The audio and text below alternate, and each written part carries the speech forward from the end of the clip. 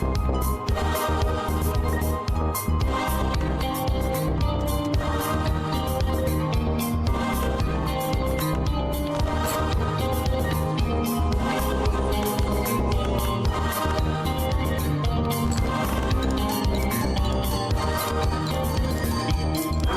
like bondage. This website. Wait, what? Deep-ass mode. Wait a minute. Swallow my cum. Don't you understand? Oh, my little slave. All I ever wanted, all I ever needed is in my Ass. Fisting. very unnecessary. Gay. Can only do.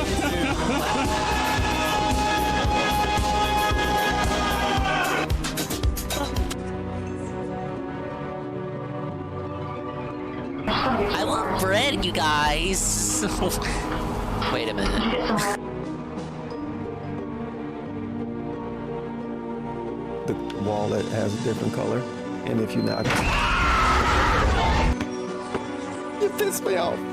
I'm so mad.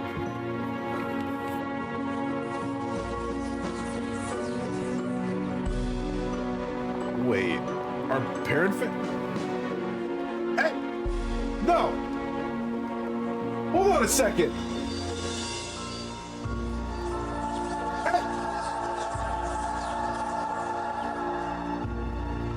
Fuck you!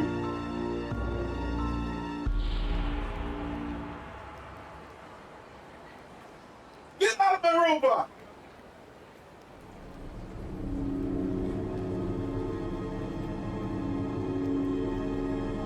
Get out of the robot!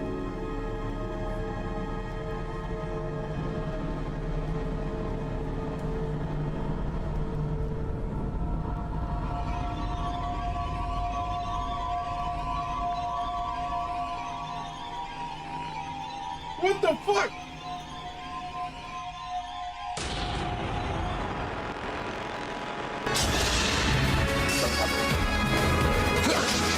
Oh, how did what?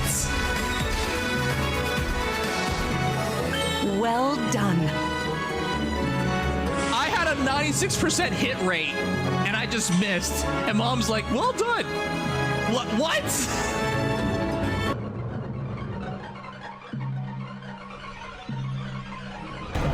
Okay. I think we outsmarted him. He didn't see us go in the bathroom. Okay, we're so good. We're so back. Oh wait. Oh, he saw me. He went in the bathroom with me. That's kind of gross, man. I'm gonna report him to the principal. He went inside the stall with me.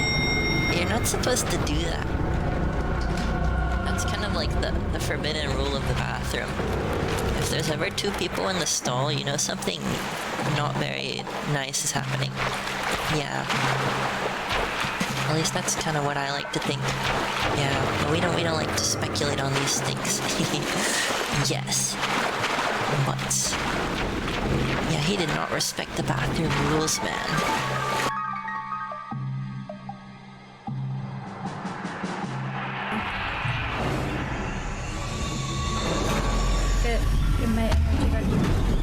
Kidding me?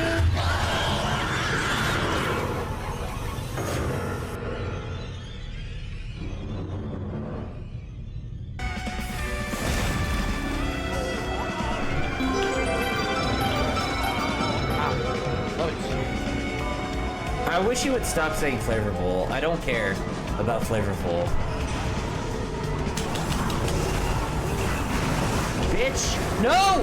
No! This fucker! Why? Why do I have... Oh, shit!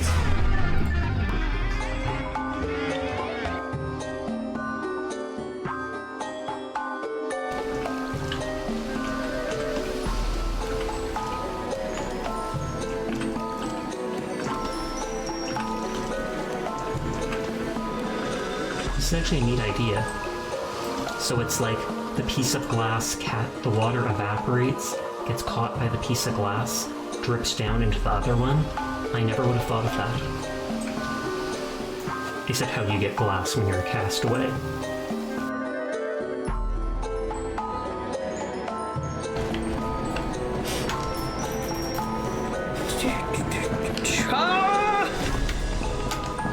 commit. I didn't commit. Running away at the speed of ow.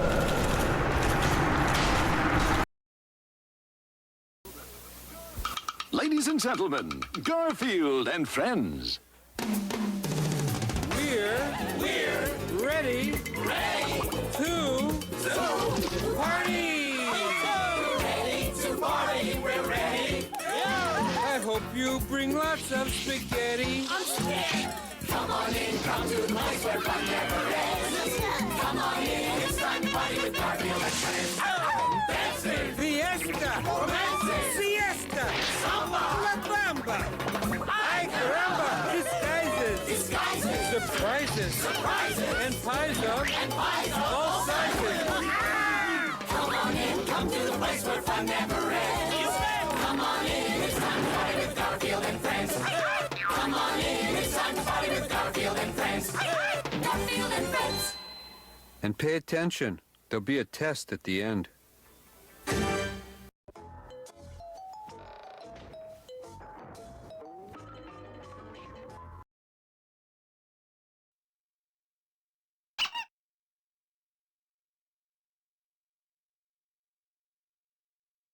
This stream was not supposed to be as late as it was. This stream was not supposed to start 8 minutes from midnight. But we can't always get what we want, can we, chat? Hello everybody. Hello, welcome. Howdy doing, hullabaloo, and all that good stuff too. How you doing? Happy New Year, everybody. I said it last stream 2 days ago. Now, pretty much 3 days ago. So late that it's no longer January 2nd, it's already January 3rd. Even so, I will say it again. Happy New Year, everybody. Welcome, ... ellipsis. Welcome home, chat. Welcome home. And I'm good. I'm glad to be home. Gonna see how long I can survive tonight. Yeah, I was supposed to start hours ago. But things got in the way of that. Namely, the fact that I hadn't gotten any sleep. So I took a nap. And the nap may have lasted for a little bit longer than we intended. This is worse than that time Kobe died in that crash because my save was felted. Ubisoft stole my save! I'm never one to look a hurdle, a challenge, an obstacle in the mouth. Is that how the saying goes? I will stand up to the challenge, and even though my save has been destroyed, even though I saw the ending, I saw the credits roll, and I gave you all my opinions and final takes on the odyssey that is Rayman 2, The Great Escape TM. I didn't get the full 100%. So, I am fulfilling my word. I am fulfilling my promise. I'm doing my due diligence. I must go on the immediate redemption run. And that's how we're gonna open 2026. But hey guys, hello. Hope everyone's doing well this evening. Big ups to the dingers, the dongers, the ding-dongs, the swollen double underscore ones, and expanded style individuals, peoples, and persons existing here in the now. And the bigger big ups to the dinguses, the dingers, the dongers, the ding-dongs, the swollen double underscore ones, and expanded style individuals, peoples, and persons who may or may not be surely existing in the immediate and far-flung future. We're, of course, talking about Shroom Dukem, talk about D-Scythe, Golem, talk about J Frosty, talk about Halgan, Ends of Win, Makoto underscore Simp, Eddie B43, Blue William 8, and anybody else? Rayman 2 getting a second run before Silent Hill F. Technically, the game is called Rayman 2, so you must play it 2 times. You get it? Video stream? Yes, I did say the next Rayman redemption run would be a video stream. So I do have stuff loaded up already. Now, you say video stream, but what you actually mean is Arlo stream. January, a full month of Rayman 2 runs, 100% on all different... Shut up! Don't say that, Eddie B, because you guys kind of got me thinking about that, because we kept talking about how all the different versions of the game that exist. I'm like, man, the way you guys are recollecting that PS1 version, it sounds like it's an entirely different game. All the shit they took out of it, it might actually be worth playing. Then we kept talking about the PS2 version. Like, oh my god, the PS2 version is so weird. It's got this different hub world. It's got all these new mini games and shit thrown in there. It changes more stuff. It might be worth playing. And then I hear Mr. Rayman guy talk about what his favorite version of the game is. He's like, oh, it's got to be the Dreamcast version, you guys. The Dreamcast version is the best version to play. And then I'm like, god damn, it might actually be worth it to play the Dreamcast version. Yeah, Arlo reviewed the Pokemon DLC. Do we just start with that one? Because we already saw him review the main game last stream. I think it's fair to start with that one. Let's go through the intro again of the game, and then I'll put on the first video. Give some time for some more people to come in. We gotta build up the attendance, the engagement, and the support, right?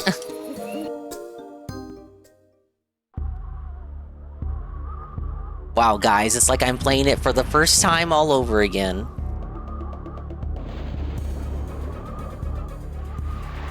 Poor Rayman, these dumbass pirates. Where do they even come from? Look what the pirates have done to our world. A planet of anguish and pain, haunted by evil. A dark place teeming with fierce monsters. Nothing can stop them now that they've captured you. They've taken everything and reduced our people to slaves. The robots search for innocent prey. In the chaos, they've exploded the heart of the world. It's kind of weird how, like, this is probably that French to English shit going on. They exploded it. They should have just said, like, they blew it up. The 1,000 lumps of energy which form it have been scattered. We are getting weak. Soon, it will be too late. You must escape, Rayman.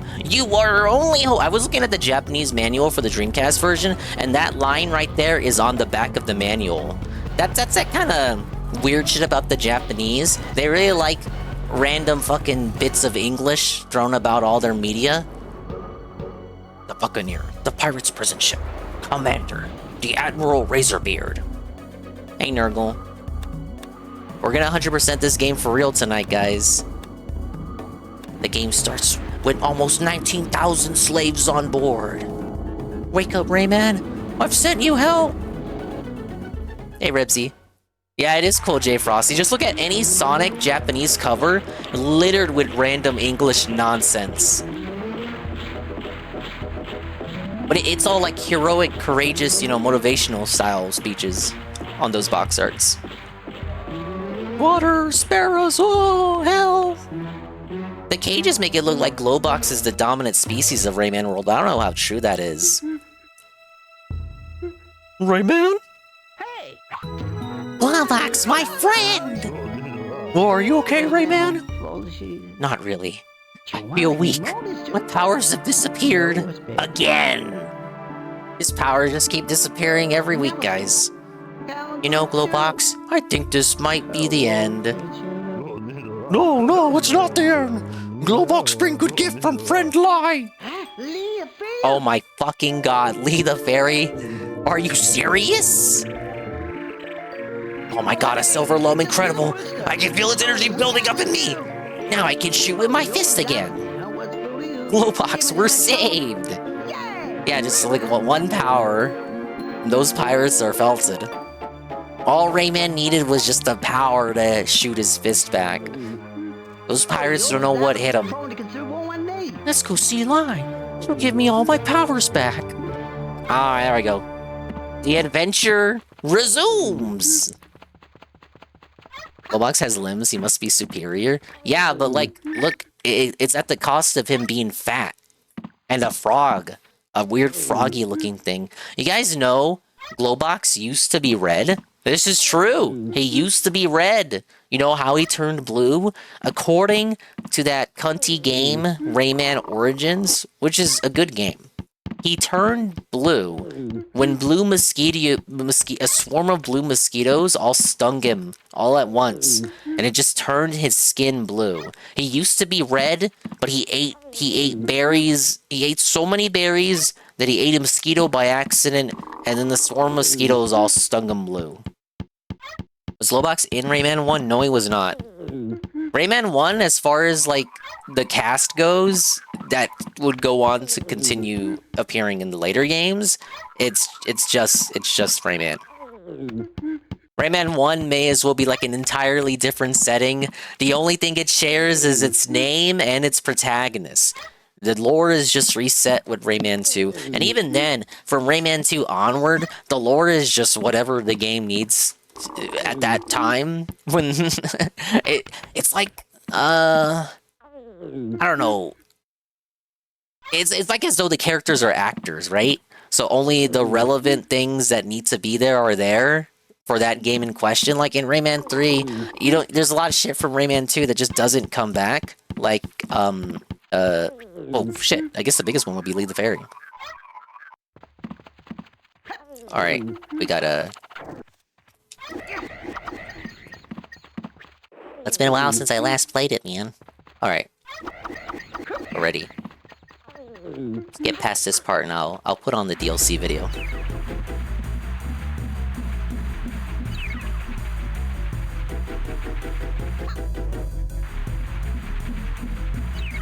You know, thinking back, this really this really instructs the player. It really instructs the player as to what to expect on the rest of the adventure. Sliding segments that you're gonna fucking despise.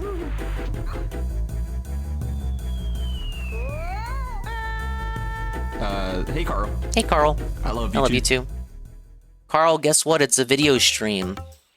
I already beat the game, but I have to beat it again because Ubisoft stole my 100% save file. It wasn't 100% yet, but it was gonna be 100%. So in the name of all that is righteous, rightful, and holy, I put it upon myself. I tasked myself with completing the game again, just so that I can say that I've done it, and just so that you, Rue, and others like you can't say that I didn't. Alright, let me just see. I gotta test one thing. Alright, I don't think that's right. Alright, I just make sure.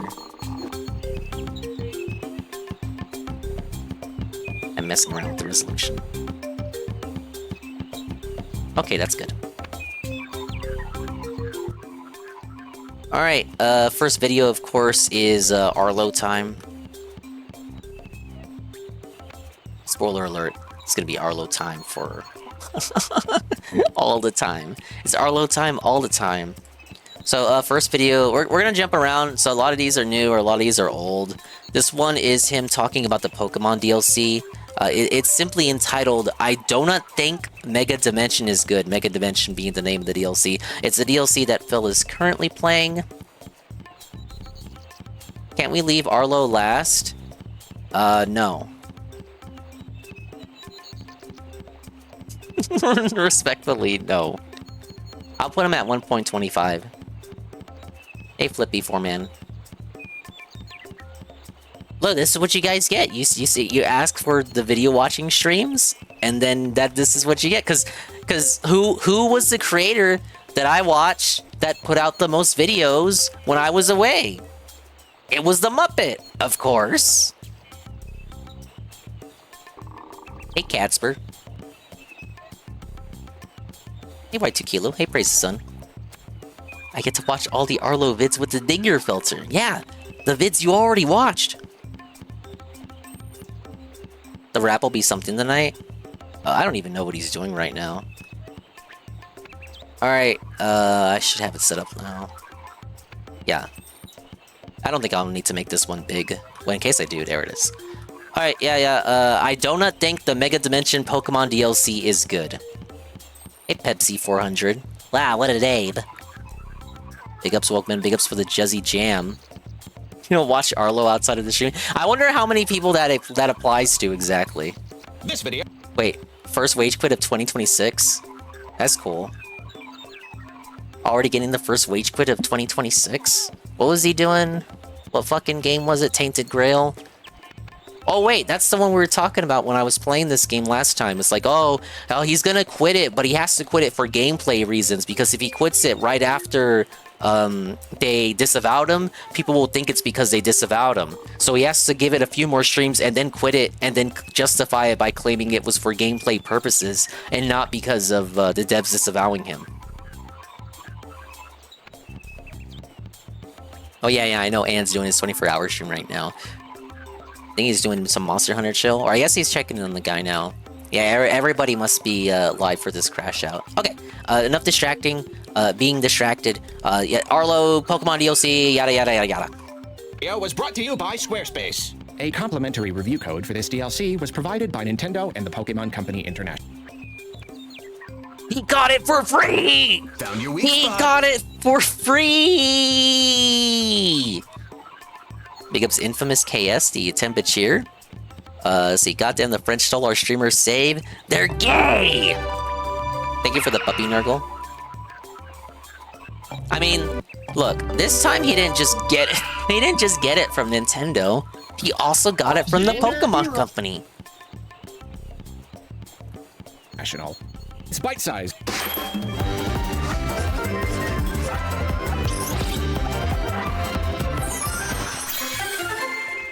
The similarities between... Now, wait. I'm like Worski. I'm already pausing it.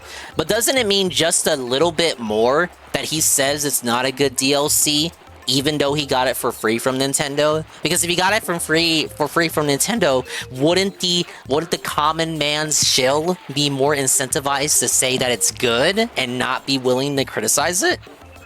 Eric Gantic, Happy New Year, Donker. Big ups. Thank you very much.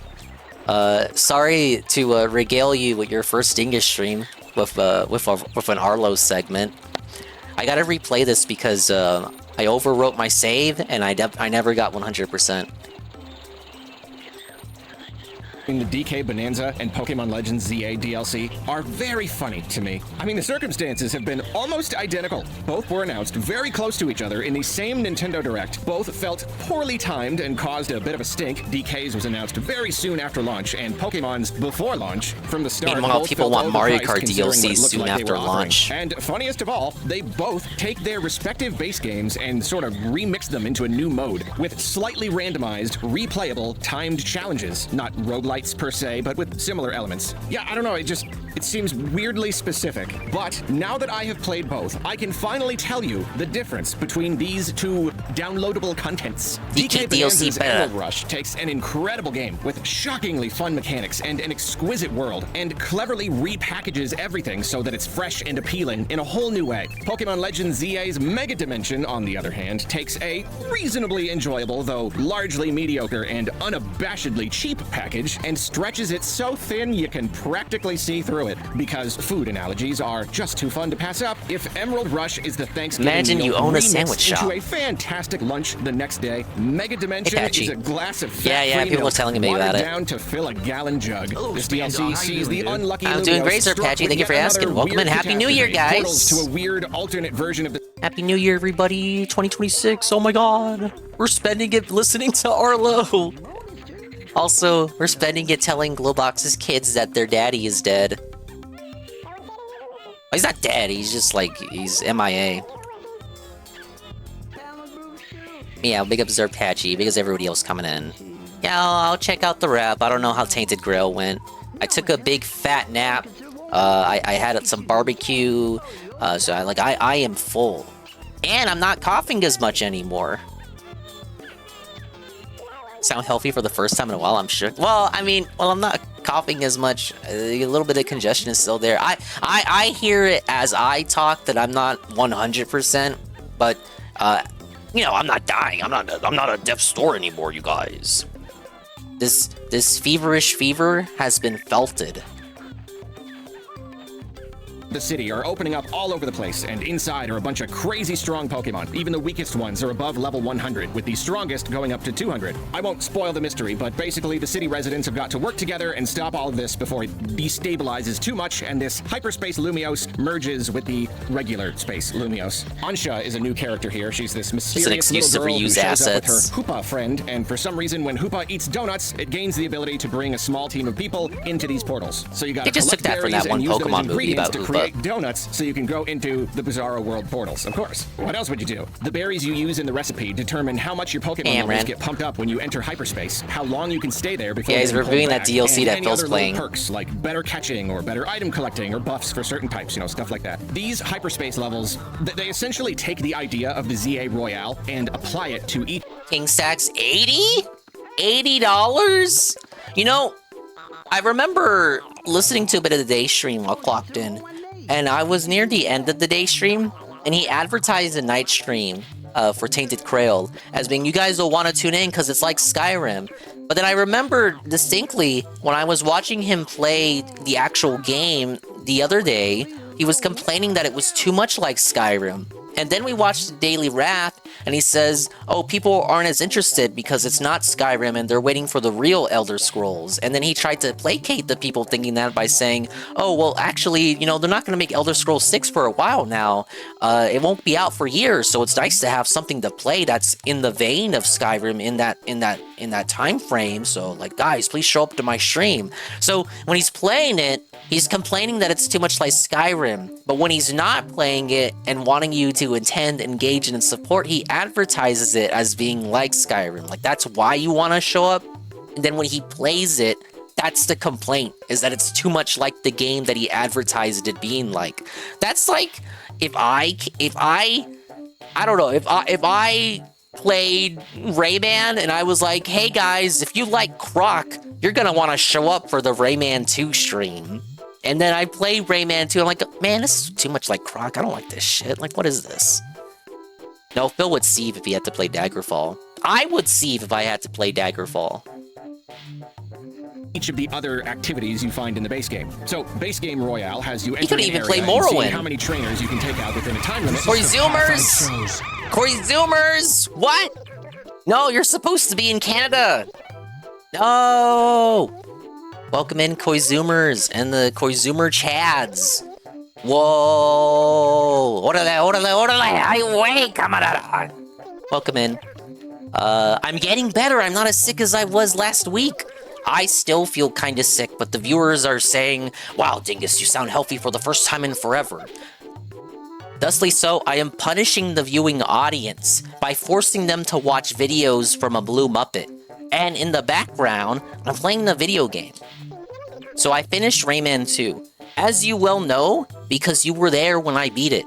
But I didn't know it was one of those games that has, like, it freezes on the DN screen, and you can't go past the DN screen. It doesn't bring you back to the title screen. It's just stuck on the DN screen.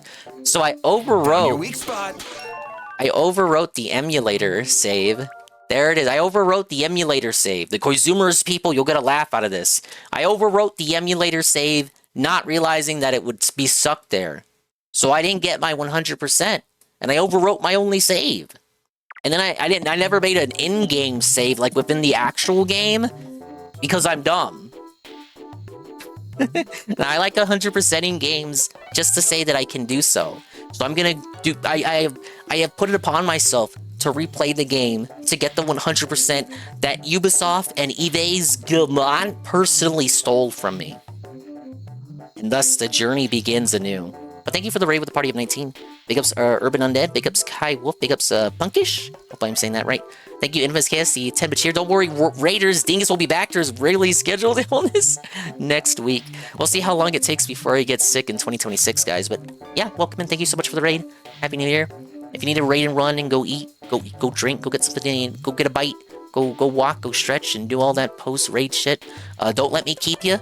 But I'll entertain the people that want to stick around as well as I can. 100% Rayman 2 by Dingus. Yeah, it's not going to be Grinch tonight. I'm sorry. Now, that's a humiliation ritual that we only endure once per year. Except for the 1 year in which I didn't do it. But follow the compadre here, camarada. Stupid. It was playing Sly 2 tonight. It's fucking stupid as hell. Me and Ostrava were in the front row. So vividly. I couldn't wait. I was like, oh my god, I can't wait for him to get to the Canada part. I love Canada. I love the free healthcare in Canada. I love how I can break my leg in Canada, and I don't have to pay a doctor. Oh, All I need to do is just wait in line for 8 months and then maybe a specialist will see me. I'm sorry. That'll be the one and only political joke of the stream. Grinch 100% is a tough category. I know. Look, you saw me play it. You have to use the rocket jump to get all those gifts high in the sky, or wait until the very end of the game and get the Grinch copter. And I don't know where those gifts are at anyway. You know how in Spyro where you have the little dragonfly sparks and he points to all the gems? You don't have that in the Grinch. You just have to actually go hunting for them. Well, thank you so much, Punkish. You go to Eeps. Goodbye and good night. Thank you so much for stopping by with the raid. Not 100% dingus, Grinch percent. You gotta become the true Grinch. No, there are Grinchier people than me in my sector. In my neck of the woods, there are bigger Grinches than me out there. I'm like a mini Grinch by comparison.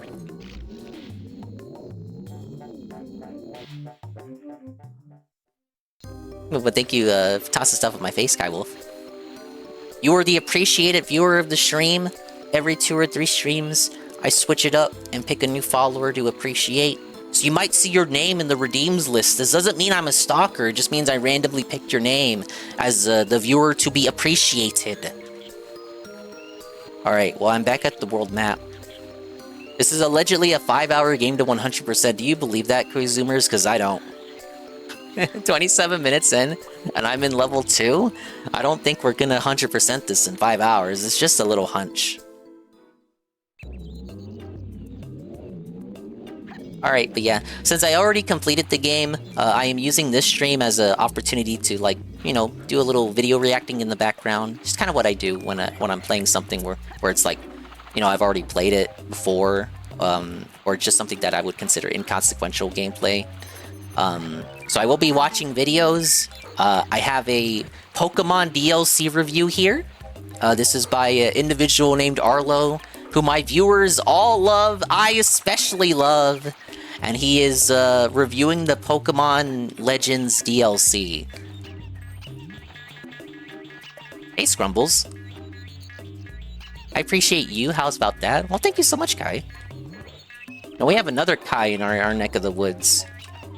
But don't tell him if you see him, but I think you might be cooler than him.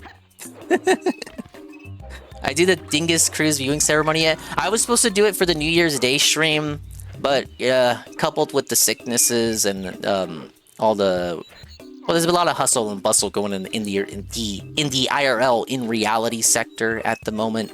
I just haven't gone around to it, but I do really want it to be at some point this month. I haven't forgotten about it. The issue is, of course, transferring all the videos over and then individually reviewing all of them, so you can't see my face at any point. But don't worry, I will obsessively advertise it whenever it comes time for the cruise viewing ceremony. It won't just be the cruise viewing ceremony; it will also be the fair footage. So all the footage that I took at the at Dingus at the fair. You'll get a 2-for-1. Dingus is going on dates. Remember, guys? No, I'm not. I'm not going on any dates. And I will not elaborate on that any further, jokingly or otherwise. Alright, what was he saying? Let me rewind a little bit. Game. So, base game Royale has you entering an area and seeing how many trainers you can take out within a time limit, and it gives you little challenges so you can earn extra points, with the goal of getting enough points to fill up your little meter so you can do your next story match and progress the story. In Mega Dimension, you've got levels that are basically the same thing. You drop into a place, you fight as many trainers as you can, and you do have little challenges to complete, although they're usually a lot more simple, straightforward, and the time limit is much, much harsher. But then, some levels are hyperspace wild areas where you can catch a handful of different Pokemon types, and here, filling your little challenges can be a lot trickier. And again, real strict time limit. When you run out of calories, you are done, period. Hey, Some hyperspace levels are even reserved for side root quests beer. Where you do little story things or take on other trainers. I'm actually drinking like pineapple Fanta right now. The game's got a decent handful of new Mega Evolution battles. I was drinking root beer earlier. The whole Rogue Mega boss battle shebang, which is terrific because the Rogue Mega battles, that's some of my favorite stuff in the base game. And as you would expect, these are now timed based on what donut you use, which adds a whole new spin to the idea. There is a good amount of fun to be had in these hyperspace levels. You know, I really liked the chaos of running into a wild zone and just kind of raiding it. It's all crazy and the Pokemon are all attacking you. And this is really that idea ramped up. It's not as claustrophobic, but it is still very intense. You gotta move fast because of that time limit. And of course, the Pokemon. Please drink some water, Donker. Think of your health. Thank you. So sometimes they can be I do drink very, water. very extra dangerous. And now my performance in these levels means a lot more. You know, the stakes are higher. I got stuff I really need to do, and it feels really, really good to perform really well, pick up everything I need, and, you know, make it just before the end of the time limit. And the very idea of going I've had beyond water level under 100 the what is I drink pretty redeem darn before. clever, because, like, you know, all your Pokemon in your main team, they're all level 100, so, like, where do you go from there? How do you give the player new content? Well, this is a way. Now 100 is like the new baseline. You've got something new to work toward. You are not just automatically the best trainer in every situation, you know? And Pokemon has a tendency... How much do we think Arlo's puppet smells? Maybe not much, since he seems to never use it. That's the smartest answer. It doesn't even... No one else's answer even matters at that point. Because a common critique that I see when you chatters in the chat whenever we watch a video is that he doesn't use the puppet as much anymore in these newer videos. So why even make fun of the puppet as to its stench when it obviously it can't possibly stink because he seems to never want to use it? To be way too easy. So, as with the base game, the best parts about this are when it is hard, when you are facing Pokemon that are just very, very powerful and you've got to play very well. And these levels, they generate pretty much infinitely. So, you know, if you're really, really into the game, this is just a lot more to do. And it's bite-sized. It's fun to just kind of jump in and mess around and be done. So it is often fun, particularly at the start. And the hard art chatters? Well, I don't know about that. Is a really good idea. On paper. The thing is, though, hyperspace, he doesn't like it. Thing really highlights pretty much all of the game's problems. Really, like pretty much every problem the game has becomes so much clearer, so much bigger, so much more of a nuisance in this mode. And DSP certainly isn't fond of the over-leveled opponents in this DLC. Suddenly, these weaker elements just buckle under the pressure. Before we continue expressing our dissatisfaction concerning there's the puppet monsters, I must remind you that this video main was channel brought to you video. by There's the puppet right there. Squarespace makes building websites a breeze. No experience necessary. You don't have to write even a single line of code. Squarespace's intuitive builder is so easy to use. You can format and arrange things however you want, embed pictures and videos and all that. You can even start with a basic template and tweak it to meet your needs if you want to make things really simple. And before long, he you got only a brings out the website. puppet You can for build an just about ad. anything, something personal, something for your business. My site, Arlo Recommends, is a basic blog. So I just draft up my posts, schedule everything to automatically publish, and even push to social media at a later date, and I'm done. It basically runs it. You know why, too? It's probably because he only gets these sponsorships because they assume that, like, okay, more people will pay attention to us if we partner with the puppet. So we have to demand the puppet is used in the sponsorship segment, as if to say, as if for me to suggest, if he could get away with not having the Muppet for the sponsorship segments, he would. But the only reason the brand would partner with him is because they expect the puppet to be in the ad segment. So if he's not in the ad segment, then he doesn't get the sponsorship. So it has to be in the sponsorship segment. Could you imagine? It's like mandatory puppet segment for the ad. Otherwise, why put the puppet in the ad but nowhere else in the video? Hey Astro, and Happy New Year. E2026, we're celebrating with Arlo and Rayman. Look, it's him. He's the guy. He's floating around here while we listen to Arlo cry about Pokemon. Itself, I just pop in every once in a while to check my analytics, which are built right in. And I know that if I ever need more, Squarespace offers lots of powerful extensions. Phil might like Squarespace this. for yourself, head to squarespace.com for a free trial. Then when you're ready to launch, head to squarespace.com/Arlo to save 10% off your first website or domain. And now, for today's recommendation... Skate Story Volume 1 by Blood Cultures. Okay, YouTube Music recommended this album to me, and I fell head over heels in love with it before I realized that this is the soundtrack for that game, Skate Story. You wouldn't know it was a soundtrack just by listening. It makes for a perfectly cohesive and immensely enjoyable listening experience all on its own. And it's introduced me to Blood Culture's other work, which is also amazing. Track number 2, Empty Lands, is genuinely one of my overall top songs of 2025.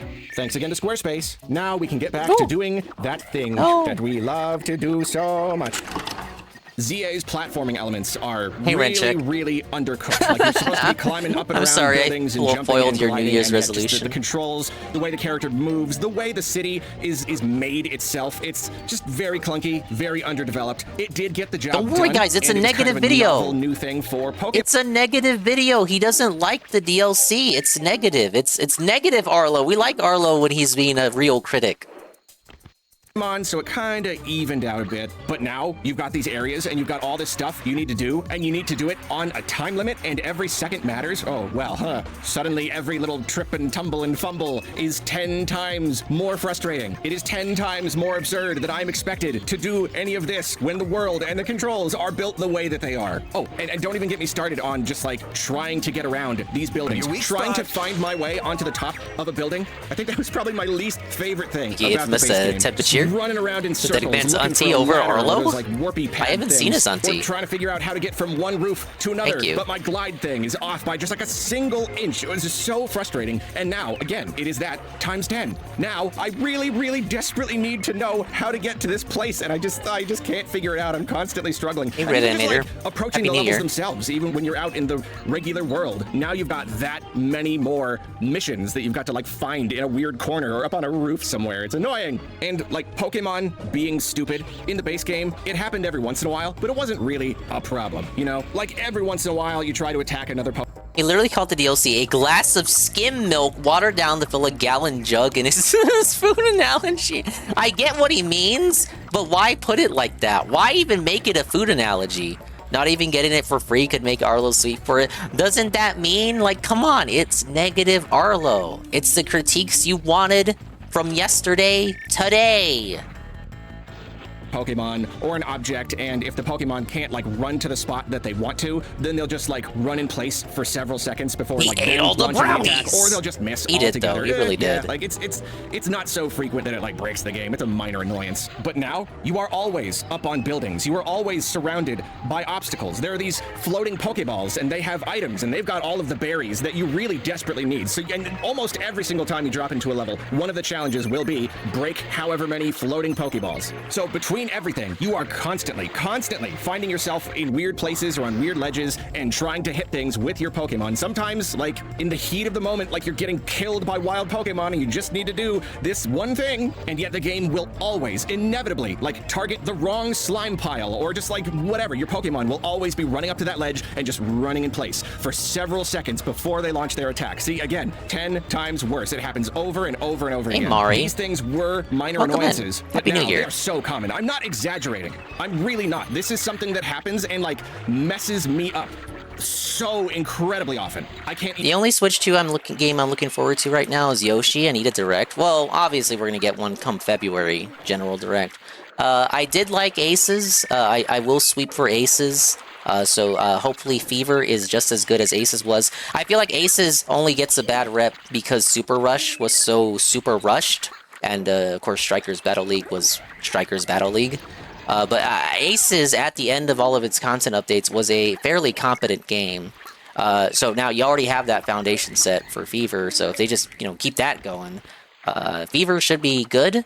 Yoshi, I am actually looking forward to Yoshi. Now, that's not a AAA high-key tentpole Nintendo release by any means, but I'm sure it'll still be a fun romp nevertheless. And I think this is the one I gotta backtrack to, so I think we gotta come back later for that one. But yeah, we definitely need a Direct, and Fire Emblem. Absolutely, Fire Emblem would be my number one. But there's still shit to look forward to. But we need that February Direct that tells us what like the big summer title is gonna be, and then people can make hater videos on that, and that'll keep the machine going for, I don't know, the next couple of months. Came from the recommended page. Big ups. Wow. I'm actually being recommended to people.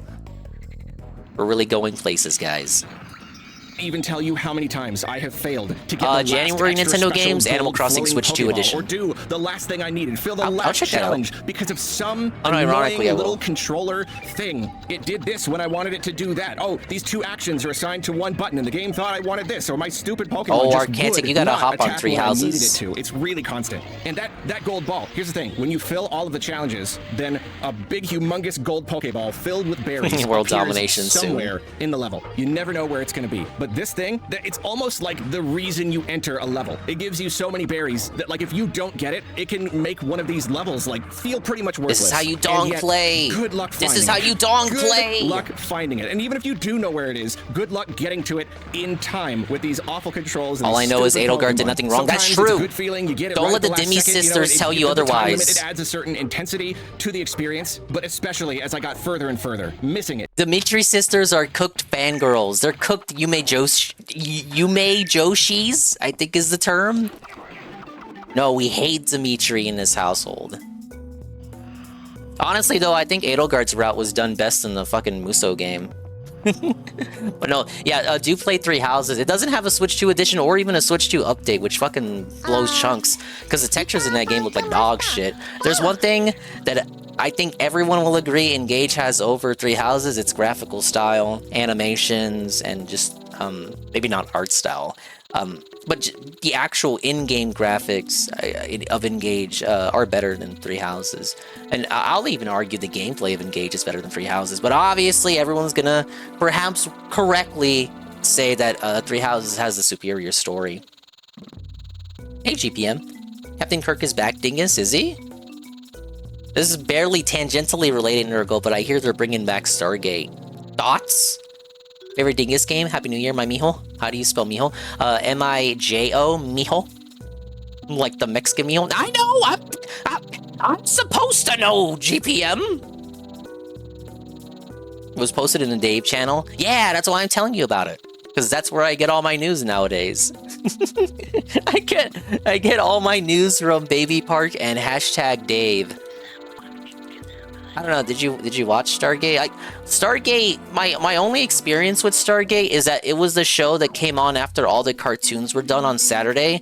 And I was like, oh my god, it's 12 in the afternoon. There's no more cartoons. There's just fucking Stargate. And sometimes I would leave the TV on Stargate, and it would be nice background noise. But I wouldn't really understand or know what the characters were fucking talking about. But yeah, GPM, I'm doing Rayman 2 again because, well, you know, I already told you, they fucking cucked my save slot because I'm dumb. I'm a big old dumbass dummy. I kneel. I didn't save when I should have saved, and now I gotta do 100% the right way.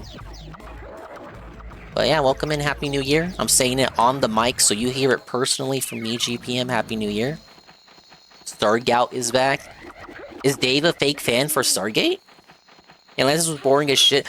Now, see, that's the problem. That's the problem, Nurgle. I think that's the one that would play in reruns in that the analogy I just gave. I think that was the one. It was Stargate Atlantis. I'm pretty sure that was the thing. That was the one that would play. The universe was slightly interesting, but got boring real fast. It just became so demoralizing. You don't like it? So Last time Stargate was good was SG1. Or I would be like 1 second away from I remember that getting one it, playing and I ran too. out of time. It's just, ugh. Challenges are fun. Feeling like I'm being robbed at every turn is less fun. And then back to mega battles, adding a time limit, in theory, is a pretty good idea. Yeah, you know, that is another level of challenge, but like, I don't know, doing this really long battle and getting it down to a sliver and then running out of time. It's just, that's not challenging. That just stinks. And it was a real tug-of-war here, because despite these issues, which were pretty much present from the beginning, I did have fun. I really did. There is a lot to enjoy here. But then the further I went, it was really just, really downhill. For starters, it just gets so inexcusably repetitive. These levels basically just take chunks from the city. It feels like Arlo's going harder on the DLC than Dave is. Like, I watched him play the recent Pokemon session that he did, and I was like thinking, okay, if it wasn't for the money, I'm just thinking about how all the jokey segments he was doing, all the little comedic skits he was doing. Like, I'm thinking of when they made the Naveen guy, the black character, eat the donut curry, and he gave that funny reaction, quote unquote funny, and then Dave was like, oh my god, oh my god. I couldn't help but think as he was, going through the dialogue and reading out all the dialogue, I couldn't help but think if it wasn't for the money, I would definitely be mashing all the dialogue and talking about how boring the game is. I couldn't help, I kept flashing back to Kingdom Come Deliverance 2. Shut the fuck up! Shut the fuck up! He's still talking! Shut the fuck up! Just like a chunk of a certain number of blocks or whatever, but they're kind of remixed. The paths, all the structures are kind of different, and there are these teleporter pads all over the place. And yeah, I and remember when he was sucking off the gameplay so they're very GPM. different from their regular Lumios Now counterparts. Arlo is soured on The thing it. is, there's just so few of these levels. Like, they basically created this system where it could be randomized, or at least there could be more individual elements that slightly randomize. Like, it feels like it was created so that there would be a lot of different configurations, and yet there just aren't. It really is just like a handful of these levels with the exact same structure and scaffolds and teleporter pads, and like, it gets old so fast. The only stuff that's actually randomized is like, the Pokemon, or like where the floating Great balls clip. are. It's one of And the- as you work your way through the story, you gain the ability to make. Yeah, it's one of the greats for 2025, that whole crash out. And such a look for as bad of a year that was in general, for Phil. We got a lot of great moments out of Phil last year. Just hoping that continues. Better and better donuts so that you can enter stronger and stronger hyperspace levels. And it's an okay sense of progression. Let's get a better 4-star donuts, you enter donut. higher level areas, and then your Pokemon will actually match what you're fighting. And it's nice that the timer gets longer overall as you go. But then the stakes also get higher, which means the punishment for I not was doing told there were well no is stakes. always higher. You're always like wasting more and more time. Like, you gotta spend berries to create a good donut, but then if you go into a level with that donut and you screw up, you just waste the berries and your time. But hyperspace levels is how you get berries, so it's really easy to kind of get stuck on this treadmill of berry grinding. And as with the ZA Royale, it takes more and more points each time before you can tackle the next major challenge and progress the story. You have to do more and more hyperspace levels, so those frustrating failures get even more frustrating as you go. Like, I can spend a pretty good chunk of time and a really nice donut on a level and leave without really gaining much at all. This is where the whole thing kind of falls apart for me. I liked ZA. I enjoyed my time with it, but like, that game, the developers, they were walking a tightrope. It was this very careful balancing act. This game is really, really cheap. But it is a lot of fun. Oh, it's very repetitive and grindy. Ooh, but that gameplay, I don't mind the grind too much. It was always The kind game's of on back thin and ice with the forth. puppet Like man. the platforming stuff, a lot of like the frustrating elements. Like, yeah, these controls are really bad, but I don't have to do that much with them. There's not too much pressure, so it's not too frustrating. Just always this perfect equilibrium. Maybe it wasn't even a tightrope. It was a mountain balanced on the head of a pin.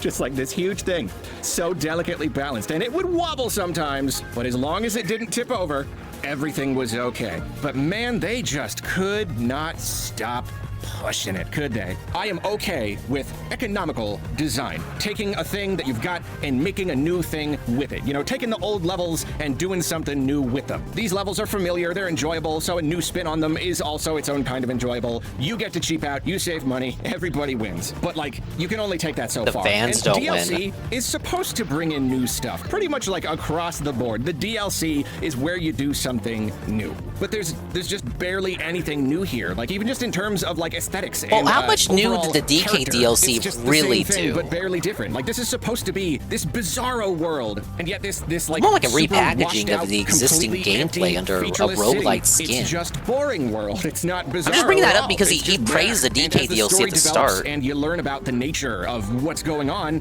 you have to wonder why they didn't do more with it. I would argue, like, in terms of like DLC having to do something new, I would say it's more of an expectation for DLC most of the time to just be like remixes and shit of like the existing gameplay elements of the base game. Like, define new.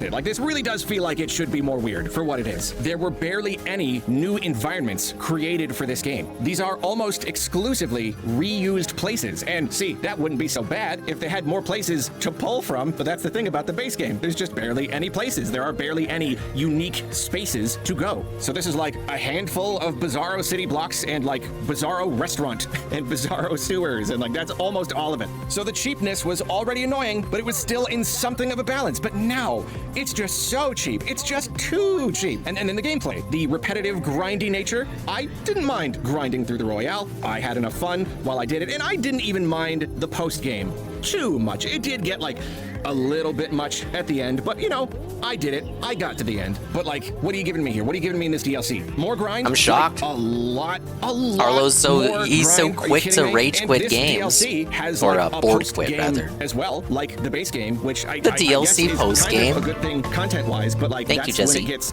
the grindiest. It takes such an agonizingly long time to get enough points to take on all of the last challenges. Like, and you may have to grind for the exact berries you need to make the exact recipe for the exact donut. And some of these extra hard post-game challenges, these require your absolute best 5-star donuts, and you get one shot, and if you lose, that's it. You lost the donut. Get back to the grinding board. Like, I like to roll the credits. You know, I want to do all of the content. Hey, so do I. Catch all of the last I like to roll credits with 100%. and see what happens in the story and all that. But honestly, I just couldn't this time. I could not. I pushed through to get one of the post-game legendaries. I had to get at least one, but I hated doing it. And now that it's done, dude, even DSP's gonna beat this I really would love to DLC. see the end. I want to see what happens Arlo, to all the characters and everything. All the board arcs tied quit. up or whatever. But I don't know.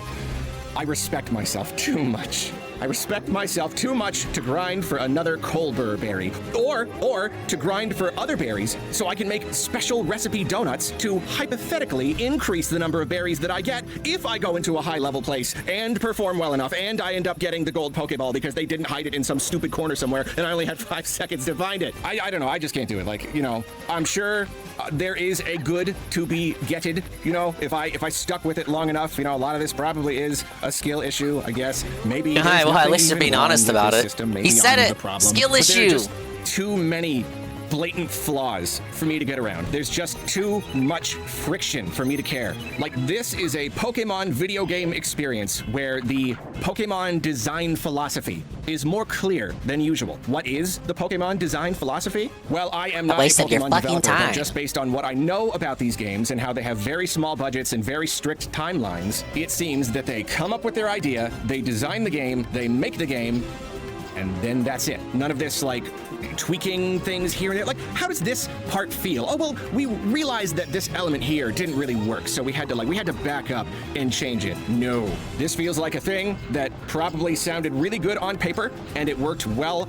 Don't worry, Dingus. If you do Rayman 3, it has these same point of no return segments. Honestly, Jesse, they weren't as bad as I was making them out to be. Oh, yeah! Whoa, thank you, Astro Mech with the follow. Whoa, I know that name. Yeah, look, not all the levels have them, Jesse. They weren't as bad as I was making them out to be. I was basically slandering the game when I shat on it for that previously. Enough, and they did it. And that was it. They couldn't make any drastic changes once they had all the pieces on the board, once they had like the basic thing, once they had the basic shape, you know? There were so many ways they could have fixed it, they could have changed it, they could have added in other elements to make it so much better. It really would not have taken a whole lot, but I think that was probably just not an option. Well, all of these mechanics are not the only thing about Mega Dimension to enjoy and or not enjoy. There's also the story. This is basically a whole new campaign that takes place after the end of the base game. Yeah, what do you think of the story? I will say, it was nice to see these characters again. It really was. In my review of the base game, I talked about my kind of love-hate relationship with these characters, because like, most of them are such jerks. They're so abrasive, so unlikable, but that itself is like kind of a fun twist for a Pokemon game. So they were enjoyable in their own unique kind of way. But you know what? This DLC... They were mean, but they weren't too mean. They really grew on me here. Like, this DLC is singularly responsible for pretty radically changing how much I enjoy a lot of these characters. They were the dialogue safe, is edgy. pretty good. They did a pretty good job on the dialogue. Some pretty good writing in there. Some good jokes. Some really, I mean, I already talked about how the base game is already like the funniest Pokemon game I've played, but I think some of my favorite jokes from ZA overall were in this DLC. Some pretty good lines. And again, it's all just slightly more mature than usual, than most Pokemon games. You know, a little bit less wholesome and like sparkly-eyed, idealistic. Best of all, though, the characters have just got a lot more room to breathe, you know? There was a lot more space to develop some of the characters that were underutilized before. And I think this was purposeful on the part of the devs, because there was a lot less Naveen and a lot more Lita, for example. And then you've got the new characters, Ansha, mysterious little donut girl, and then Karina, who seems to be a returning character from X and Y. She's a, like, mega evolution enthusiast. Oh and, my god, fun. yeah, You know, he said he they're didn't okay. play X Karina's and Y. fine. She's not, like, super duper interesting, but she's okay. And then Ansha is definitely more interesting, but she really gets a lot of screen time. And if I did have a problem with the story, it's that it's kind of a double-edged thing, where I did like returning to these characters, and they have a lot more room to breathe and everything, but I also feel like the game, it's very, very talky. It really gave, again, a lot of screen time to Ansha. These, like, kind of long sequences where it really is just, like, Again, if multiple DSP wasn't scenes making money, stacked up against each other. he'd be of the commenting characters on the just kinda talkiness chatting with her, aspect and of I'm it like, too. I'm not like...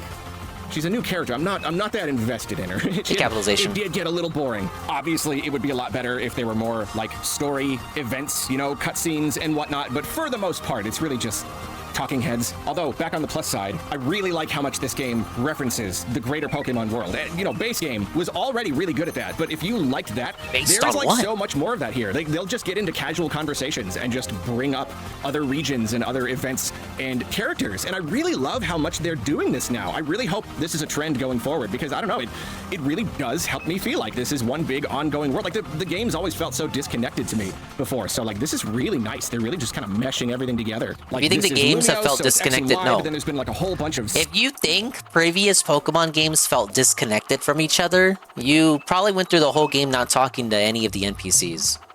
Sinnoh love and all the ties to Arceus, but then here, there's like a bunch of Hoenn love. There's like a ton of Hoenn stuff in this. And then, this is for me. Again, no spoilers, but the whole like Bizarro Lumiose thing, the game dips its toe into some kind of cool metaphysical ideas. Just some like little, you know, like kind of trippy reality kind of stuff. I always think that's a lot of fun. And, Multiverse! like, Yeah, get out of just here. You're just a losing little me dip by saying here and that. there. You know, it's like, it's nothing really deep, but it does toy with some really fun ideas Lame. from time to time. Every once I already in a while, a hated the character Ruby will drop a Sapphire little line remake that's for just kinda having like, multiverse shit in it. whoa. Yeah, man, right on. One last annoying thing about the story, though. I will say overwhelmingly, I hate Pokemon post-multiverse confirmation. I preferred when it was one singular unified timeline, and it was Gen 1 and Gen 3 happening at the same time, then Gen 2 and Gen 4 happening at the same time, then Gen 5, then Black and White 2, and then Gen 6. At least I think that's how the timeline goes. No, actually, it's Gen 6 happening at the same time as Black and White 2. That's what it is. And when we found that out, that was like kind of like a boom, big reveal. Like people didn't realize that Black and White 2 and X and Y were happening simultaneously. Hello, and 1337 continuing on his 24-hour stream. Whoa, he's watching me. Big ups Kai_Aster. We had another Kai in here a few minutes ago, and I was like, "You're much better than that other Kai I know." But don't tell him I said that. And now here you are, and I'm telling you that right now. I thought everything was the same timeline. Nah. After Omega Ruby and Alpha Sapphire and 3DS, they confirmed that there's multiple timelines. Makes me want to put a... not a bullet in my mouth, but a NES zapper in my mouth. Gun yum.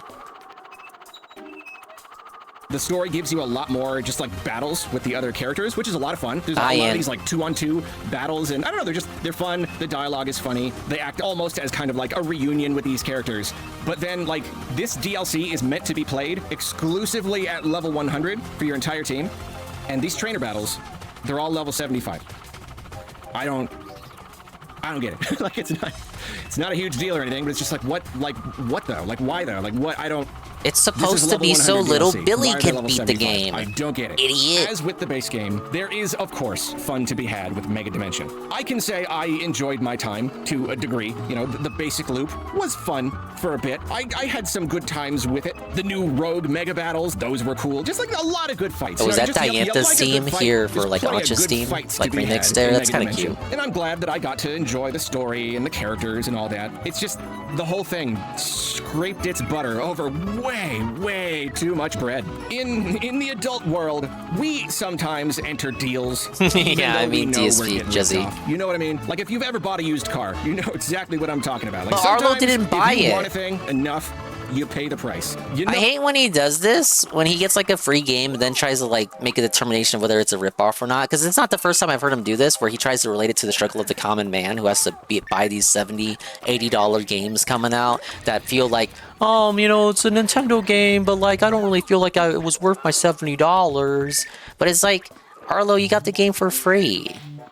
You got the DLC for free. You didn't pay the $100 cost of admission. You know who did? Our fucking hero, Darkside Burnell. No, you're not getting a good deal, but if you want the thing enough and this is your only offer, then fine, sure, whatever. But when you're the person with the thing, when you're the person with the power in the situation, you have to know when to stop. You can only push it so far before you throw the whole thing off and the person just says no and walks away. And like between me and Pokemon, there's kind of an unspoken deal between us. I know they're swindling me. They know that I know they're swindling me. But they can't also swindle know you that because I you got sure it do for free. like my Pokemon, and I'm usually willing to swallow my pride and put up with a whole lot in order to get it. Again, it's a delicate balance, and that balance has maybe never been so delicate. He got as it for was with the base game. Lots free. of people liked it a whole lot. I mean, like across the board, pretty much everyone can agree. Like, no, Maybe it's our cheap. joke. Like, it definitely should have been more. But you know, The common man doesn't watch Arlo. He watches DSP, right, guys? The common blue-collar worker watches a common day blue-collar worker content creator. True.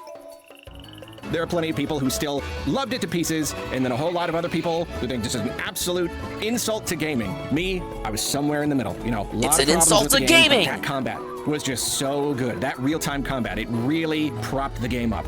The combat's still fun, but like they played that card. You know, it's old news. It's not the same boulder propping stick that it used to be. And they have simply pushed that boulder too far. They have demanded too much and delivered too little. For me, at least. Of course, that line, that amount that it takes to push the boulder over is gonna be different for everyone. I'm not telling you that there's no audience for this. There are so many people out there, like it or not. There are so many people who just love Pokemon. They don't even really. They're gonna buy it anyway. Pokemon to catch, you know, items to collect, legendaries to hunt down, shinies to hunt, just boxes to tick. They're good. And if that's you, more power to you. If you really, really loved every second of ZA, then like this is more ZA. Period. A hardcore Pokemon fan is still gonna get just like probably dozens of hours out of this. But if you're below that line, maybe a little bit more like me, kind of a casual Pokemon enjoyer, then this is a really hard sell. If this were like a $15, maybe $20 DLC, sure, but like But he it's like thinks half the DK price was worth of the base $20 game. And it wouldn't DLC. be as bad if the base game itself had more to it, but it's just, I don't know. It's two cheap products in one now. Mega Dimension, it makes $20 for Emerald Rush. Seemed like a steal, honestly. And then last thing, just to add insult to injury. Base game, to get the shiny charm, to dramatically increase your odds of finding shinies, you had to complete all of the research tasks, including the one that's just do 1,000 trainer battles. I did the whole game and all of the post-game content, which was a lot of grinding trainers, and I got to like 500. This DLC introduces new research tasks, so if you buy the DLC, you can get enough points to get to level 50 and get the shiny charm without having to beat 1,000 trainers. So if you want that shiny charm, but you don't want to spend 10 hours or whatever grinding trainers, Isn't that just sour grapes from him because he got the shiny charm the grindy way before the DLC came out and revealed that it was even like that's like the intended method to do it without like struggling without it being a fucking hassle. That's the same thing with DK, where in Donkey Kong Bonanza, to get 1,000 bananas, you're supposed to grind for banana chips in order to, buy the bananas from the chip store guy to get, he sells you bananas for the banana chips. You buy the bananas, you get to 1,000 bananas, you get the secret DK face balloons. But that requires a lot of grinding for the Banandium chips. The DLC, you can just grind for the chips and get them easy peasy through the Emerald Rush mode. So, that happened to me. I grinded for the Banandium chips in the main game before the DLC came out. If I had waited, I would have done the DLC and gotten the Banandium chips that way without spending so much time doing the same bonus level over and over. But I don't necessarily feel cheated, nor did I feel like I had to get the DLC in order to get that 1,000 Banandium reward. So he's trying to say here, like, if you if you want to get the shiny charm in the base game, you should get the DLC. Otherwise, you're going to be grinding for it. But it's like, I don't know. Maybe it is more of a chore in that game than it was for me in Donkey Kong. Would care about shinies while simultaneously not being willing to grind out 1,000 battles. That's another thing. Like, is it just for the sake of completionism then? Like the only people willing to grind 1,000 or so battles or whatever for the shiny charm would be people that care about shinies. If you don't care about shinies, why would you grind 1,000 battles? Hey, Shroom. Hurry. Arlo did not like the Pokemon DLC. And if you Shroom. already did spend the time grinding trainers to get the charm, sorry. Jeez. Sorry, Pokemon Company. There's Scummy, and then there's Scummy. How is that Scummy, though? What can I say? Pokemon, gonna Pokemon. What if you like shinies, but you feel the DLC isn't for you, so you're not going to get the DLC? Imagine, okay, what would his response, because no matter what, the shiny charm is in the main game. It is in the main game and available for you to acquire without spending $30 for the DLC. He says it's scummy because there's an easier way to grind the battles if you buy the DLC versus just grinding lengthy trainer battles in the main game. Therefore, it's scummy because they released the easier method later. But you can still get it in the main game anyway. Is it going to be a grind? Yeah. But the only people who are going to do that grind and commit to the grind are the people who care about shiny Pokemon. Meaning, fucking Pokemon nerds and weirdos. The only type of people who would be willing to do that grind in the first place. I'd like to see his reaction in an alternate timeline where the shiny charm was locked into DLC, the $30 DLC, and did require, going through the whole DLC and doing all the battles and that. I'd like to see his reaction then. At least he can get into the main game. Getting the shiny charm without the DLC is a pain, but at least there's a route. That's all I'm saying. He's saying it's scummy that the easier method is behind the DLC.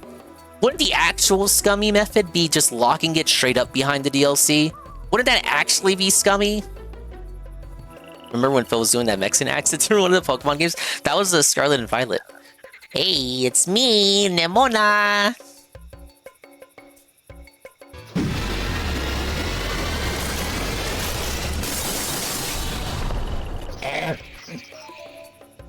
Why is the floor wet? That was, Mega Arlo, I guess. Yeah, they could have left the shiny charm behind an amiibo. I don't know, is it sweeping for me to say, oh my god, it could have gone so much worse? But I just don't agree with his argument there. I think it's dumb! Alright, let's watch... Oh, no, we have the daily wrap, don't we? We can do the daily wrap while I lose in this, this one level here. Test streams and uncertain results, semicolon. Give feedback on Black Ops 7 and Tainted Grail. Daily wrap, January 2nd, 2026, 11 minutes long. Is that good or bad? I think we know what that means, guys.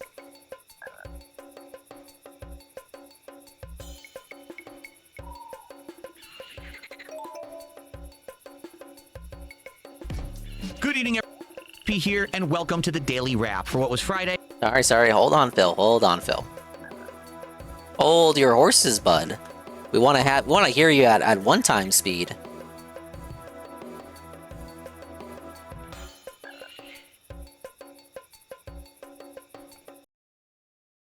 Quiet the game for a moment. Good evening, everyone. DSP here, and He's got welcome some to the Daily beatbox Wrap beat for in what the was background. Friday, the 2nd of January, 2026. Now, I have a lot to talk about, but I'm going to try to get through it as quickly as possible. everyone. Reason being, I was on the stream late tonight. Overtime. I wonder why. That happened during the Tainted Grail stream. The Let's kick get trolls? to it, and we're going to talk more about this in depth on the Hey, Level 1 Kamui. podcast this coming Sunday.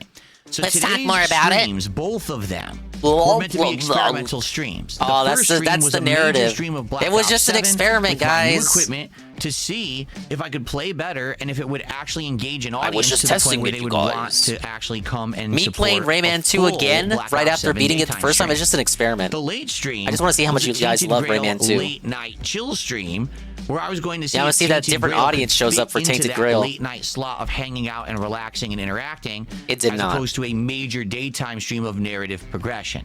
So both games. DSP certainly progressing the narrative with this daily I didn't rap. know how it was going to go, and I don't think The honestly, lies. anyone knew how it was going to go.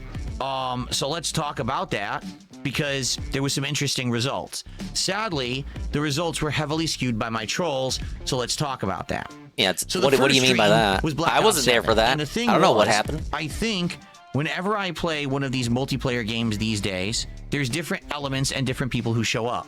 There's still longtime viewers and fans who enjoy seeing me play multiplayer games like Call of Duty or Street Fighter or anything like that. Sitting around coping and quitting the those game. People that come by and hang A out, sleepy game and like engage that. and support with those streams. I don't know. At the same time, I guess there was Oblivion also worked always as a been night this stream, weird troll element. but it has the Bethesda People who bump. come by to see me fail. Right? People who say, hey, I want to see Darkside Phil suck and lose at this game, and then I can laugh at him. All right? The sharks detect blood in But the water. Thing is, in the Carl, last deploy year, the I have sharks. seen the fan base change. Now, Oh, really? more people are way more willing to come by and hang out with me positive on a people. chill stream where we can interact and have a good time.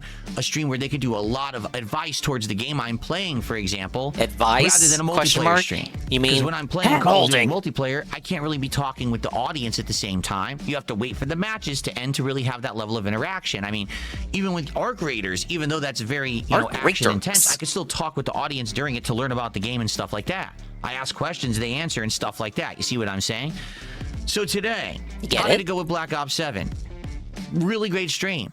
Basically, I played with the sniper So rifle. what's the and problem? had a dramatically improved performance. I was actually hitting people and getting tons of kills and kill streaks.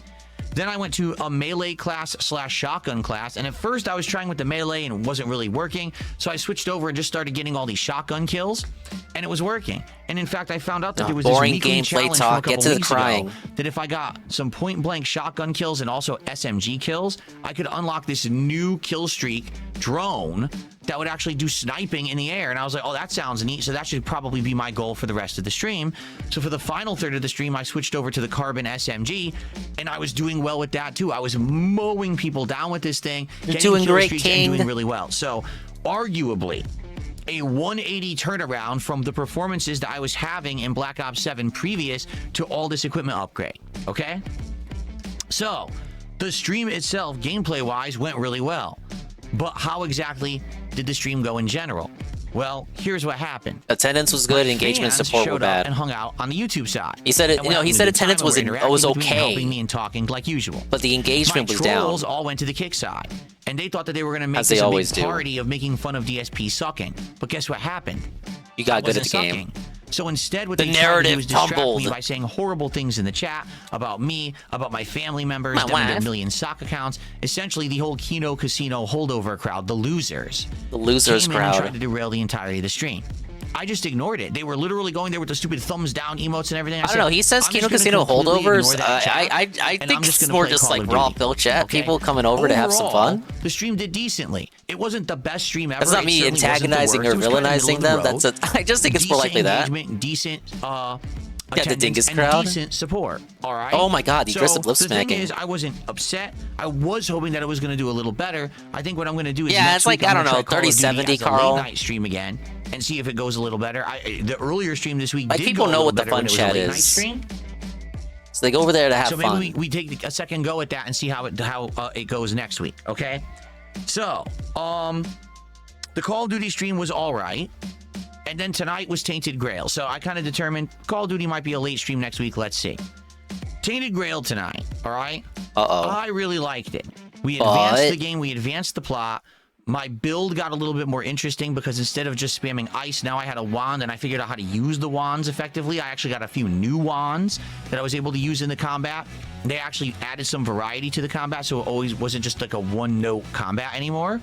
The plot got more interesting, although Rock I'll music. admit, much like Elder Scrolls, the game is a little bit wonky. seems like there's a little bit of impreciseness on exactly how to play it and what to do, which can lead to some confusion, but at the same time, it probably leads to many ways to do certain things, which might actually be a positive in the long run to see someone play this game a different way than, say, you did. It might be pretty neat. So here's what happened. The trolls were so upset, all right, that basically I didn't have a bad Call of Duty. Okay, hold up. Sorry, I was focusing on like finishing the level here. I gotta hear this narrative again. He wants to talk about narrative progression.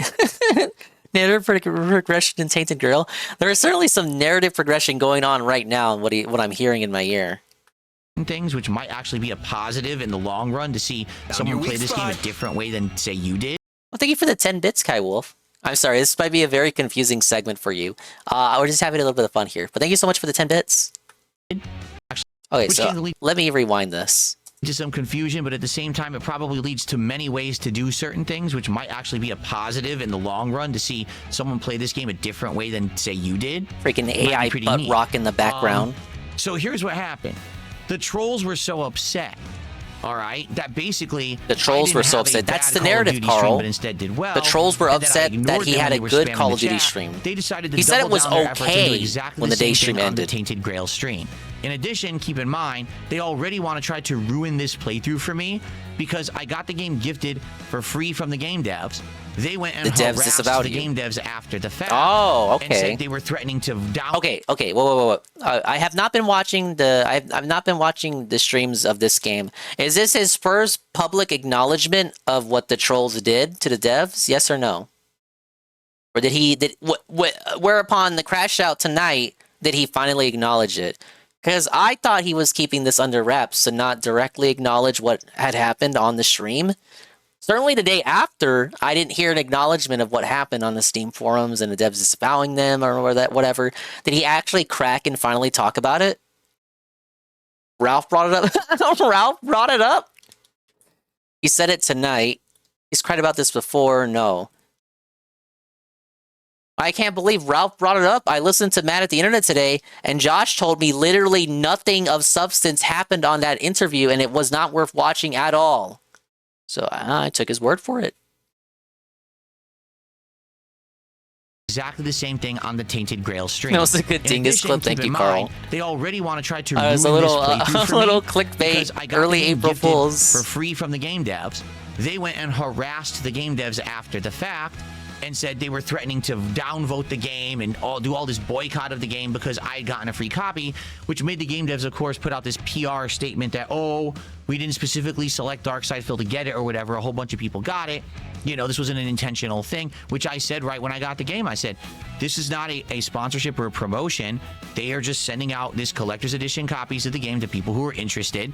I was one. They were trying to get promotion for their DLC. It sucked it took so long for me to get it, but now I'm going to give the game a shot. So now the trolls are dead set on ruining this playthrough for me because they want to feel like they have some kind of power on Earth. They really do. In reality, I don't give two shits what they say or do. I want people to actually enjoy the playthrough that I'm putting out for them. Okay? So here's what happened tonight.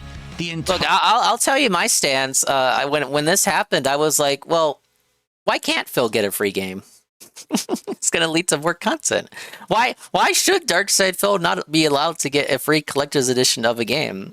I don't know. I'm in it for the laughs and the yucks and the smiles and the grins and the giggles. So I don't really see why he shouldn't be allowed to get a free game. Oh no, he said this thing like a couple years ago. Oh, cancel culture for thee, but not for me. Right? Hypocrisy of it, but I don't really care. You should keep getting more games for free so trolls can yell at the devs in the Steam forums. See, look, that's one way to look at it. He should get more opportunities like this. You know, if people had messed this up for him before he got a chance to unbox it, we wouldn't got to see him unbox the game. And then as he unboxes the game, continuously, like, what was he doing? He was valuing the price and worth of each item included in the collector's edition as like, I got the impression that he wanted to resell everything in that collector's edition, and it was just like pricing what they were worth just so like he could get like an idea in his head. Higher Kick side was trolls. No one on Kick, besides maybe one or two people, was a legitimate fan. all the fans came over to the YouTube side because they wanted nothing to do with that kick crowd of trolls. They were just very upset by it, okay? I don't know. Fuck him, I guess. I All right, had a that's good kind of time with the noble. game. That's and there was honest. a small group of people I can who appreciate did, that. but for the most part, it wasn't great. Attendance on YouTube was all right, but you could tell it was inflated by troll accounts and people leaving Kick and coming to YouTube to try to talk. Engagement was all right. Again, there was a few people talking about the game, but not a ton. It was inflated. Support was not good at all. Support was bad. So basically, $80. A troll $80 $8 subs. It was another sock account of Iron Chef Sakai. I didn't know that at the time that's who it was, but it was. It became apparent later on in the night. Outside of those gifteds, we didn't even make $50 to support. So no, you made $80. I was told you made $80. This wasn't the first time I played it. This wasn't the second time I played it. This was the third time. This was the attempt to try to find the audience. It didn't work as a day stream. Let's do a night chill stream. It also didn't work as a night. It's so unfortunate that obviously the trolls are at fault, right? Question mark. This is a narrative that he wants to put up front. The trolls are at fault that the stream didn't work. Why does the game have to suffer then? This was its only chance. Its only chance or last chance. Its last chance sabotage by the trolls, but the game suffers for it. It's not that the game didn't work because the trolls sabotaged it. They didn't give it a fair final chance. Let's give it another chance and see if it let's see if it really can retain an audience. Why does the game have to suffer because a few bad apples wanted to spoil your day?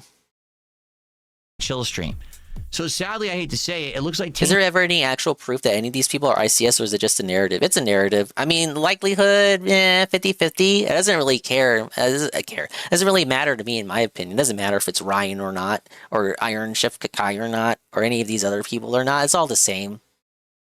The only way he would know for sure is through PayPal, if these were like straight up tips. But these are like subs. Grail is turning out to be another metaphor. A game where I really like it. I like the game. That does, but it's just not an audience that's demanding. But you said it was too much like Skyrim. Engage and support this game. But then you said it was too much like Skyrim, especially a game like when you wanted to Grail. advertise That's a long game. You know it's going to be lengthy with tons of content. But you're not playing a lengthy RPG right now. Elements and you're not playing an RPG right now. How can I play this game at length when I can't even get enough people to do a decent? I guess if you can count Pokemon, right?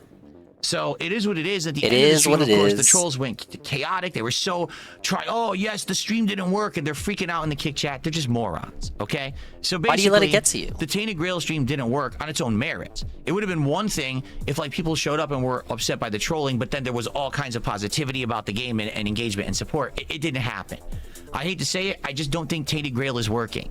All right, So the game still has to suffer, even though the trolls were there and they ruined it, because it's now the responsibility of the viewers, the noble, good-hearted viewers, to drown out the negativity with positivity so that the game can still succeed, and they weren't there for it. So the game still suffers.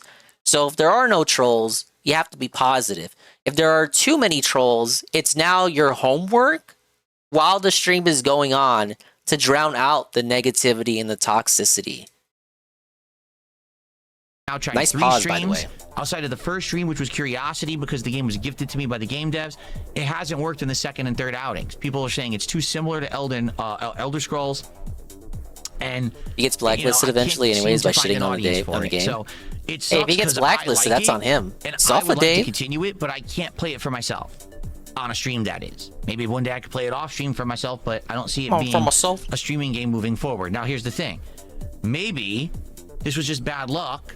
I'd like to know. Play it one more time. Upload those videos tonight. Obviously, I'm uploading this video. If you get back to me, you're like, no. God damn it. Feedback. You gotta convince them. Dude, I hate this shit. It's like, oh, convince me. Go in the comments. Leave us super thanks. Convince me to keep it in the rose. Beg on your hands and knees for him to keep playing this game that he got for free. That he really enjoys and really likes. Like the game, continue it. We will show up. We will support in the future. Then I'll. Also, look, this guy. He's gonna. Oh, wrong thing. Look, he's gonna eat the lum. He's gonna eat the lum. Look.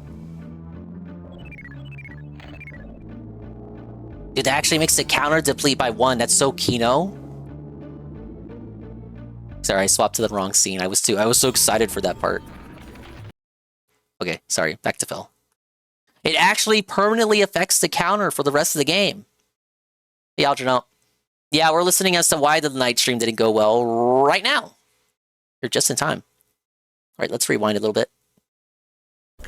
I'd like to know. I'm going to upload those videos tonight. I need to buy Obviously, them. I'm uploading this video. If you You come made back to 80. me, you're like, no, listen. We Made like 80 the game, Algernon. continue it. We will show up. We will support in the future. Then I'll consider continuing it. But for the most part, the feedback I got today was no. It's just not that good. Don't bother with it. So what am I going to do? Right? So, Cry? Yeah, I would say. Doing a good job of that based right on now. The experimental streams today. We're going to try Call of Duty again next week as a late night stream. Probably, I'm thinking like Monday night. If not Tuesday night, I'm not sure which night. I think it's Monday night I was going to try it again. And then Tainted Grail's done. And what we'll probably do is we'll reconvene on Sunday. And unless things have dramatically changed in some way, we will talk about what should be another game that this coming week we now try out. What game should it be? I don't know. You guys have all these ideas that you've thrown at me, but I'm not sure what is the best one. So maybe we'll discuss it. We'll look at some games together, on Steam, and we'll try to determine what's the next game that maybe say, I don't know, Tuesday night, we try as something new. So keep in mind, between Expedition 33, Ark Raiders, Pokemon Legends ZA's DLC, RimWorld, and Call of Duty, we've got lots of games for next week. And a week from today is the release of Code Violet, the spiritual successor to Dino Crisis. So it's not like we have nothing to do. It's just a matter that we have to That game is PS5 figure out only. what else do we want to do to maybe try something new next week. All right? Overall, I just want to say this week has been an amazing streaming week. We are figuring stuff out. We're seeing how this new year is going to progress. And I'm very pleased with how it's going so far. Thank you to everyone who chilled, triumphant engaged, music and in the did support background with my here from content him. this week. Despite the morons trying to derail it all, we still had a great time. The and morons we're still failed. progressing very positively, right? So I am off from streaming tomorrow. I wish you all the best. Maybe you can get caught up with some of the stuff that you missed out from on this week. When we reconvene on Sunday, there will be a Level 1 podcast to talk about all of this. There will be a major stream of Clear Expedition 33 following that. And then Sunday night, January 4th, the late night stream will be RimWorld, which you guys really loved last week. Did I'm happy they? to continue on and try it again on Sunday No, night he and made see a lot how of it goes. money, Hopefully but he we'll get a spent great barely crowd any to hang time out playing and, the game. have a good time with RimWorld, that second stream. I'm just going to treat it like the first one. Hopefully hang out with you, try to learn and absorb from your advice. No. Okay? No, that Everyone, last thank stream you. got a big Have good bump night. because it was New I will Year's. see you all on Sunday, all right? Peace out, everyone. And again, thank you for a great week. See you soon. No way he makes as much money last time as he did. No way he makes as much money this time as he did last time. Alright, sorry, I was doing the bonus level in the background.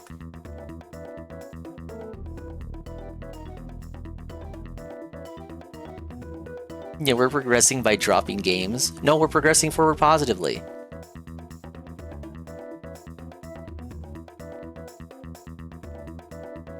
Alright, now fortunately we do have to go back to Arlo.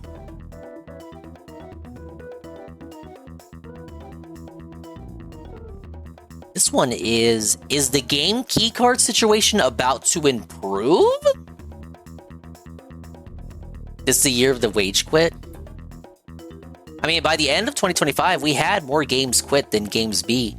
But I think the ratio is about to grow even wider. We're going to get an even bigger divide.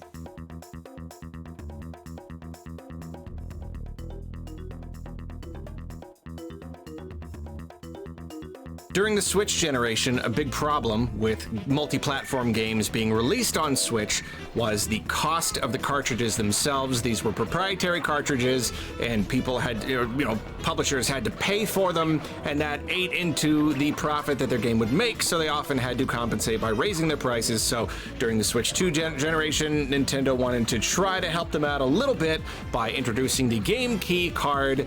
It's a way for publishers to release a game physically without actually having to buy an expensive card, basically just buying an empty card with a code on it. Naturally, people did not really like this. It's sort of Hey, but you can understandable resell from it. Nintendo's perspective, because obviously they didn't want to use discs in this thing, so they wanted to use cartridges, but again, proprietary media costs more money, yada yada. But see, then there's been this rumor that a lot of this problem is kind of Nintendo's own doing. The idea has been Yeah, that they should just use publishers Blu-rays, have idiot. only had the option to purchase one humongous 64 gigabyte cartridge for their games, with no other options. So basically only the most expensive ones. So like if you were trying to physically publish a very small game, let's say it was only 5 gigabytes or something, you were forced to buy the 64 gigabyte card, and that was of course going to eat really, really significantly into your profits. Again, I bet it was Doug Bowser's idea. Just a rumor. It has not been confirmed anywhere, which is weird, which is surprising. There have been plenty of claims, and it has been corroborated by multiple sources, so it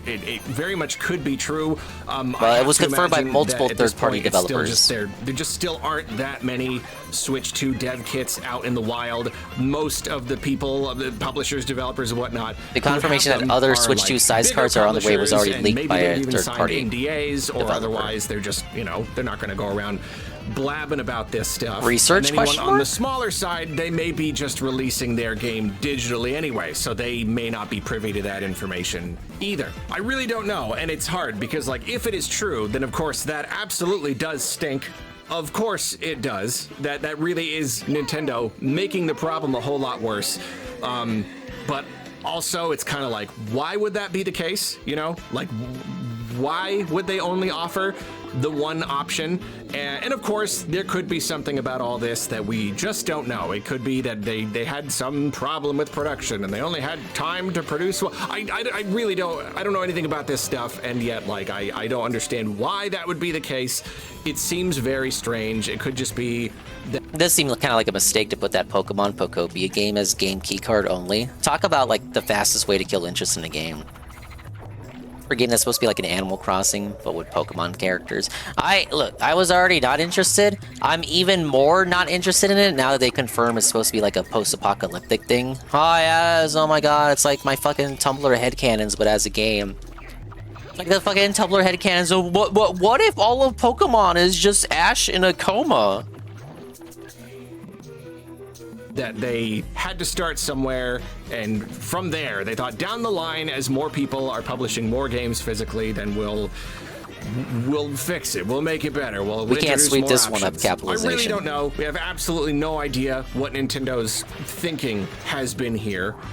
But the latest rumor is that they are finally going to start introducing smaller options for these cards. And again, this is something not that just a rumor, it was multiple confirmed. They sources accidentally leaked it. have corroborated. The claim is that Nintendo is going to be offering 16 gigabyte and 32 gigabyte cartridges for publishers to use. And yeah, no, I mean, naturally, that's that would be a big help. That really would be a great improvement.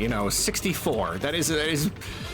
That is rather high across the board, because yeah, again, like some games, it's high if you only play on Nintendo. Not super duper huge, especially you when see you're how big Call of Duty like is? Indie games, and they still want to put out a physical edition. They may want to still put out a physical edition for Switch 2 specifically. But yeah, 64. It's not doable. 16 though. There you go. That's not bad. If this is true, nobody is exactly sure when it will happen, precisely when Nintendo will start. They're sure as shit not going to say anything about it. We have seen you'll just notice more third-party games coming out, as actual cartridges. So that there'll be no official announcement. Well, and we still don't necessarily know how this, if it is true, could impact things moving forward.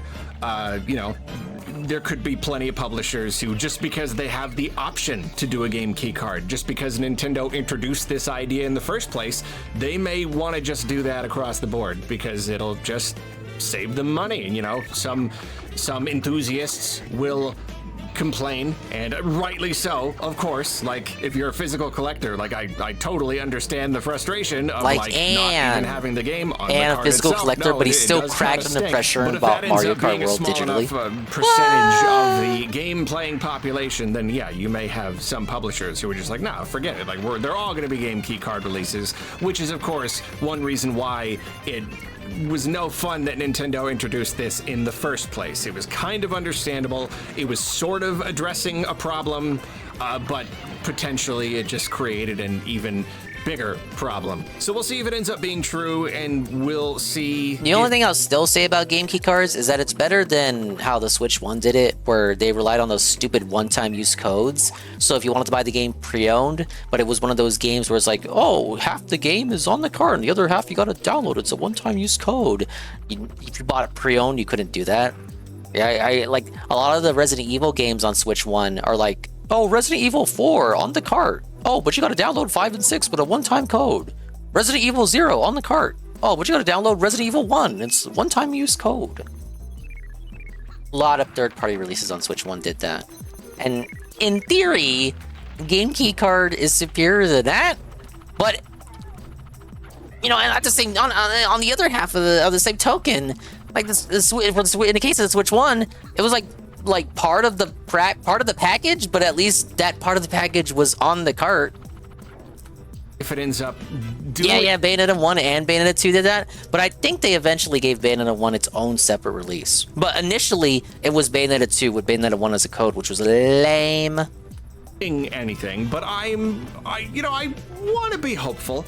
I want to be hopeful that there will be plenty of publishers who will, oh, good, now I can buy a smaller card. You know, I don't know what the prices are. I don't know, like, what the difference in price will be between a 16 gigabyte card and a 64 gigabyte card.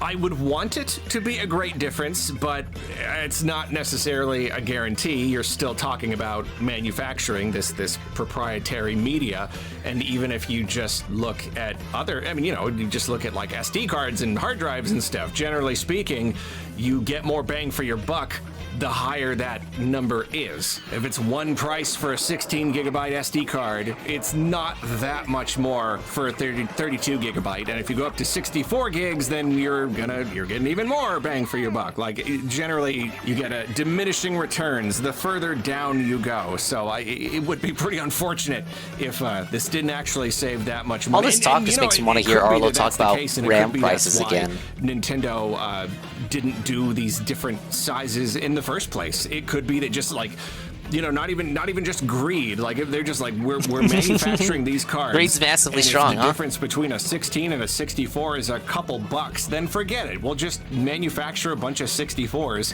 and only sell 64s and make it a little bit easier for everyone. Maybe they're just finally giving us the different sizes just so they can say that they did, so it doesn't feel as much like this is a problem of their own Earning creation. back that goodwill. I don't know, speculating way that too goodwill much. PR, I know huh? Almost nothing about oh, don't worry, we're well aware of that. But we can certainly hope, again, at least for like I know smaller absolutely games, nothing, you you know, guys. It's one thing if you've got these big AAA 3D games and these big, huge publishers who are going to want to save all the money they possibly can. I definitely understand that, but you've got a lot of other smaller publishers with smaller games who are just like, look, it's just about impossible for us to put our games physically on Switch 2 because the cartridge prices are just eating into the profit so much. So anything that makes that a little bit easier on people, that would be good. And there you go. Yeah, once again, he says it's a rumor in the video, but it was confirmed by a third-party developer who, I guess, presumably got word from Nintendo after the fact that they were not supposed to talk about that. So they issued a retraction, but it was pretty obvious that the only reason they were issuing a retraction is because Nintendo got on their case about like leaking that information. Because that's not something that even Nintendo themselves, I imagine, would want to officially announce. Like, oh my god, like we're announcing more cart sizes. That's not something that I think the audience that they would want to market to, Nintendies, would care about.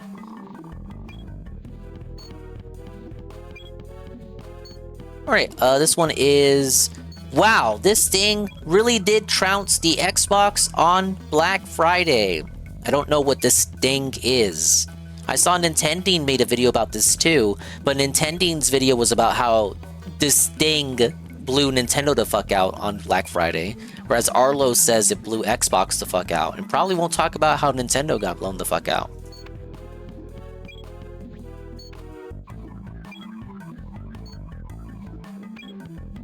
Sorry I'm late to this one, but I was catching up on news stories, and I saw this. We forgive you. And it was just a little bit too interesting for me to not say anything about it. Although I will say, that the way. Oh, look, he's playing. What is it? Probably his editor. His editor is playing Voodoo Vince. It's like the one Xbox baby game that he knows, besides Banjo. This story has been presented in a lot of cases, maybe most cases. You could even say the way it's being spun has received a good amount of pushback from certain journalists and publications saying that it's not really a fair way to spin the story. It may be a little sensational. I may be somewhere sort of kind of in between. I see where they're coming from, but I do still think that this speaks to something. So whatever, we'll lay it out. I'll give my opinions. The story, as it is being gonna lay Xbox out. Xbox hardware did not perform particularly well over Black Friday week, and apparently it was Xbox beaten Bros, not no! only by PlayStation and Nintendo, which, I mean, that's not really surprising. Apparently it was also beaten by video game hardware that I, personally, have never heard of. Never heard of, not in my life, and I am not alone. Apparently, a pretty good amount of the video game playing population, at least those of us here chronically online, just never heard it. Like, what is this? I don't know. This is not something that has been on the radar of most of us, as far as I can tell. This is the Nex Playground, NEX, and apparently this is I think I've basically heard like someone a say video the name game before. console. The With a Nex camera on it. Playground. It's like a Kinect box. I don't know anything about it. I don't know who made it, who made games for it. Are they still making Time to games? mash I don't know. again. But apparently it's just like a little iToy Kinect console. And this actually outperformed Xbox hardware over Black Friday week. Here in the US, the PS5 absolutely dominated, taking 47% of Black Friday hardware sales, where Switch 2 only got 24%, which is, it's a little bit of a bummer for Nintendo. This was Switch 2's first holiday season, and the PS5 has been out for a good number of years now, but it sounds like it had pretty okay deals. So, I don't know, whatever. And then the Nex Playground accounted for... Well, it's like the PS5 is in its, oh my god, how old is the PS5? Is its 5th year? Whereas the Switch 2 just came out, so obviously the PS5 would have better deals than the Switch 2. And Nintendo never discounts their shit to begin with. 14%, and then Xbox is combined It with is the what it is. Series Yeah, S it and just X and everything it feels like was he's just bullying the somewhere Xbox, below doesn't that. it? He just So, really doesn't like Microsoft. Beat by the competition that you're always beaten by, sure, but Again, also I'll give beaten them by their this thing backwards that a lot of us compatibility. have not even heard about. It paints a pretty grim picture. Okay, but again, there's a little bit of pushback because it is easy to spin this into like a that's. Yeah, I'm at like 1 out of the 6 streams that I need for the thing. Or at least the opportunity to send in an application. I think it's like, it has to be 6 out of 6 within a 30-day window, and then another 6 out of 6 within a 60-day window, or something like that. Since I have 1 of the 6, I figure, let me just see if I can make that 2 out of 6, and then 3 out of 6, and then 4 out of 6, and then 5 out of 6, and then 6 out of 6. And then maybe I can send in the application and talk about how positive you guys are. We're like a super cool, amazing community, and we never do anything toxic, and everybody loves us, and maybe I can hear back from them in like 2 weeks. Thank you, Usagi Calamari. Thank you for saying that. Let's get a shout out for that positivity. Yeah, welcome in. I'm playing Rayman 2. This is actually my second playthrough of it on stream because my first playthrough got felted because I lost my save file. But I'm going for 100%, and I'm listening to some Blue Muppet tell me about Black Friday sales. How badly Xbox is doing, kind of thing. And it's easy and it's fun to make fun of Xbox. They make it easy, but it is true. You know, that boring it's not compared to you. Don't sell necessarily yourself fair so for a couple of short. reasons. Xbox just didn't have any real notable discounts for Black Friday. They just didn't. There wasn't Xbox's really discount any was like a reason to buy $700 one Series this X. holiday season versus any other time of year. So the Xbox didn't do anything to drive additional sales. Whereas this Nex Playground, despite the fact one that to play many Voodoo of us have Vince not even and heard of it, Blinks. apparently it was actually really heavily marketed in a lot of circles to, I don't know, a lot of demographics. Not me, but elsewhere, somewhere, this thing was being marketed like crazy. Apparently it's really good. It got really good reviews, so like it seems to be a quality product. I mean, the Kinect was popular for a reason. These kinds of games, they do tend to work, I guess. And it was only $250, so decently affordable, especially when compared to all of these other video game consoles, and you know their price is already high and just getting higher and higher all the time. You know, I mean, Xbox raised its price. What is Arlo playing? This is Voodoo Vince, a platformer that was originally exclusive to the original Xbox. I have not played it, but I know about it, and then I think it was remastered for the Xbox One. I think it's only B-roll because it's a Billy Dingus styled game. One of the very few that you could definitively say is associated with Xbox. I would recommend Final Fantasy Tactics: The Evilist Chronicles. Yeah, I was watching someone play that earlier today. I've never played it before, any version of that game. I really like Fire Emblem, so you think I would have played it at some point. I just feel like I know. I don't have to play mainline Final Fantasy to understand Final Fantasy Tactics, but I think it would just be silly of me to start playing a spin-off of Final Fantasy before playing any other Final Fantasy. Aside from 10, I played like a demo of 10. Another one I always get recommended is like Tactics Ogre. Oh, see? Case in point, D-Side just played Tactics Ogre Reborn Dinger. Yeah, that one got a whatever, like 2 or 3 years ago. I can't do any of those until I deliver on Goon's Fire Emblem 6 demands. The Tactics remake is goated. Yeah, it won, so goated, it won Strategy of Game of the Year at the Game Awards. And usually I would say, oh my god, you guys, a port or a remaster doesn't deserve the award, you guys. But looking at its opposition, I mean, it's pretty much the only good game on there. Right? Playing Triangle Strategy right now? Or you get playing hard mode on my first go? Oh yeah, that HD 2D game. I remember when that game got revealed, people thought it was going to be another Fire Emblem. And it turned out to be a Square Enix thing. Ogre's Knight of Lotus is not noob friendly, but it's good. Wasn't there one of those on N64? Ogre Battle? Is that in the same series, or is it just a different game that also has Ogre in it?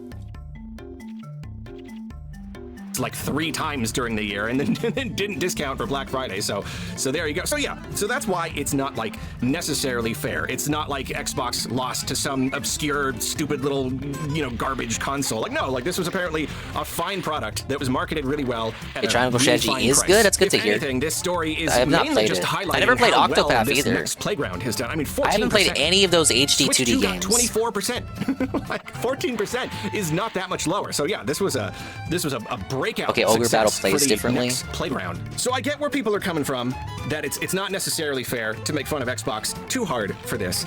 That is true. And yet, it still really is indicative of this greater Xbox situation. It's like, oh, well, I mean, you know, they would have sold more if they had discounted it. Okay. But would it? But why didn't they discount it, though? You know what I mean? Like, why, though? Why did they set themselves up to be so thoroughly defeated by this system that because so many people hardware haven't even sales heard aren't of Xbox's, like, that's not their objective right now. Shopping week of the entire You think if it was, they would have discounted it? Especially when they would have. They've raised the price so many times this Don't you think year they would have if alone, they wanted to? You couldn't be bothered to They did it ease in the up past. a teensy, Why did they do it this weensy year? little bit for Probably Black because it's Friday. not their You couldn't fucking be objective bothered anymore. To try to drive sales a little. This is an Xbox bit. much? Does that not speak to Microsoft's whole mindset? Oh, yeah. Unicorn Overlord. I saw Will played it. I liked what I saw of it. It was very FE coded. Fire Emblem coded. Comes to Xbox. It's this constantly weird, almost kind of tug of war where like sometimes they care and they act like they care and they're really building this ecosystem, and then other times it's like they've clearly given up. And I mean, they have given up. You know, we've talked about this other times this year, and now they're just putting more and more stuff, even exclusives, even their biggest IPs on rival consoles. So I guess the writing's on the wall. Like if there was gonna be a doing year that when they were just too. not going to care at all Patapon about Black and Friday, I guess it would Everybody's be this Golf. year, just based on all the other stuff they've done this year, all the other ways that they have communicated to us that they could not be durned. Unicorn Overlord is plagued by localization, apparently. Not apparently. I've seen some things from the localization. I've seen the infographics. It suffers from what I would call... I've criticized this before when talking about localizations. It's got like Purple Pro's Squenix localization. Final Fantasy Tactics is also a victim of it, where everything just reads too flowery for my liking.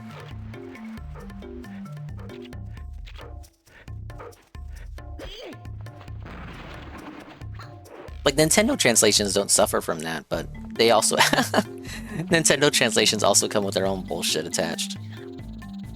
To even try, but I don't know, it's just like, this is still a brand.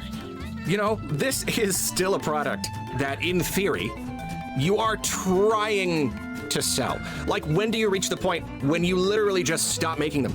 You stopped putting them on store shelves. You just say, we're done with this. Like, no. Are they trying to take Xbox out of Target? They're still talking about how they want to make more hardware in the future, but it's like, okay, then what do you couldn't even, like, just for the sake of performance, you know, just for pure performative, like, ego reasons. You couldn't budge a little tiny bit to try to get a couple of people to buy Xboxes this holiday season. Again, it's a pretty big time for video game sales. In theory, this is when people are getting their kids systems for Christmas, or they're buying them for each other. You could argue that, I don't know, it doesn't really matter that much for the holidays. Like, if you're going to buy an Xbox, you're going to buy one at some other time of year, It's unique how the developers for that game really don't like putting their shit on PC. So you have to get it on Switch or PS5. All of the hobbyists, the enthusiasts, they're the ones that are going to buy it. So, like, Black Friday, who cares? But no, but like, look at PlayStation. Like, even 5 years later, they're still selling so many units on Black Friday, just absolutely dominating. Because it's so affordable. Black Friday, it is important. So yeah, I don't know. It's true. You can't just spin this as this is how bad Xbox is thing. But it's kind of like in the current economy. I don't know. It's kind of like there's a race, and you're like, my guy over here, he only didn't win because he didn't try. You know, you can't talk about how poorly he did in the race. Look, he didn't even run. Okay. Yeah, you're right.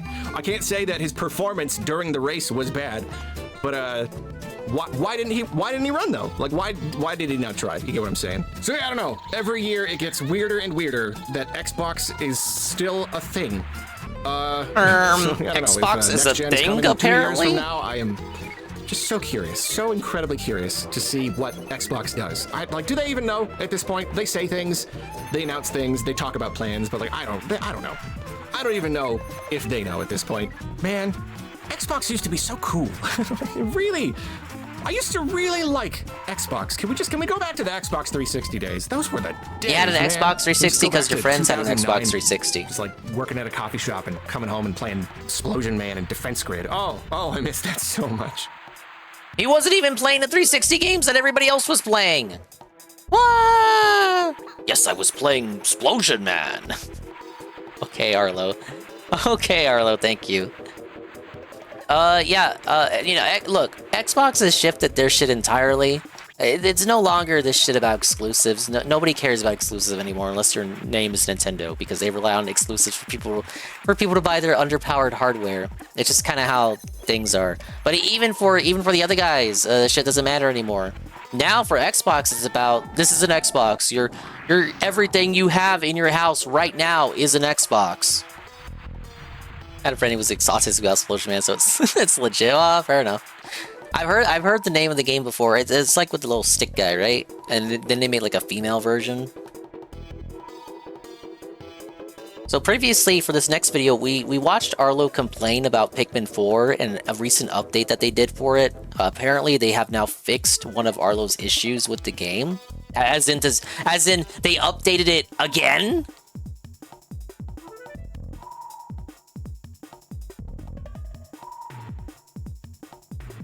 My friends, my lovely, lovely friends, in a rare, incredibly rare, and unusual, and special occurrence. I get that one.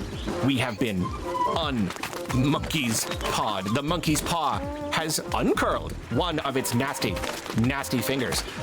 So a while back, Nintendo released a big update for the Pikmin 4 game, and you know, it had a bunch of stuff that they hadn't even advertised, which was so great. Like all these things, they were so important. These things that we had been asking for, a new game plus, and mainly, perhaps like really more than anything, the ability to turn off the auto target lock. That was a thing that was really, really controversial with the original release, and it's weird that it took them multiple years to fix it.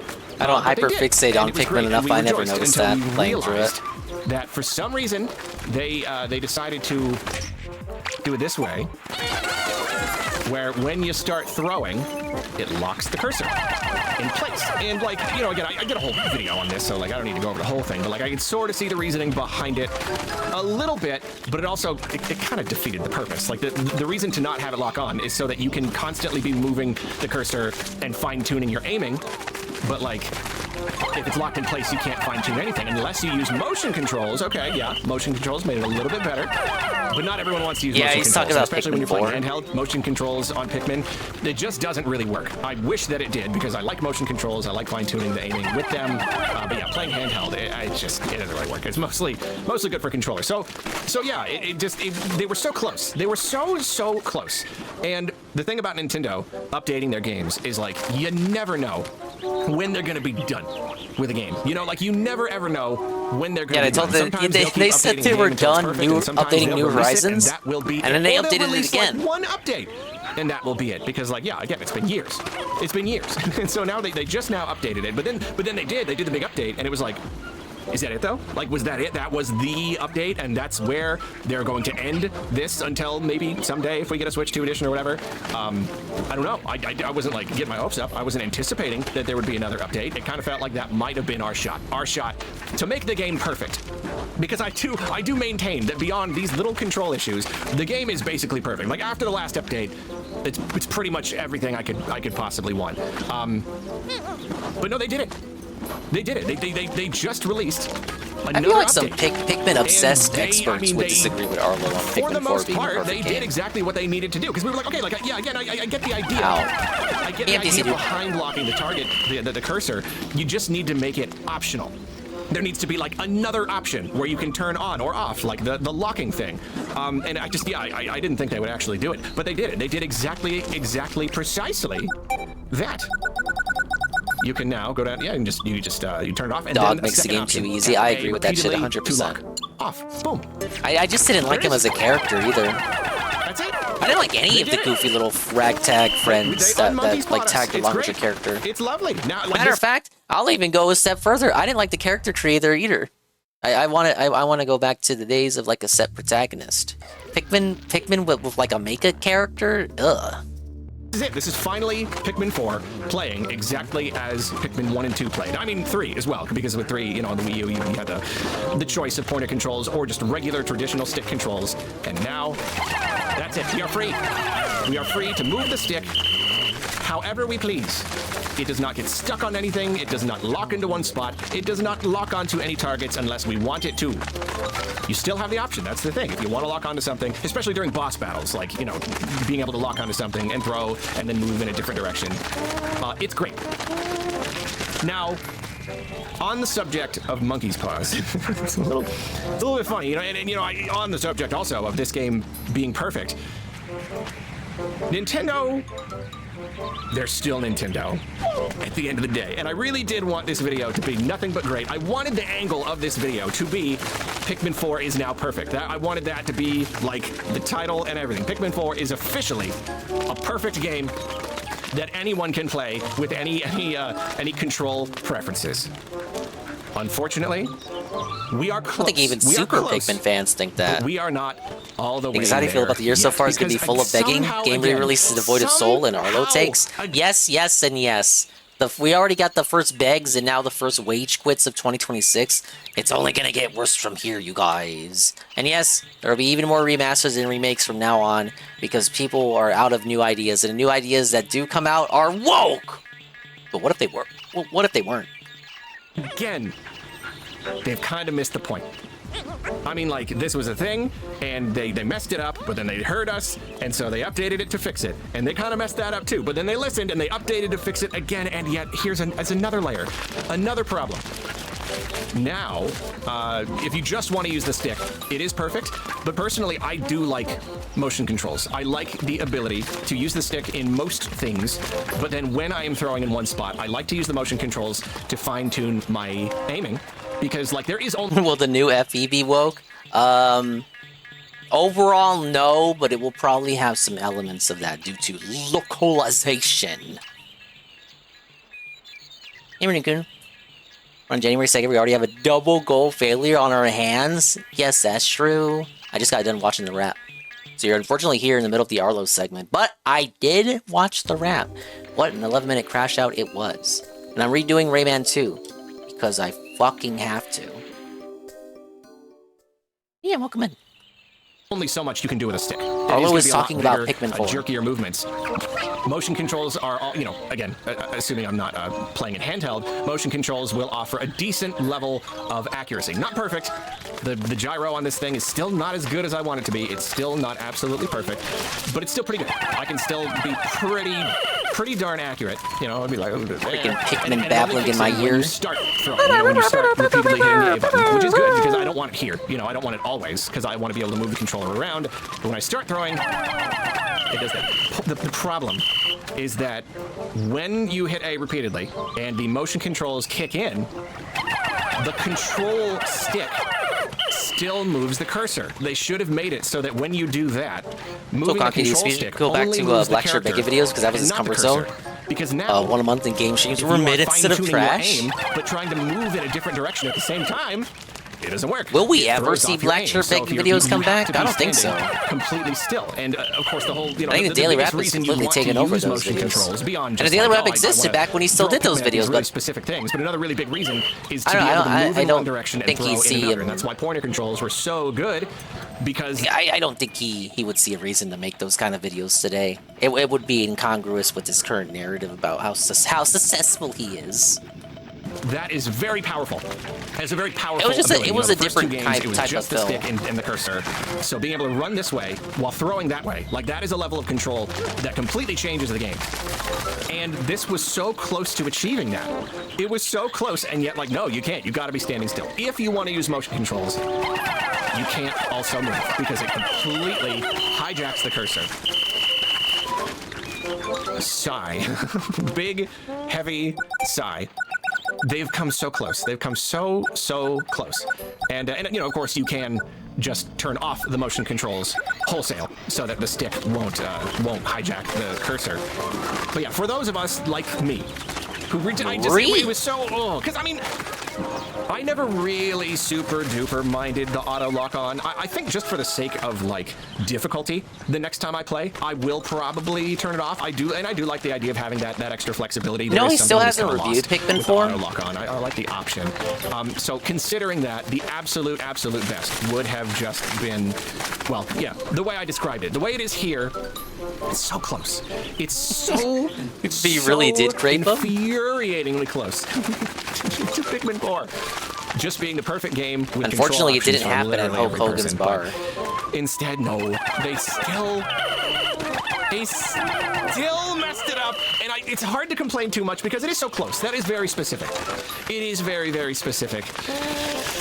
I love how the title of the video is, I can't believe they actually did it. And then the actual video is him saying they did not actually do what he wanted them to do.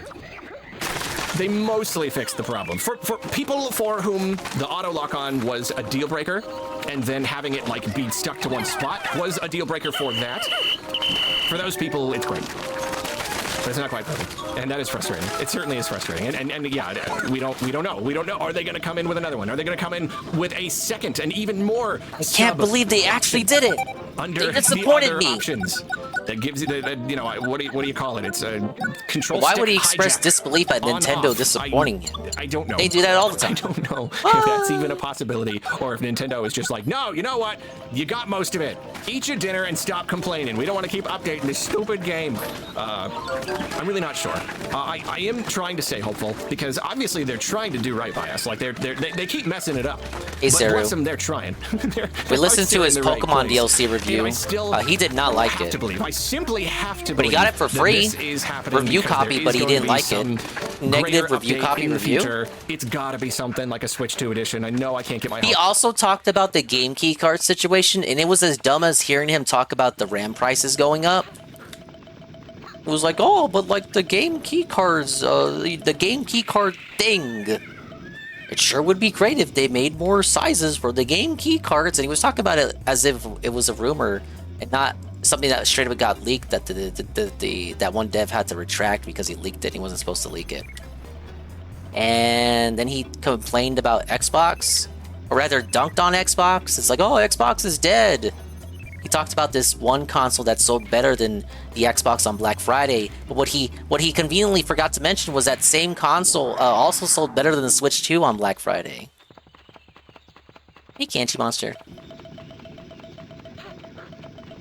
hopes up, but if they were gonna give us a performance patch, they would have done it already. It would have come with all these other changes, so I have to imagine they're giving us all these changes to get us used to them now, and then there will be some. I listen to Arlo Never update. Casino at all Switch anymore. Edition, something maybe new. Because content when I restream the full episodes, and if that's the case, when the then clips sure, come out, maybe they'll it's just the keep shit that listening. I already They listened watched the other when I time, restreamed and it. the time before that. So maybe they will keep listening. I don't quite know why they're not just like intuitively understanding this when this is something that like anybody could tell them. Anybody who plays the game could tell them. Just sit down with anyone and they'll be like, hey, but what about this though? I don't really get why it's taking so long, but they're doing it. To a degree, they're doing it. So yeah, it's sort of good news, bad news. Still mostly good news. Still mostly good news, just for people who just didn't like the auto lock on. They just want to use the stick, no motion controls whatsoever. And for those people, it is a happy day. And it is still kind of surreal. Just that, playing Pikmin 4 and being able to do that. It is nice. It really is nice. There was a certain convenience to the auto lock on, but there was also a certain inconvenience, especially when you just got like a bunch of stuff you want to pick up and you just want to. So yeah, I thought the casino would have came back today because it is technically 2026, but I guess they want to take the easy way out and wait until Monday. We can watch this though. It's a quick detour here.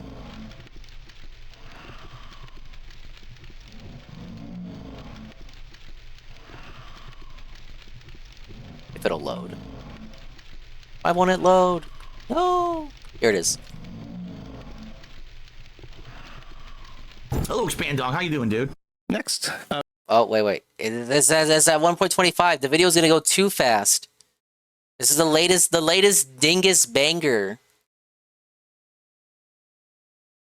This is Man at the Internet, Josh on Darkside Phil, and Ethan Ralph's Christmas crossover. I wonder what he had to say. Hello, Spandong. How you doing, dude? Next, we got Ethan Ralph. So Ethan Ralph went on DSP's show for a very rare interview. Literally nothing of interest happened. There's nothing to show you in regards to this. Okay. Next. This is Ralph proclaiming to the world that he wants to die. He wants to die. He wants to die, chat. He wants to end it all. I kept that part in there because I thought it would be a funny way to segue to the outro.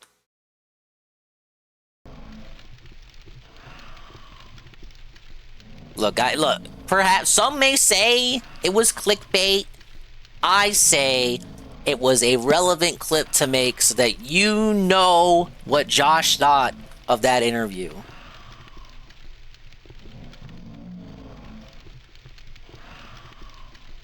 Oh, wait, this is the one that I actually watched this one while I was on the boat.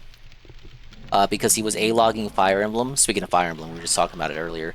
Nintendo made the second worst game of 2025. And you won't believe what it is. It's Fire Emblem, but not the Fire Emblem that you're thinking of. The Fire Emblem that nobody thought of because the game was forgotten.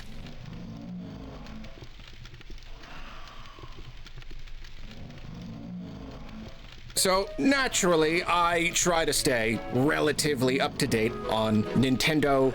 So, oh yeah. I completely forgot. He opens this video by explaining why he didn't cover the game when it first came out. Obviously, the answer is he doesn't give a fuck about anime or Fire Emblem. News. You know, I mean, it's kinda, sorta, all the way completely, literally my job. But then at the same time, I'm also trying to really cut down how much time I spend on the internet. And it's because he's not internet people. That's why he didn't cover it. BSP and Ralph's interview was basically our cats are needy. Why we can't do crossover content? Like, what the fuck do you set up an internet? Just say that you're way too different and can't do crossover content. I found out later on that the reason why Ralph brought up the cat shit is because he neglected his cat Cleo, and Cleo needed some kind of a medical procedure done on her, and he was raising money to attempt to have that procedure done on her. And I don't believe he reached a goal. I actually don't know what Cleo's status is right now. Cleo is the longest serving of Ralph's co-hosts, the Killstream Kitty, the Killstream Cat. Cleo's been with him, shit. Honestly, since before Ralph got out of prison, before Ralph got arrested, Cleo's always been there. Cleo's been with Ralph longer than Gator. He did abandon her during that hurricane, though. Then said that cats don't fold the bullshit. So it seems like Cleo might be at the end of her tether. Also trying to really cut down how much time I spend on the internet.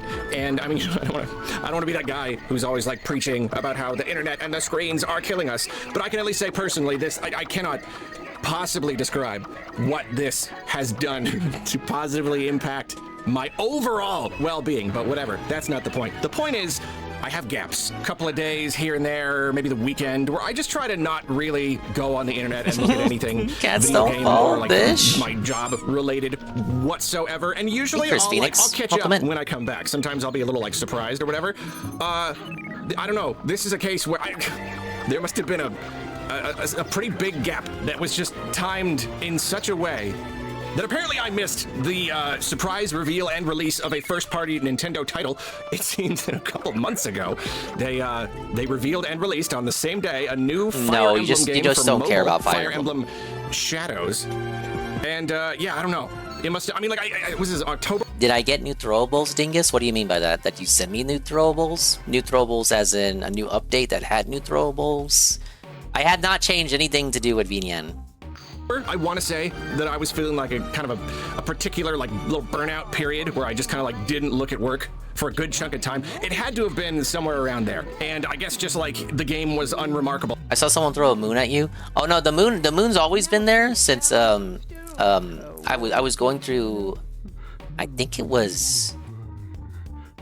What did I go through? I went through. I think it was their like their in-app store, and I downloaded all the free assets, and the moon was one of those.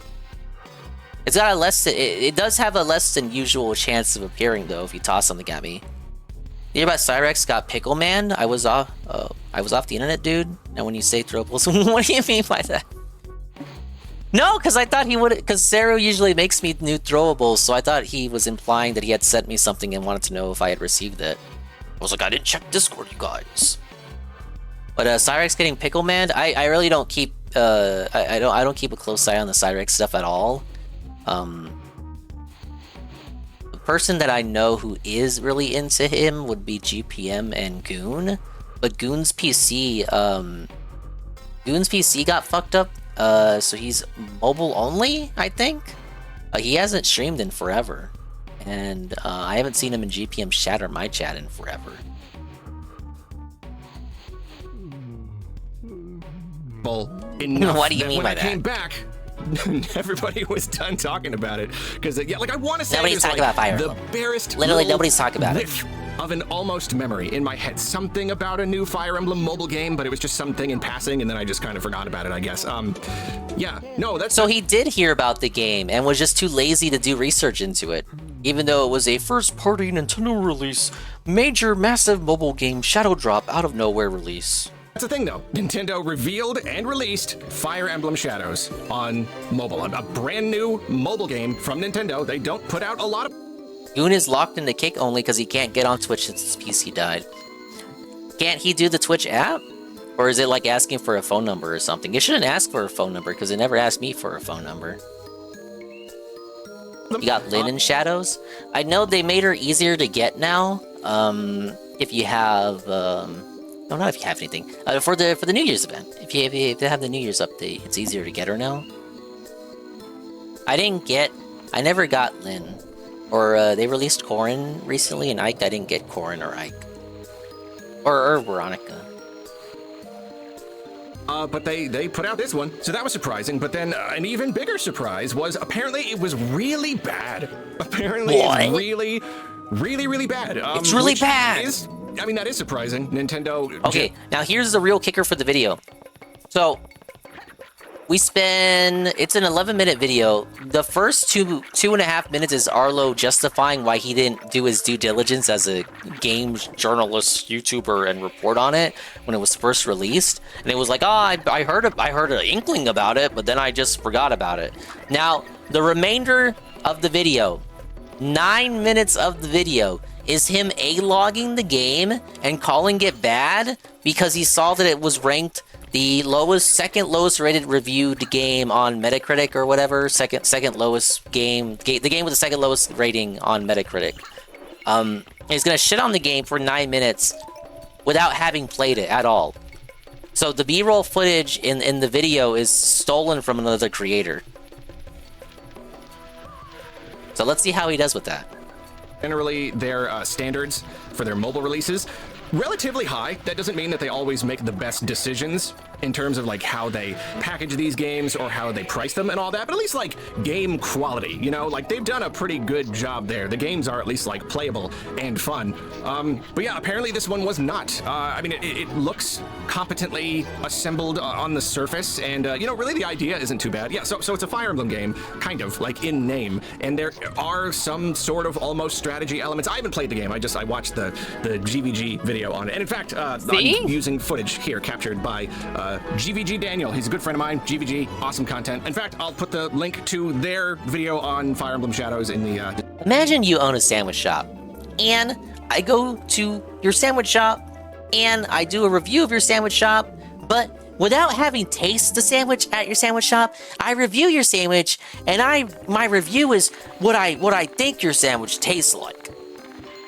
Description of this video. So yeah, thank you, Daniel, for the footage. But apparently it's kind of like a Fire Emblem game, but it's like a social deduction game where, you know, one of those things where you're trying to like figure out who the traitor is. It's Among Us. But you're doing so with like vaguely Fire Emblem-ish combat. Yeah, no, it is Fire Emblem not bad combat for a series to try to do something just more different, but there does active come a point in real where time. If you do something too different, it's like, why is this even tied to this series at all? I really And don't then think it's even too beyond that, detached it's not from just that it was Fire different, it's that it Emblem's just usual gameplay. just wasn't done very well. Apparently, it just is not a very well-designed game. Apparently, It's not very allegedly, fun to apparently, play. allegedly. And I guess that's why everyone just kind of forgot about it. Like, pretty much immediately after launch, and I didn't even hear about it. You know, I guess I am. But you did still hear about it. surprised You just that I didn't chose hear not more to do about that. research Because, and yeah, you know, like I talk said, about it when it Nintendo, came out. They don't tend to put out bad games. They put out games with problems, but like their standard of quality usually still pretty high. Like the playability of their games, you know, that usually does matter. They don't often put out outright.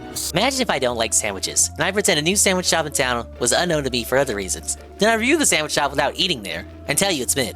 Get it, Chi? Yeah, exactly like that.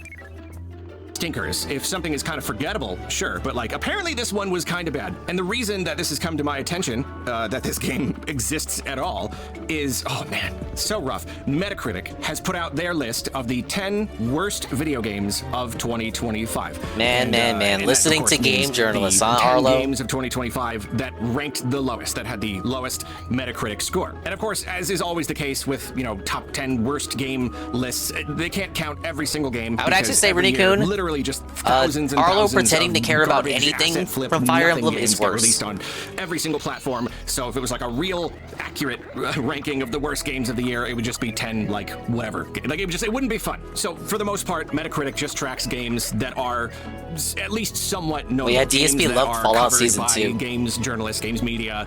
You know, you've got a We can hear Synthetic Man talk about that. And then Metacritic kind of averages all that out. So, like, yeah, like the games that So, matter yeah. at least somewhat. And it seems that out of all of the Metacritic-worthy games released in 2025, Fire Emblem Shadows did not only make the list, it's number 2. It's number 2. In the bad way, you know, like the number 1. But like based on how many people reviewing, like how many it was shadow dropped, not given a lot of fanfare. How many game journalists actually reviewed that? What if it's like one person who reviewed it negatively, but it was like the only person who bothered to review it because it wasn't a game with a lot of marketing behind it because they just dropped it out of nowhere and it's a gacha game? Well, it's not a gacha game. Actually, it's got no gacha mechanics. I'm just calling it gacha because it's a mobile game. It's just a mobile game, so it's like, who gives a fuck? But one person gave enough of a fuck to talk about it, and they talked about it, and they weren't that big over it. But because only one person talked about it, gave it a low score, now it's just kind of stuck with that low score. But hey, Pim Pam, welcome in, Happy New Year. Happy 2026. Sadly, you're here for the Arlo segment. Or that might be a good thing. I don't know what you're into. Are there any retro games you just aren't interested in? Probably. See, but I like Roller Coaster Tycoon, but my mind kind of just wanders to like those top-down strategy kind of games, which is weird because I do like Fire Emblem, but like those really PC-coded, UNC-coded strategy games, something like Age of Empires or Diablo. I know those are two wildly different genres from themselves, but I just think of it as like top-down UNC slop. Though UNC slop, me calling it UNC slop is like I don't dislike it. It's not something that's not for me personally. But yeah, it's weird because there are some top-down like sims that I do like Roller Coaster Tycoon. But I guess a sim isn't necessarily a strategy game. Yeah, like something like original Fallout 1 and 2, I probably would not really care about. But don't tell the Fallout Bros that because they really like Fallout 1 and 2. Usually when it comes to a retro game, you know, honestly, it's like it's either a platformer or an RPG or something. Like those are genres that I just click with. Sometimes it's like a racing game.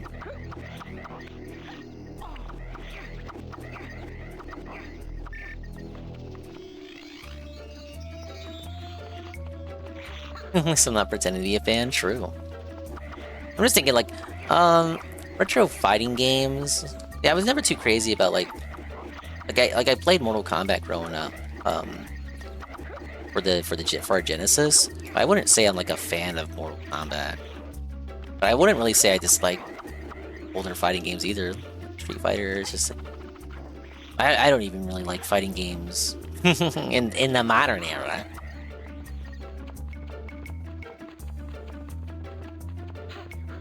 I'm thinking else. Like a retro game that I wouldn't be interested in.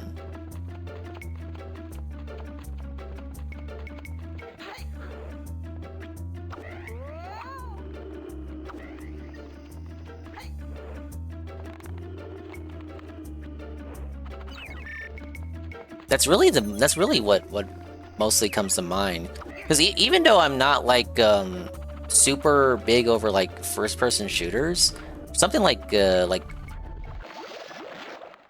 or Wolfenstein, I could probably play that. Like the boomerest of boomer shooters. I did have Wolfenstein on the old family PC growing up, though I could never get very far in it.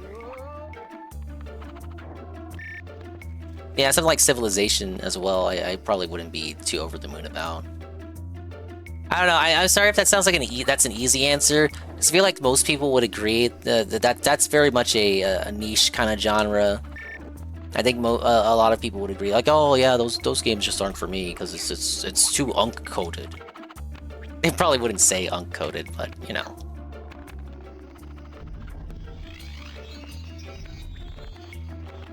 Test streams and uncertain results.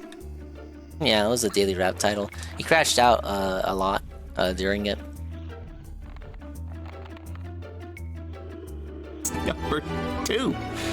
In the bad way, you know. Wolfenstein like 2009 was lit. Game on I this didn't list play any is of the newer ones. Lowest scored game of the year. So I heard New Colossus yeah, was pretty bad. A first party, or I mean, you know, second party, whatever, a Nintendo game from a first party Nintendo IP was the second worst game second of party. 2025, according to Metacritic. Let's take a quick look at the list here just to see what Fire Emblem Shadows was up against this year.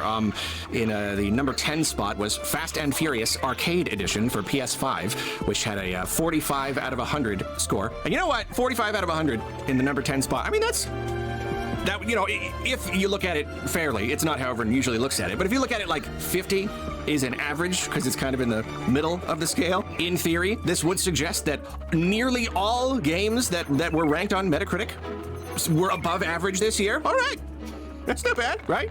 Go game industry, you done good. No, anyway. Doesn't that mean Fast just and like Furious don't Arcade listen to Edition, game journalists they got then? 45 out of 100. Number 9, Scar-Led Salvation was a 44 out of 100. This was also for the PS5. It's not a game I have heard of, but seems like a quality title based on the kind of awkward, probably poorly translated title. Then at number 8, we had Q-Byte Classics Glover. Ouch. That also got a 44 out of 100, also for PS5. Glover Bros, That's, no. sad. Sorry, Glover. Number 7, Ambulance Life, a paramedic simulator for the PlayStation 5, also got 44 out of 100. Then number 6, Tamagotchi Plaza, Nintendo Switch 2 Edition. Oof. Oof, big oof, 43 out of 100. Yeah, apparently that game did not go well. Then we had Gore Doctor for the PS5, 40 out of 100. All right. Number 4, Spy Drops for PC, 39 out of 100. Well, at least the Glover port wasn't the Marin, PS1 version. 38 out of 100. And then there you go. Number 2, Still here, Fire that's the Emblem worst way to Shadows play that for game. mobile, 37 out of 100. The average score was 37.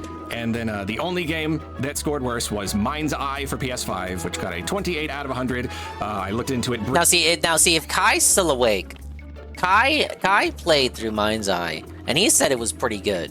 Not super good, but like 6 out of 10 good, overblown by grifters on YouTube, good. It wasn't all that, you guys, but it also wasn't complete dog shit, you guys. Yeah, there he is. He says this is 7 out of 10. From what I heard, he simply did not care for the gunplay. Briefly, apparently this was just one of those, just a classic bad game. You know, the whole song and dance, it's just like some third-person action game, but it runs really terribly, and it looks really bad, and then everyone says that it stinks, and then the CEO of the company comes out and says something like, oh, you're just hating on it because blah, blah, blah. Like, no, I don't know. Just one of those things. We get Maybe they are just hating on it because blah, blah, blah. All the YouTubers and everyone gets to have a big heyday. It gets to be like a, you know, Moist Critical gets to talk about it. You know, it's the thing. It's the thing we all get to hate on and make fun of for like a week, and it's a good time. So yeah, I mean, that was the real, probably the clear stinker of the year as far as notable releases go. So yeah, Fire Emblem Shadows right above that, or below, however you want to look at it. That's rough. That's just really, really, really rough. And I can't imagine that Nintendo Are looking at A-Log Moist Critical. But at the same time, it's just kind of like, Sir what Moist? was this game in the first place? I don't know if they've ever communicated before.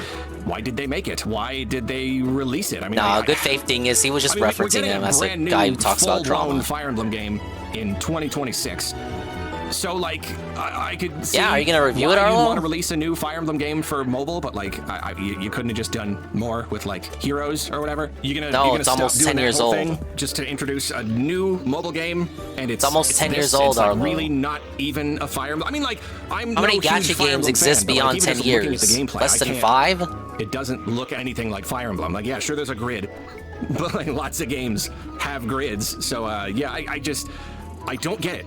I don't get why it happened. I don't get why it ended up being so bad. But there you go. A Nintendo game was nearly the worst game of the entire year, and that is just strange.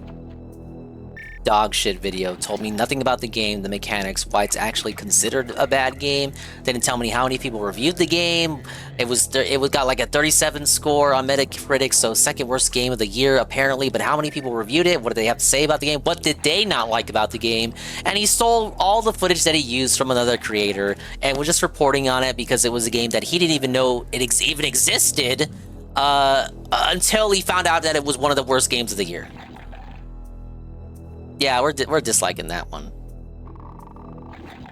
Sorry, I'm gonna do it on the other browser here, so you're not gonna see it. But I did do it. Muppet never talks about FE and thinks he can really critique it. Somehow he managed to stretch that out. 11 minutes criticizing the game without having played it himself. Astonishing, I know. This one is Anuma just tease-bombed us about the next Zelda. This is the report where he talked about Anuma.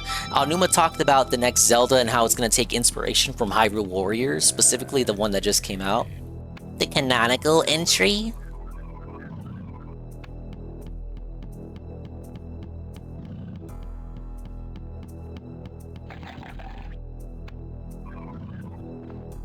Eiji Aonuma just dropped something on us. That Just guy. dropped something on us that is really not anything. That's what's so funny about it. It's really not anything. It does not actually communicate anything to us about the next Zelda game. And yet, it sorta, almost, kinda feels like it might. You know, it feels like it might be a clue. Basically, he and some of the team from Techno Koei did an interview with 4Gamer talking about Age of Imprisonment. And they talked about how great the experience was, the collaboration between the Techno... Did you hear that? Be a clue? Basically, he and some of the team from Techno Koei did... Techno Koei? Techno Koei?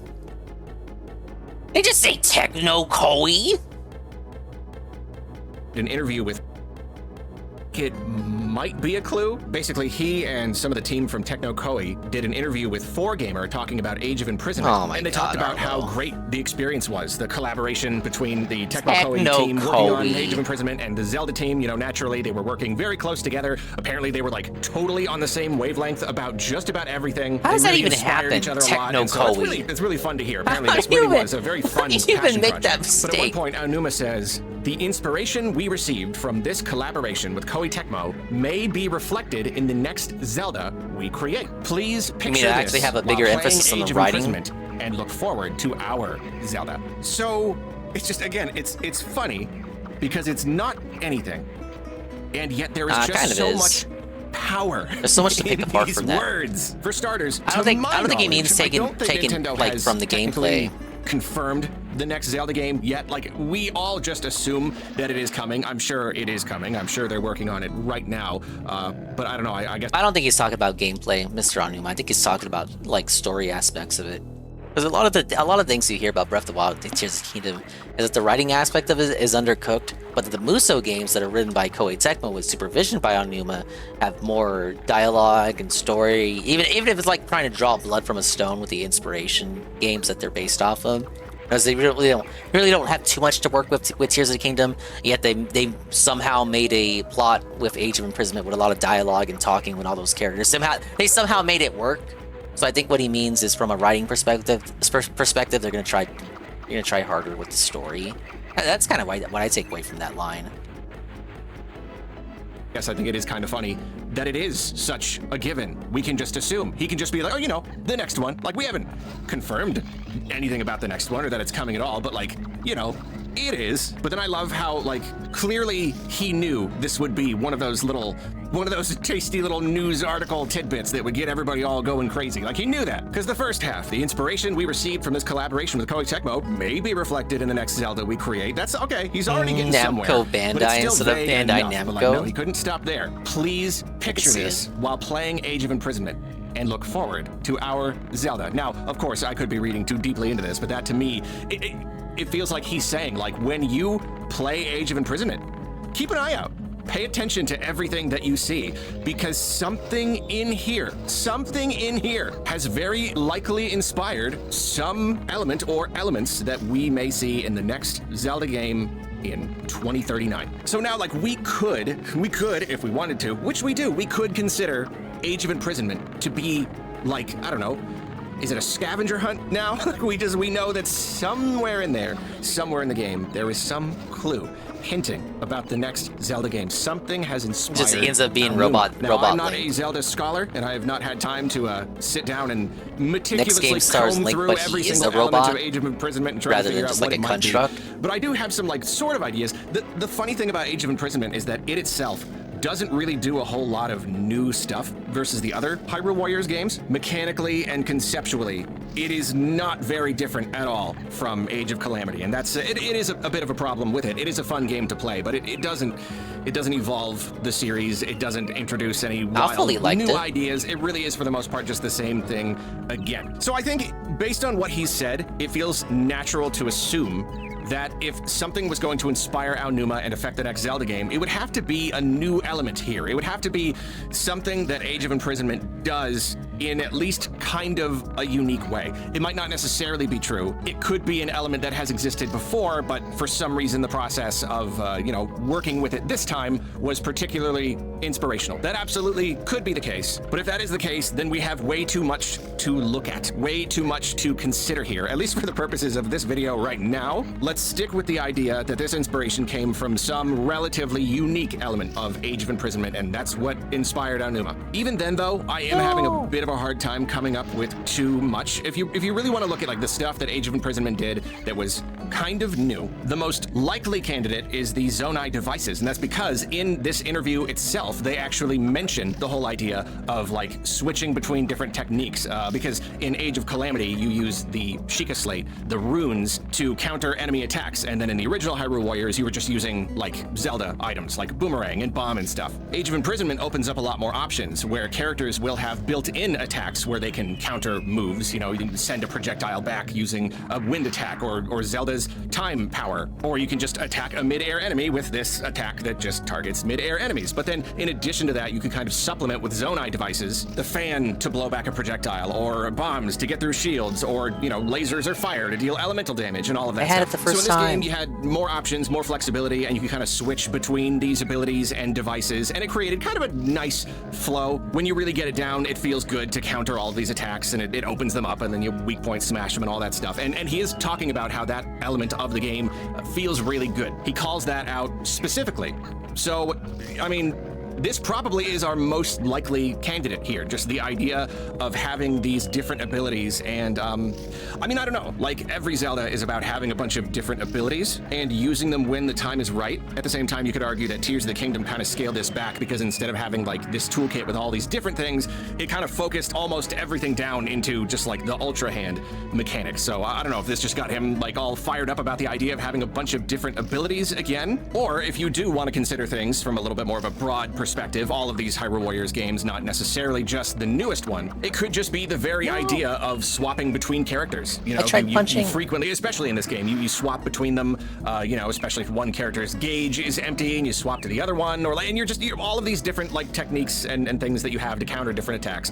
You use teamwork, and then in this game especially, they introduced sync attacks. There's always been some benefit to switching between characters, but this game's sync attacks, it gave you an extra reason to these sync attacks are like extra big attacks where characters work together, and when you swap between them at the right time, it fills the gauge a little bit quicker. So it could be something like that, or it could just be the idea of different characters working together at all. I know that in Tears of the Kingdom, it sort of dipped into the idea of multiple characters by having these like companion characters that follow you around. I am hesitant to believe that we're going to get a mainline Zelda game where you can just play as whatever character, because kind of like the whole point of Zelda is that you are Link, you are the chosen hero or whatever. But I don't know, it could be incorporating that kind of thing into the game, even temporarily swapping between characters, possibly. Is that what has inspired him? Because beyond working with multiple characters and swapping between them, and just the idea of having a whole bunch of different abilities and maybe even kind of customizing them here and there and using them in a variety of different situations, beyond that, I'm grasping here, and I'm not finding much. The only other idea that I have, the only other thing about Age of Imprisonment that I would consider kind of notably unique in its own way is just having a bigger focus on side characters with their own story arc. Because all of these games have side characters. Zelda games have always been really, really great at having just really likable, fun side characters. And they'll often have like their own angles, their own goals, their own roles in the world. But Age of Imprisonment felt like it long might as have they been the don't very suck. first Zelda game ever. I don't know. Maybe if I go back in my memory and look at all the different games, I'll find stuff that proves me wrong. But it had a few characters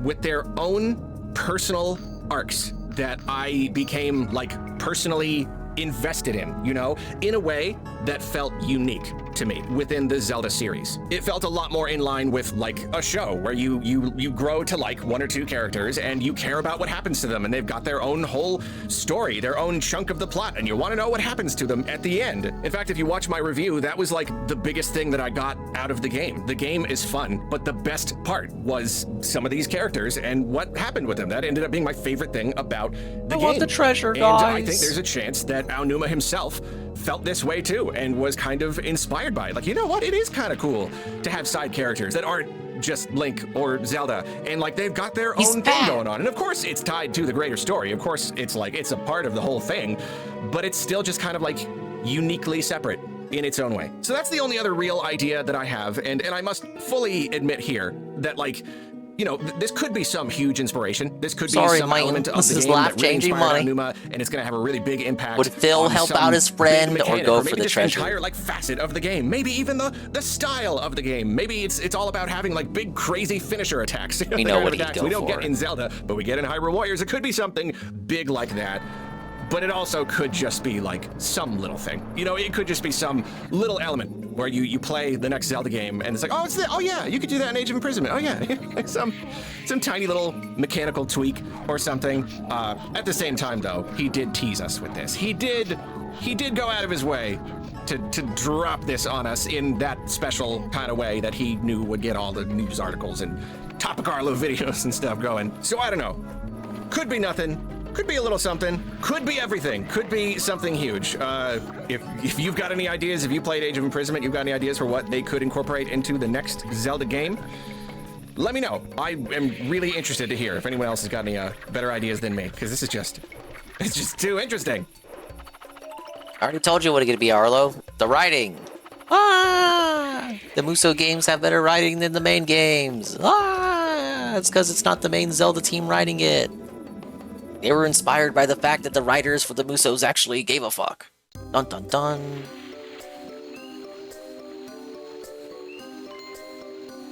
Okay, this is Arlo's 6-month update for the Switch 2. Now, unfortunately, it's a rambling channel video, so not high effort. So with a title like that, you would think it would be a high effort video.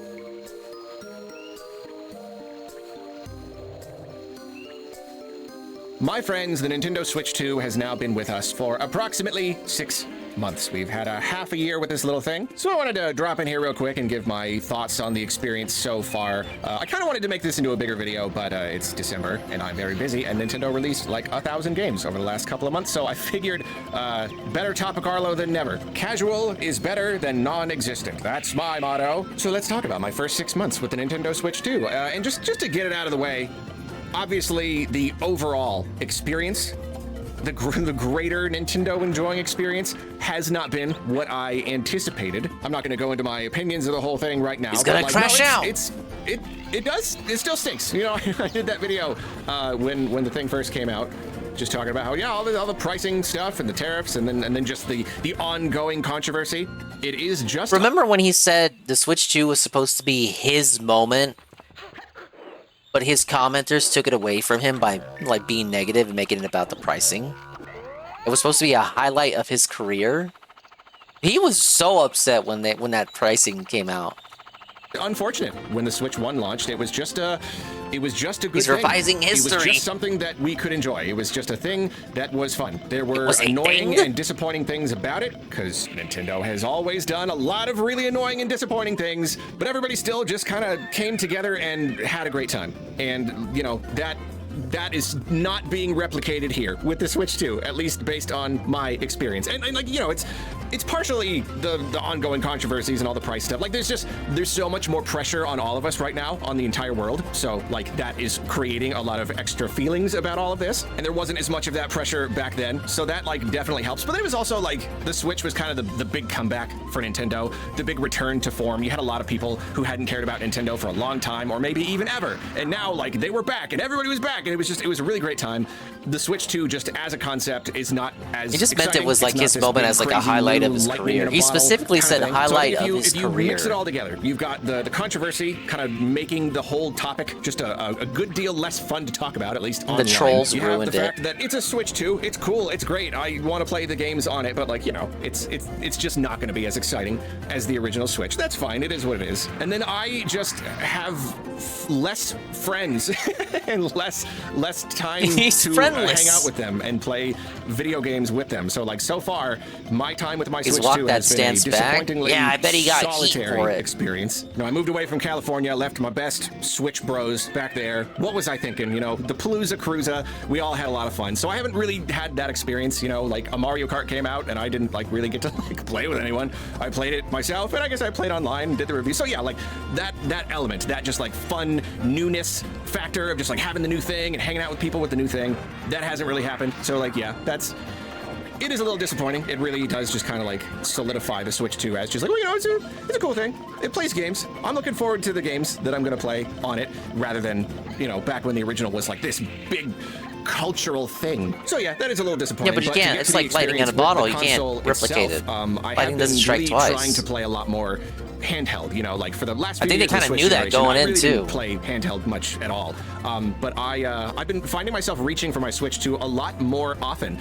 And there's at least a part of that that's because I'm like, oh, well, you know, I gotta try it out. I gotta see what it's like. But then I think that's just kind of getting me back in the habit, because I'm finding myself reaching for it more for, like, you know, the reasons you're supposed to, where you just want to keep playing your game, but you don't want to be tied to the TV. You know, I want to like take it to the bed or whatever. So that has been nice. It's been really fun, kind of like remembering, like, oh, you really can just kind of pick it up, just kind of keep playing the game. And I wondered if I would be less likely to want to play Arlo's handheld, dad worked on the because Switch now, too. like, Could you imagine? The resolution bumps are Is that why it's so awesome. And I will bad? mention that here, like just the overall power of the Switch 2. I'm feeling pretty good about it. I think I never really anticipated that they would want to go above 1080p with the Switch 2. It just, I don't know, like I thought they would focus on other aspects of performance and graphics and things. But I'm really pleased that they have really boosted up those resolutions in a lot of cases. Not like native 4K, but just, you know, like 1440p, like a little bit above 1080p, and then that DLSS upscaling. It's really doing its job, and I am pleased as punch about this. This is image clarity that I never would have anticipated from the Switch 2. Between the, you know, slightly higher than 1080p resolution, Yeah, 'cause he had such combined low with the expectations. upscaling, just looks great. Like it's hard for me to tell that I'm not looking at a native 4K image sometimes. It's just fantastic. And of course, it's not that way in like every case. You know, in a lot of games, we'll still use like dynamic resolution scaling, and in games like DK Bonanza, where there's just like so much going on, yeah, things can get pretty like jaggy sometimes, which is a little bit of a bummer. But like in so many cases, it just looks so good. You know, Kirby Air Riders and Metroid Prime 4. It's just so incredibly crisp, and that might be like my favorite thing about the Switch 2 so far. It's just nice high resolutions. That was the thing that bugged me the most about the original. It wasn't the frame rate. The frame rate was a thing, but to me it was that image clarity, and we have it here in most cases, and I think it's really great. And so to get For back me, to my I'd original put point, FPS over I was a little resolution. afraid that because these games look so good on my big 4K TV, I was afraid that, like, well, now I'm never gonna play handheld. Why would I want to do that? Why would I want to play on that little screen? But no, I'm pleasantly surprised there as well. The screen is a good bit bigger than the original Switches, and it is 1080p instead of 720p. So like any game that is rendering at native 1080p, or, you know, filling in the gaps with some anti-aliasing or a DLSS upscaling, it just looks great. It just looks really, really great on that screen. The screen still looks big enough that it feels substantial. It feels like I'm not playing on a tiny little handheld screen, especially when I, you know, hold it close enough to my face. It's fairly comparable to the TV experience, and yet the image just still looks really nice. It still looks really nice and clear. I don't really feel like I'm missing out on too much. If I'm missing out on anything, it's just the smoothness, you know, and I already did a whole video on this about how they kind of cheaped out on the display. It's got like a really weirdly low refresh rate or something. So even if the screen can technically handle And it's these not an OLED higher, screen, frame so they can rates, sell you back just an like OLED the image screen. itself refreshing on the screen, you get this like ghosting effect. And like, you know, it really depends on the game, and it depends on what you're doing with the camera. And I do maintain that I usually get used to it most of the time. It doesn't take too long before I start to just not really notice, and that thing in my brain that reminds me I'm playing a handheld, there's gonna be some compromises, that kind of kicks in, you know. But still, there are times when I'll be playing a game and I'll just like swing the camera and I'll be like, yeah, that looks bad. There's like such ghosting. Like just the other day, I was like playing Pokemon, and it looked really, really ghosty. And so I swung the camera and I took a picture with my phone. And it's like I said in the video, like you have to like capture the screen from another source. But like I took a picture with my phone and I could count 5 or 6 ghost images. I'm not kidding. I want to say there were at least 5 images, all just kind of laid on top of each other because the screen has such a hard time keeping up. So yeah, it hasn't been a massive impact on the experience, but it is a thing. It is a thing to contend with and just kind of accept, I guess. But for the most part, I'm pretty happy playing on handheld. Another slight issue, though, is how it feels in the hands. And it's funny because, like, a lot of people, I've heard a lot of people talking about how if something is too small, it, like, hurts their hands. A controller's too small, or like the original Switch. You know, people will be like, no, I gotta get the big grips because holding the system by itself, it would hurt my hands after too long. And I never had this problem. It's gonna give me carpal tunnel. It's so fucking big, I can't even hold it in my hands. So tiny. They're microscopic, and yet I played exclusively what on the that. fuck were they I never thinking? had a problem, and I've got decently meaty hands. I don't even notice. They're pretty big, and yet it's been They fun. don't know how to make a console to save their lives. Switch, like if I played a long time, obviously, like the fingers that curl behind on the back, they would start to hurt after a while. And so going into the Switch 2, you know, I could immediately tell it was a lot more comfortable to hold. The system is bigger, the Joy-Cons are just a little bit bigger, so my fingers are just they're a good percent less cramped than they used to be. And yet the weirdest thing happened. I kept playing and I was noticing, you know what, man, my hands are actually cramping faster. Like He's my fingers cramping. are starting to hurt He's even older faster than before. I wonder if it has something to do with the size. Maybe the smaller size was actually better. And that's when I oh no, that's just because the original Switch came out 8 years ago. Yeah, you're older. And, you know. So he's gonna retract this criticism. Now. Yeah. He was gonna criticize Nintendo for that, but then he realized that he's just older. That whole thing. So I mean, I can certainly say that I'm thankful that the Switch 2 is more comfortable to hold. It's probably helping a good bit, even though just kind of across the board, I'm noticing like, oh yeah, handheld play. That really is something I've got to do in short bursts. I was playing the Pokemon DLC and I was getting really fed up with it, to be honest. Spoilers for the upcoming review, but I was not having a lot of fun. And I woke up one morning and before I even got out of bed, I just reached over and grabbed my Switch and I just stayed there and I just I just powered through the rest of it for like 6 or 7 hours. And by the end, yeah, my fingers were aching pretty badly. So that's Pokemon? That's been a thing. Here's some advice. Hit 30 and stop. Just stop there. That's what I should have done. Oh well. So beyond the handheld playing experience and the image quality, what else have we got? I'm enjoying just the newness and betterness of the Switch 2. That eShop every single time I boot it up. Oh, it is just a pleasure. Yeah, I too enjoyed the newness of betterness of new consoles. How wonderfully it performs. It's everything you could want it to be. It's so lovely. I mean, all of the UI, it's really nice. It's really smooth. It's a lot less What's wrong with laggy. me? It looks a lot better on the screen. I haven't been able to use game chat a whole lot, but the times that I have, I do think it's cool. I wish more of my friends were into it because I think it's a cool thing. It actually is really just convenient and easy. You literally just hit the button and boom, there you go. You don't have to get a microphone or a webcam or anything. So that is pretty cool. That is something that I want to use more in the future. I am still very much enjoying taking off and putting on the Joy-Cons. The magnetism is still absolutely delightful. And if you want to talk about the Joy-Cons, you know, I mentioned when I first unboxed it how they felt like really solid, like almost not budging at all, like a micron. And then was it a 1 month update? I think I did, where they were moving a little tiny bit more. Still a very small amount, but a little bit more. And now I could be imagining it. It may be a little bit more.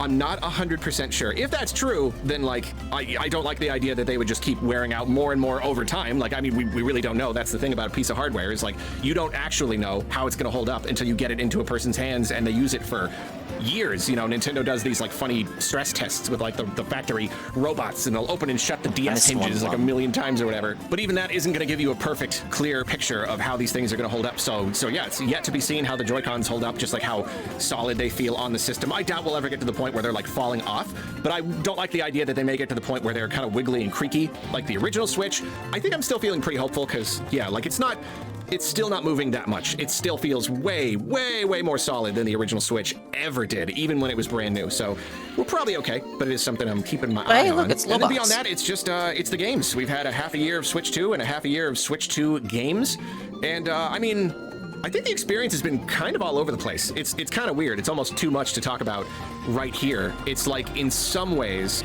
this is like the perfect first year. We got a new 3D DK and we got a new Mario Kart, and now right here at the end, Nintendo has just like cruelly, purposefully dumped way too many games on us all at once. But like, yeah, now we've got like Kirby Air Riders turned out really good, and we've got Age of Imprisonment, which is pretty fun, and we've got Pokemon, and we've got Metroid Prime 4, and like on a technical level, Metroid Prime 4, like I thought it was a Switch game. I thought it was a Switch game that would run better on Switch 2. It doesn't feel that way. I've said it before, but like it looks like a Switch 2 game. It looks way too good. So it's like, on paper, there is a lot to play, but there's just like so many little caveats here and there, like Mario Kart World. Oh wow, big Mario Kart game. Oh, but it released in this bare bones state, and they've had to kind of update it over time, and blah, blah, blah. And then Pokemon, it's got its own problems, and you know, even Metroid Prime 4, a lot of people are having problems with it. And so yeah, I don't know. In ways, it feels like a perfectly Even Metroid Prime 4? First half a year. I think that would be more games that than would we be could given. have anticipated. I mean, But that once many games that notable people have games problems with. in 6 months. Like for me, like even just DK Bonanza alone, that's like a half a year game right there. You know, like if that was the only game that came out in a 6-month period, I'd still be like, you know what? That's better than other 6-month periods I've had, because like that game is that good to me. But then I could still understand how some people may look at this lineup and still not really be convinced, not really be impressed. I don't know. We're not talking about them right now, though. We're talking about me. And as far as me is concerned, the first 6 months, game-wise, have been, I'd say good. I would say good. You know, if not like absolutely perfect. Again, yeah, Mario Kart kind of disappointing in some ways, and I haven't had a bunch of people to like play with. And then Metroid Prime 4 is disappointing in its own ways, but I don't know. For the We most need part, that Metroid that's a Prime lot of 4 good review. I need video him to games break down play why in a why relatively that short was period of disappointing time. for So him. between like Mario Kart and DK and, you know, Kirby and Hyrule Warriors and even Pokemon, like I have played a lot of Switch 2 and I have enjoyed a lot of my time with it. I've been playing games more than usual recently. And actually, you may be wondering why I'm not doing an end-of-year, like, top 10 games video. It's because I really didn't play much this year. Like, the games that I played on Switch 2 were just about it. But, I mean, really, that does kind of illustrate how You didn't play any games. Switch 2, and I have been enjoying a whole lot Despite of it. being a game journalist. Yeah, I don't know. It's been good so far. And yeah, at the very, very least, there's DK Bonanza, which I think is one of the best games that Nintendo has put out in years and years. Like, it's like, I don't know, it might even be a top 10 These people Nintendo dare to game. disagree. I really do Top think it is 10? very, These very people good, would and highly that dare to alone disagree. These people has call been this enough guy to give this slurs. whole Switch 2 launch, I don't know, make it a little bit special. Make it a little bit more than just, oh, you know, it's the Switch, but again, and it's going to have some better features, and it's going to have some games. You know, at the very least, DK was like, oh no, this is one of those gaming experiences, you know? So those are my thoughts after half a year of having a Switch 2. We will see how things continue to go. We'll see how my hands continue to hold up. We'll see what games they release next year. If you've been playing Switch 2 yourself, I would love to hear what you've been thinking about it, and especially all these things that I have mentioned down in the comments. Are you also getting old and just slowly losing your ability to play handheld games at all? Please let me know. I don't know why that'll help me feel better, but I think it will, at least a little bit. Man, I'll be a Zoomer forever, so that hasn't happened to me yet. Want to see Arlo talk about Sony or Microsoft games? He only talks about Microsoft to shit on them. And I think the only Sony games he really plays are certain Capcom games, like Monster Hunter or Resident Evil. Though he only plays Monster Hunter because they give it to him for free. And certain Sega games, which again, they give him like free copies of. He really is a Nintendo guy. Come on, Globucks. We're here. Look at him go. Listen to the song and dance of my people.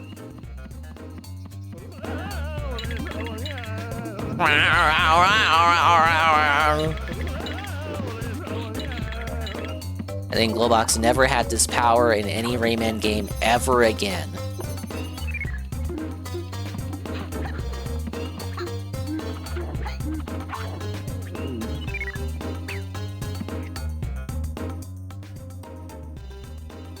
Alright, well that was his thoughts 6 months in.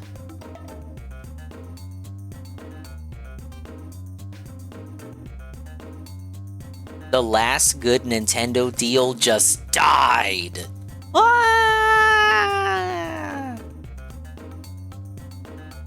think this is one that he made another video about, saying like, oh, there's a good deal out, you should go do it.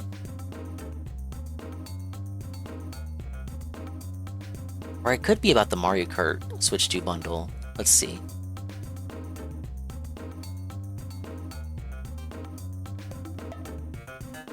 It's never fun to make a video about purely bad news, but unfortunately, that is precisely What do you mean? this On video YouTube, is. that's the whole game. Bad news. According to an internal memo shared with GameStop employees, Nintendo has stopped producing the Mario Kart World Switch 2 bundle. Technically speaking, you probably can't call this 100% confirmed because Nintendo Didn't they always themselves say it have would not be limited, necessarily though? confirmed it, but like if anyone's They gonna always said know it would be a what limited SKUs offering. are available to buy and What? which ones The are bundle's going to not be available restocked, forever? GameStop would probably know. And this was a corporate memo. This very much seems legit. It seems that now that the holidays are just about wrapped up, Nintendo is no longer going to be producing that bundle, which, you know, it's bad news. It certainly is, because that bundle, it was really important.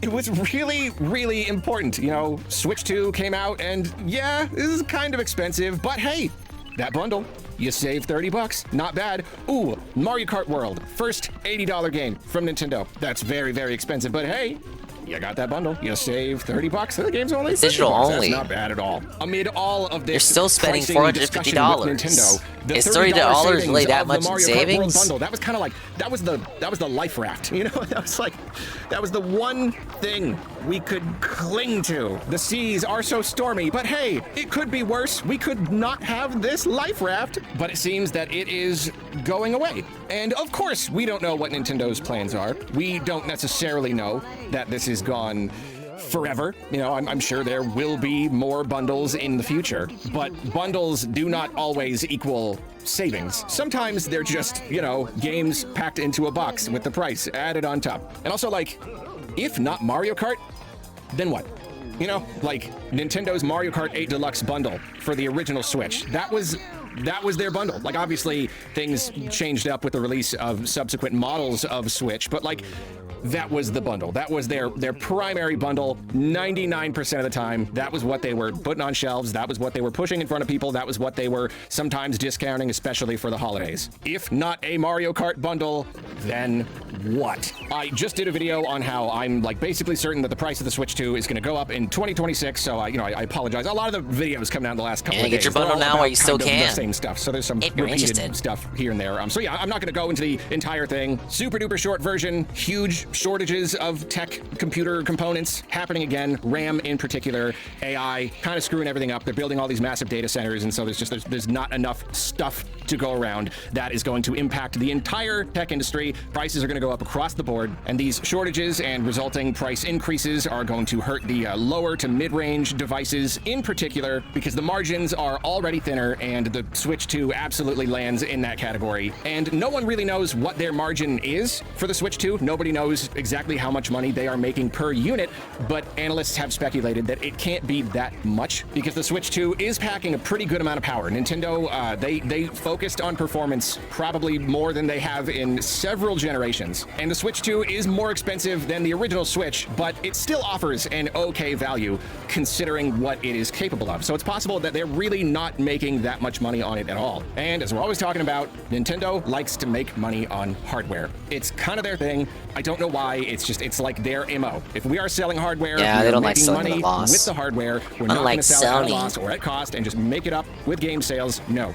We're making something with these hardware units. So if prices go up across the board, if suddenly it is much, much harder to get RAM for this thing at a good price, or even other components as well, just like chips, you know, chips are a little hard to come by times like these. Really any kind of component that could potentially be used in an AI data center, if the prices go up, the margins shrink, and Nintendo will respond with price increases. They simply will. They are aware that they can't price their customers out of the Nintendo ecosystem entirely, but they are going to do everything they can. You know, if they have an idea of like where that line is, they're gonna get as close to that line as they can possibly go. They're going to get their toes 450 was right already up on kissing it. I the do want to line, mention in my real quick, I forgot to talk about this in the video that I did on how I think the prices are going to go up.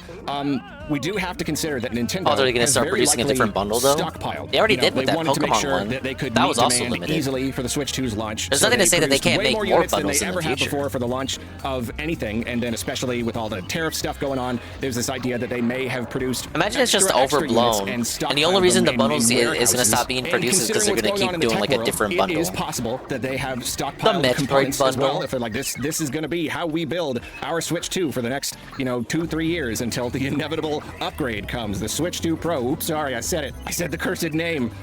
It could be that they just got as many of them as they possibly could. Maybe that wasn't an option. I doubt that it is as simple as going to the RAM store and just saying like, we'll take an extra 20 million, please. It doesn't really work that way. And that's exactly why we are in this kerfuffle concerning tech shortages. Because like you can't just ramp things up. You can't just crank the lever up, shovel more coal in the furnace. We got to get more RAM out. Like it doesn't work that way. So it's at least possible that Nintendo stockpiled a bunch of stuff, and so they'll still have units to sell for a while. And if they can continue to sell those units and make some kind of profit, maybe they won't need to raise the prices immediately, in theory. But even if that is true, obviously it's only gonna last so long. I still think price increases are absolutely inevitable, and I still really do expect them in 2026. And if that is true, to circle back to the point of this video, I think that discontinuing the bundle is kind of like a soft way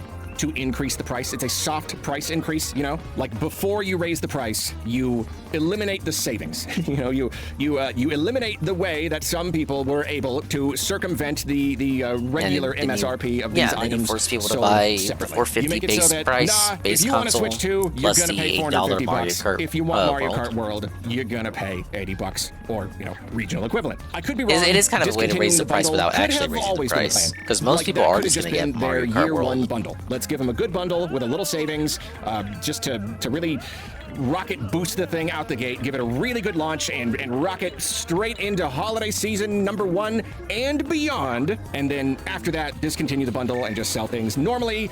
I just got done recording the video about how the Switch 2 has not rocketed its way into this holiday season. It fell with a little bit of a thud. Well, not a thud. It's scraping. Like there's some juice in the booster, but it's kind of scraping on the pavement a little bit. But still, discontinuing the bundle after the first holiday season. It may have always been the plan, but I wouldn't be surprised if this was a response of sorts. I would not be surprised if discontinuing the bundle, eliminating the savings, was their first soft price increase. Because the bundle was very widely available. Like, most people who bought a Switch 2 over the last 6 months bought that bundle. Most of them got that savings. So yes, this is kind of effectively a price increase. And maybe that was always the plan. That could have been part of the plan too. We give them the savings until we can't give them the savings anymore. Whatever the case though, yeah, it is unfortunate.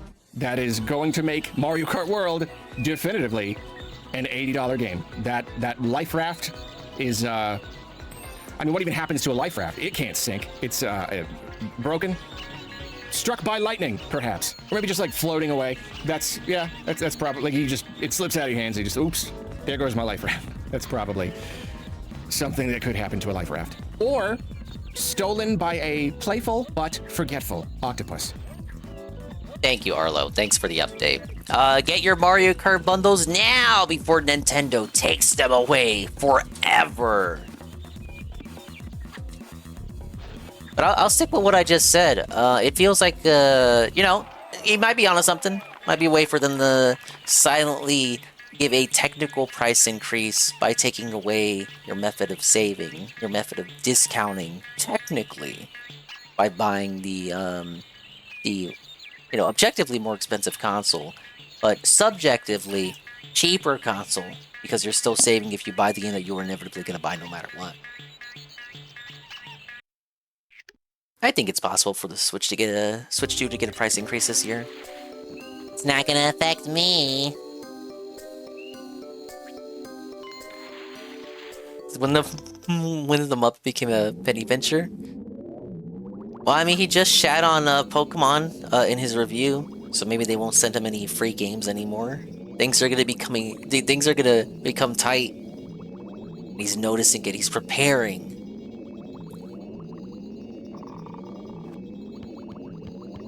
All right, just looking at the other videos we have. Is that a lot of lengthy ones?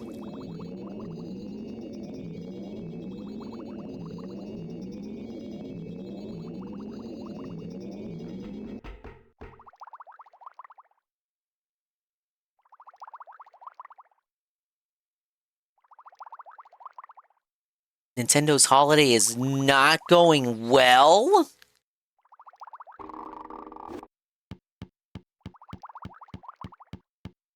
Uploaded this about a week and a half ago.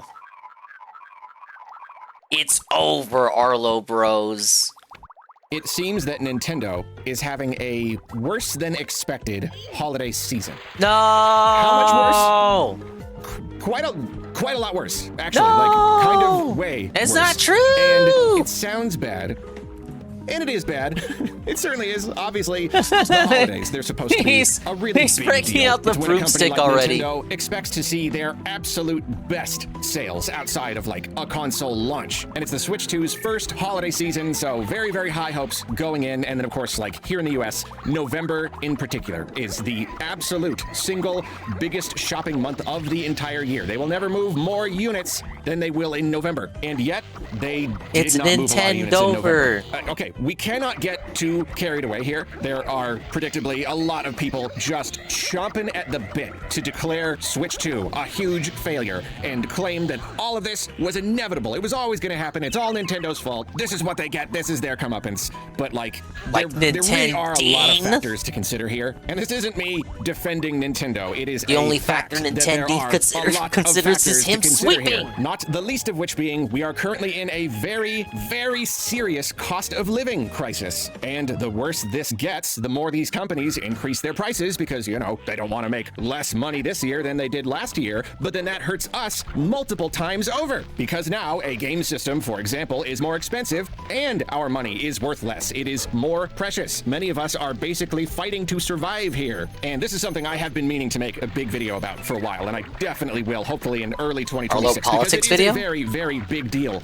We are already seeing very serious trends within the industry. We are seeing sales start to decline. Growth is kind of stalling. More and more and more people are just playing older games. And all of this, like me, is right the now. absolute worst That's what I'm it doing. has ever been.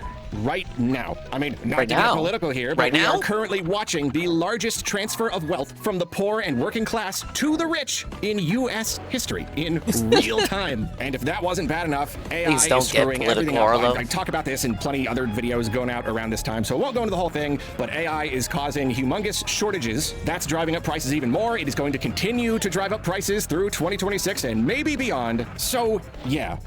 Big ticket spending on luxury items is predictably down. This last November was actually the worst November for video game hardware sales in the US since 1995. Wow, 30 years. And that's in a year when Nintendo put out a new console, for Pete's sake. Apparently in the US, the industry only shifted 1.6 million units in November. Now, we don't have exact numbers for everything. We have little bits and pieces here and there. We can kind of paint a picture. I apologize if I'm misinterpreting any of this, but Sony and the PS5 took over 50% of the apologize to share his own of fan base before they sales. get upset. And then next came Switch 2, and they only had about like half of that. And then after that came the next Playground. We've been talking about that recently, which was not too much lower than that. And we know that that thing shifted 300,000 units in November. So based on extremely, extremely rough estimates, that could potentially put the Switch 2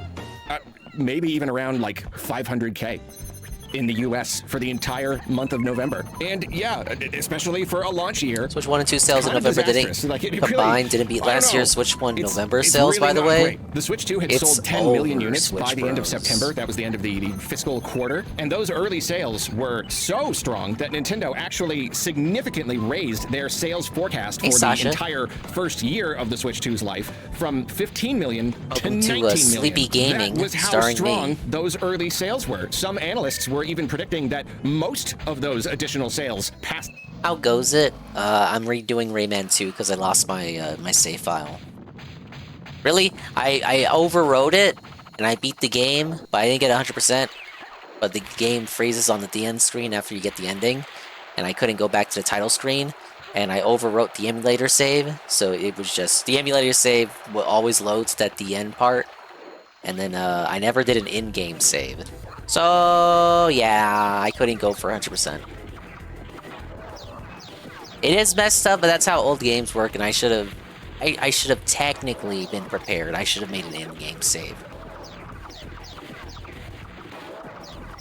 So yeah, I'm just doing a redemption run, the second playthrough. This time, vibing out to videos. Yeah, welcome in. Hello, hello, hello. Happy New Year. 10 on the way to 19 would happen right now, would happen right here during this holiday season, which is really funny because you look at the greater picture and like economically, you're like, oh no, this does make sense. We probably should have seen this coming. But then it's like, okay, well then why didn't the analysts see it coming? Why isn't that their job? Why were they predicting that everything would be hunky-dory when if you follow the tech industry, you can like see how AI is disrupting things and how that's probably going to cause shortages? I don't know. I haven't actually dug into everything every analyst has ever said, so don't take that too seriously. Basically though, we don't have solid numbers, and we especially don't have solid numbers across the board in every region. Obviously, different regions are affected differently by all of this stuff. It's probably going to be a good month or so before we get official data from Nintendo, and we know for sure how the Nintendo's going to twist the numbers to make it look favorable. But at least at the moment, it's not looking great. We don't have any reason to believe that it has gone well. And yes, I really do believe the economic situation is largely to blame here. I don't believe the idea that Nintendo screwed up and everybody's seeing their greed and they're boycotting them or whatever. But I am open to the idea that it could have some part to play. Just that the state of Nintendo discourse has kind of soured the Nintendo playing experience, at least to a degree. I talk about all this in an upcoming video. I think it may potentially be at least one contributing factor. But even if it is a small factor, that's the thing. Multiple smaller factors all kind of compound everything contributing to the Switch 2's flagging sales. You know, it all adds together. I think in some ways it may even kind of multiply, but that's really, really speculative and a much bigger, like, psychological and economical thought experiment we probably shouldn't get into right now. Point is, there may be several reasons why the Switch 2 is not having a good holiday, and of course, we can never forget the fact that the Switch 2 is kind of safe, kind of boring, nothing super novel about it. That was don't know he's calling the Switch 2 out. The Switch 2 generation just a little bit more difficult for Nintendo. It was always going to like raise the grade of the hill, at least to a degree. So you combine that with all of this other stuff, and it could be that, yes, the launch sales were very, very good. There was a really good percentage of those, 100+ million people who were just like, no matter what, I'm getting a Switch 2 right away, the second it's available. Nintendo stocked the system really, really well, so all of those people just jumped at the chance, and now that initial stock has largely been sold, now you're looking at a whole lot of other people who are just like, yeah, I'm gonna wait. I'm gonna wait. Maybe a good bit. Maybe they're not waiting at all. Maybe there are plenty of people who are just like, nah, I'm not interested. The Switch was fun, but like, I don't need another one. At least not for like the foreseeable future. Again, I talk about it a little bit more in an upcoming video, but I am preparing for the potential reality that the Switch 2's sales were very front-loaded. We gotta wait and see. Absolutely nothing is certain yet. And obviously, like, these things can shift all the way at to the start. drop of a hat. Nintendo can sometimes just release. Hey, Coyote. Just Switch the 2 right would have game, made and that Gangbusters can Day help Force Channel 5 completely featuring change a Michael system's Jackson. fortunes. But there is no doubt about it. Holiday Oh, it's free performance now. like this is chilling. So it's a little bit chilling. Well, he did his best to sweep that up.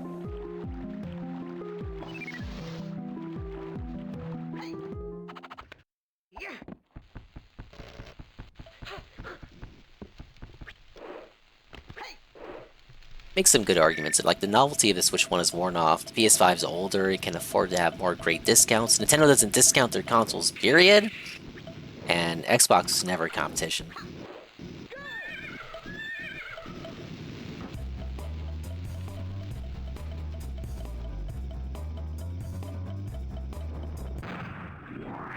I completely forgot how to do that.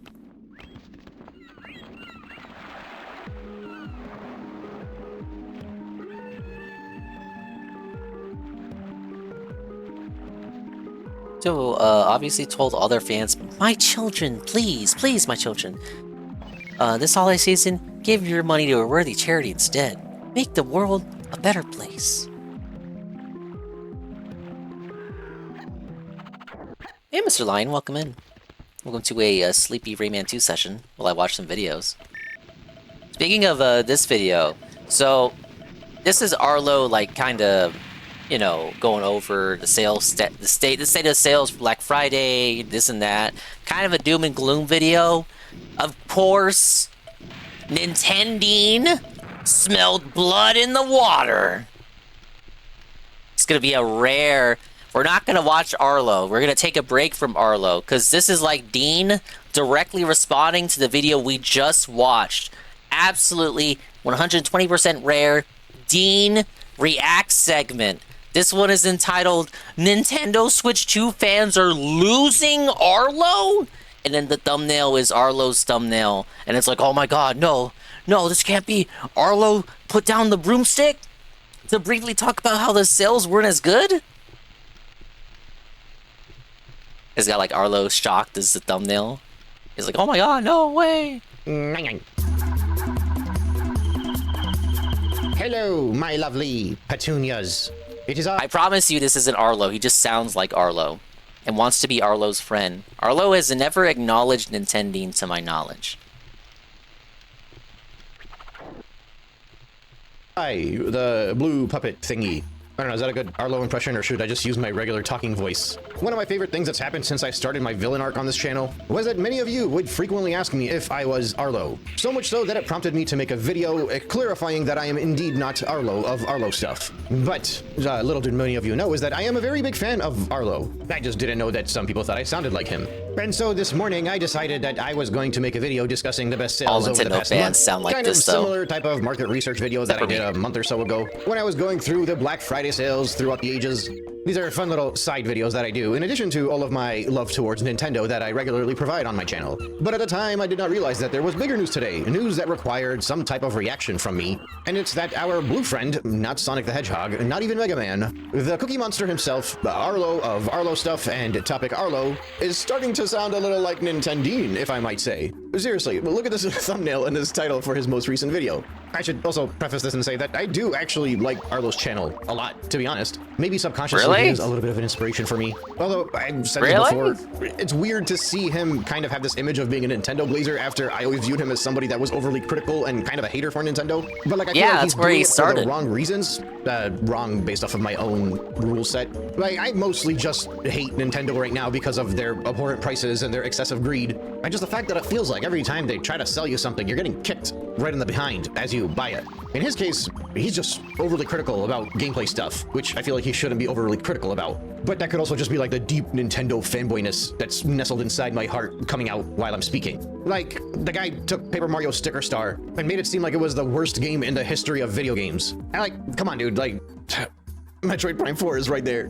No, that's a joke, that's a joke. They're both like, okay, average-ish games. They just kind of don't live up to their franchise, in my opinion. But he really didn't like Sticker Star, and I think that's kind of where he started to take off. And now all of a sudden, people think he's a glazer for Nintendo, and he's considered one of the positive beacons of hope for the Nintendo fandom out there, especially in these rough times where names like Nintendo are making rounds around the internet. Wait, but seriously, I'm not joking.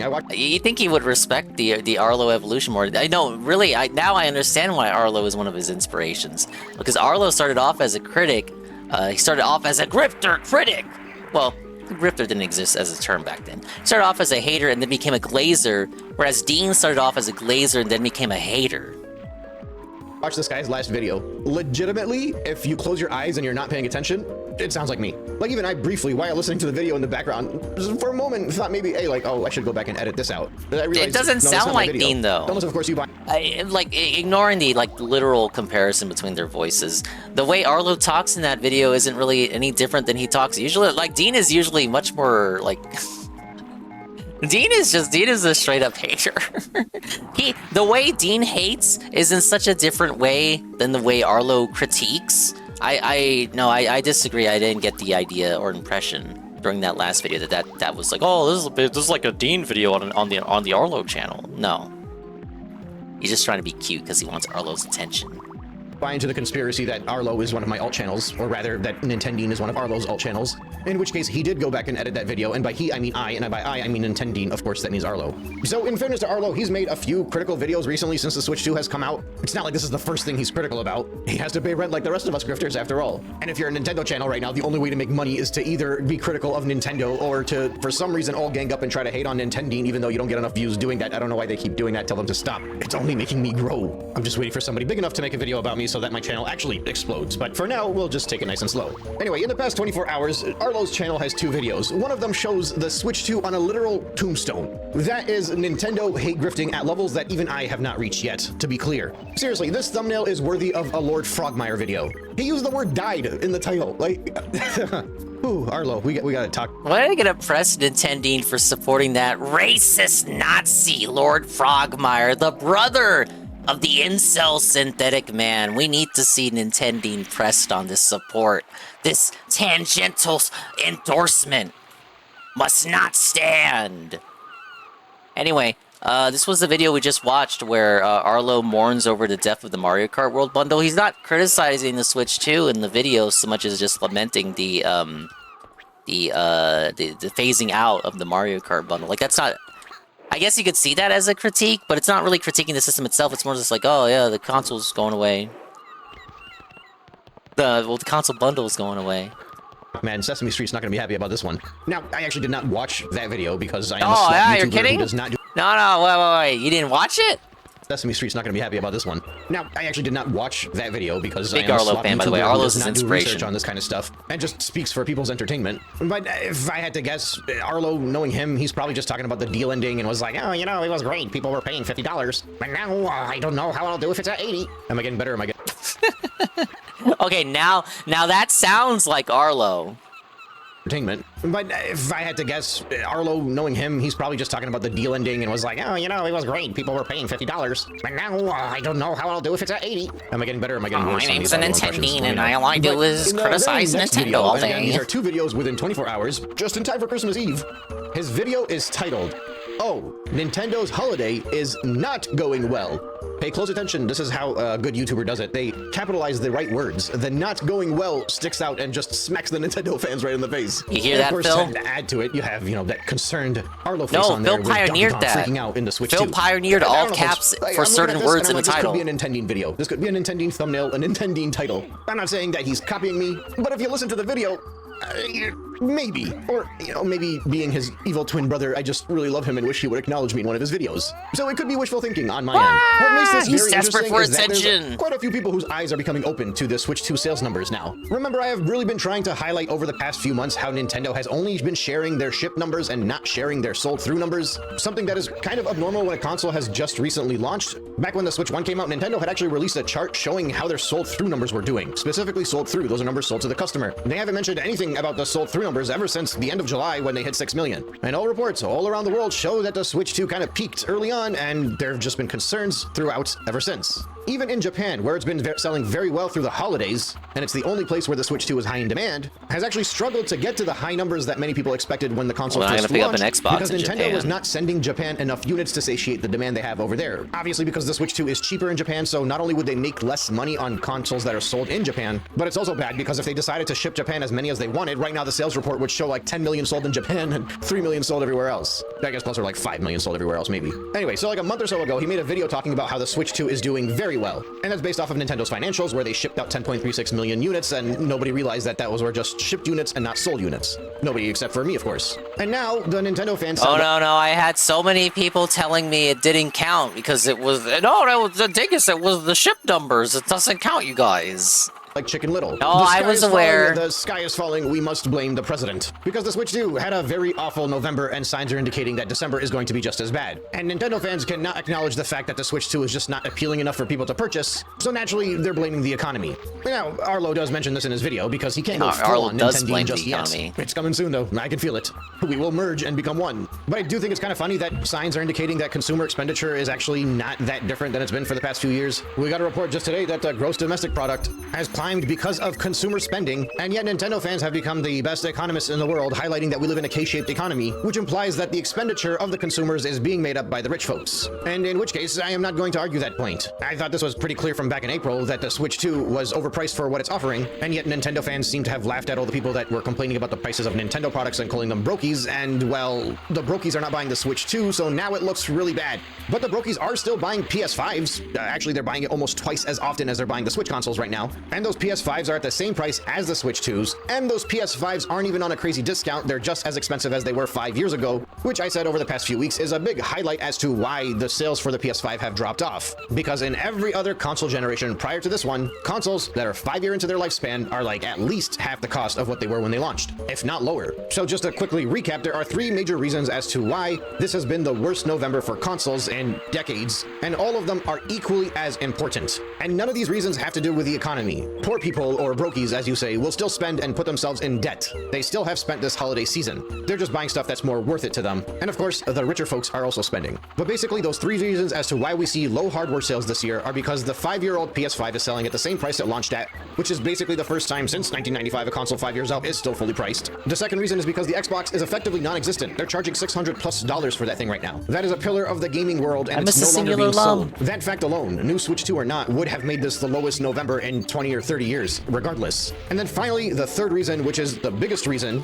the only console that is new in all of this, the only console that should be high in demand, the only console that should be selling out, and if it was actually selling out at the rate that it's supposed to be selling out, which would have been done if it was worth the value that Nintendo's offering, or if they actually released games that were system sellers this year. But I think the price point is more than enough to get people to not buy it, since it's no longer the budget option. But that third reason is because Nintendo is no longer there to inflate the numbers dramatically like they have in the past decades with their very cheap and very affordable budget option, whether it's a home console or a handheld console. They don't really have a cheap choice out there outside of the Switch Lite, and even that's more expensive than it was last year. And since there are so many Switch Lites already purchased, there are not that many more people that might go out and buy it unless it's on a crazy deal. I just wanted to highlight that right now because every single media outlet is talking about how the US economy is being boosted from expenditures during consumer spending in this holiday season, but the only people that seem to have their eyes closed on this matter are Nintendo fans. They think everybody is struggling, not just Nintendo. And in some regard they are, but a good Nintendo Switch 2 that was not hated by the majority of the fandom out there would absolutely be selling out right now and doubling those sales. Now, hopefully Arlo sees this video and includes this in his content, but for now, I mean, his fans are already probably freaking out enough because he's saying anything remotely critical about Nintendo. And actually, it's funny, I was scrolling through his comment section on his videos and I saw all of the beautiful faces of the people that come to my channel and just spew their hate everywhere, mad that anybody would have the gall to criticize Nintendo. And they are just beating this puppet down, obviously using the G word with a hard R. Look, Arlo, I know you're a big channel, so you're probably not going to watch this and you don't even know who I am, but if you do, know that if they turn against you, you will always be welcome over here in the land of the haters. We were all inspired by your critical nature of Nintendo many years ago, and we can use your leadership. And really, since you and I are basically 2 peas in a pod, we're like King Piccolo and Kami. We can remerge, and together we can save the fandom and bring Nintendo back to its former glory. All right, it's almost midnight. I'm gonna go have breakfast.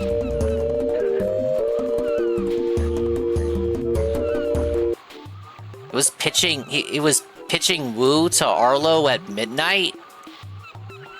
This is why I really can't do Dean. I don't know. There's something. You think Arlo's like hard to listen to? Like I really can't listen to Dean. Like it's just so monotonous, in my ear, out the other. Dean is like Arlo but worse. At least as far as like trying to listen to him and trying to like have something to say. But I really can't have anything to say, so I just let him fucking talk, and then I finish the video, and then I'm like, why the fuck did I let him talk for 10 minutes? Why did I do that? Why did I do that to myself, Dingus? I didn't have to do that. I chose to do that, for some reason. Yeah, and then he hit us with the Dragon Ball reference. I don't know,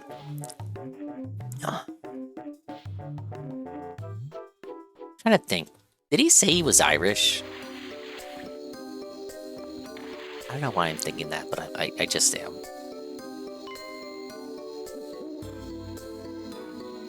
Calls out his own speaking voice in his year-end review. Hello, I am Nintendine, and I talk like this, and I hyper focus on everything, and I make everything a diatribe and derail myself constantly before I get back to the point, and then I can't even do it. I'm sorry, D-Sci-Fi. No, he's like your Oshi. I can listen to him like in the background off stream, but like doing it on stream, it's an unending onslaught. Like Arlo will give me instances in which I can pause and kind of just like comment, but Dean, it's like an unending stream of consciousness where it's almost like the videos aren't even scripted, where he's just babbling in my ear, and it doesn't even seem prepared. and I'm giving no moment to kind of pause and just kind of like comment on what I'm hearing.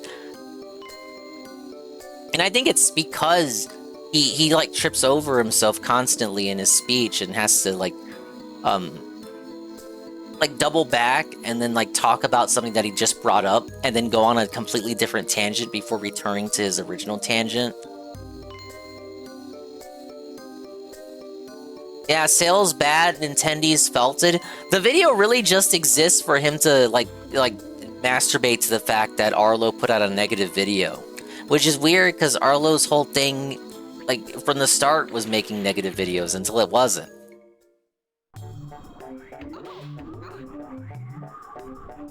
Talk so much smack his way, Dinger. You gotta watch him at least once in a while. I just said I do take a look at the videos off stream. Just because I don't watch him on stream does not mean I never watch him off stream. I watch him on stream, but putting him on the stream hits different in a way that Arlo doesn't.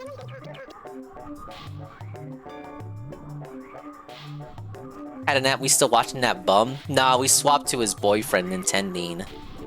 Nintendine wishes Arlo was his boyfriend. Look, you can... I will hand wave that away charitably as Arlo just making jokes... not Arlo. Nintendine making jokes about Arlo. But I do really think Nintendine wants Arlo to bring him up. But I don't think Arlo's that kind of creator anymore. Arlo didn't even want to bring up the Pikmin guy. Arlo wouldn't even name the Pikmin guy by name. And he was straight up A-logging that dude.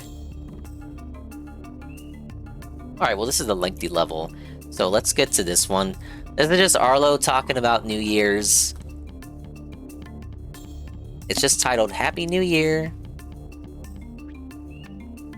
He's got 2 New Year's videos, actually. Hello, my lovely, lovely friends. I'm so happy that you Hello, are my here children. watching Hello. and or listening to this video. And of course, I'm always happy when anyone gives me any of their time, consumes any of my content. But you clicked on a video that is clearly just a simple, like, Happy New Year video from me, from a guy. You know, you clicked on this knowing there are no hot takes here. There is no topical video game discourse You hear that, here. Nintendine? No Nintendo opinions. Not a No single hot Nintendo takes opinion here. to be found here. This video is precisely what it says on the tin. You knew that going in, and you still clicked on it. So all you're the real ones. You're the real ones. We're the real ones, chat. We're real viewers, ones. Viewers of all kinds, but like, you folks, you're basically family. If you clicked on this video, you're basically a part of Arlo's family now. Big hug. Bring it in. Let's get a hug. Thousands of people watch this video. Group hug. Can you imagine? Can you imagine a group hug that big? That'd be fun. We should do that sometime. Point is, I just posted my last main channel video of the year, talking about how, 2025 was kind of a weird year for Nintendo. 2026 needs to be better. That was going to be my last video of the year, but I lied. Here's one more topic, Arlo, just because it felt wrong not to, and I didn't put out a Christmas greeting, especially with something like Topic Arlo. Like, I gotta give you the holiday greetings, just because, like, why would I not? Like, it's fun, Putting just like a simple "Hey, Merry Christmas" on the main channel, like that's that maybe once or twice. I think I had a Christmas special once. I gotta do a Christmas special. Wait, did he say Merry Christmas and not Happy Holidays? Canceled. Yeah, with Topic Arlo, like, there's no excuse not to. Like, I'm here, just like turn on the microphone, put some I don't know what kind of gameplay I'll put, but put some gameplay, some music on there. There you go. I get to wish everybody a happy New Year. I hope you had a good year, and I hope that you will have a good 2026. We can only hope. It was a big year. It was I don't know. To say it was a big year is kind of putting it lightly, inside the video game sphere and outside. It has been a year of life. It has been a year. It has been a 365-day period, hasn't it? So yeah, I really don't even have that much to say. I actually also just got done recording a big Patreon cast. It's about an hour long, cast? and in it I He has a talk about the podcast? channel and kind of like my 2025. Of course he and kinda does. like my goals and what we're doing for 2026. And how have we been listening to Arlo for years? I feel like it's been years. He's never brought up the podcast on either channel? Either channel? Arlo's in a few podcasts? I think I've heard of one of those podcasts before, but it sure as shit did not have the name that he just gave right now. I also remember looking up that podcast. I think it was before I started streaming, and I saw it only had like 3 episodes.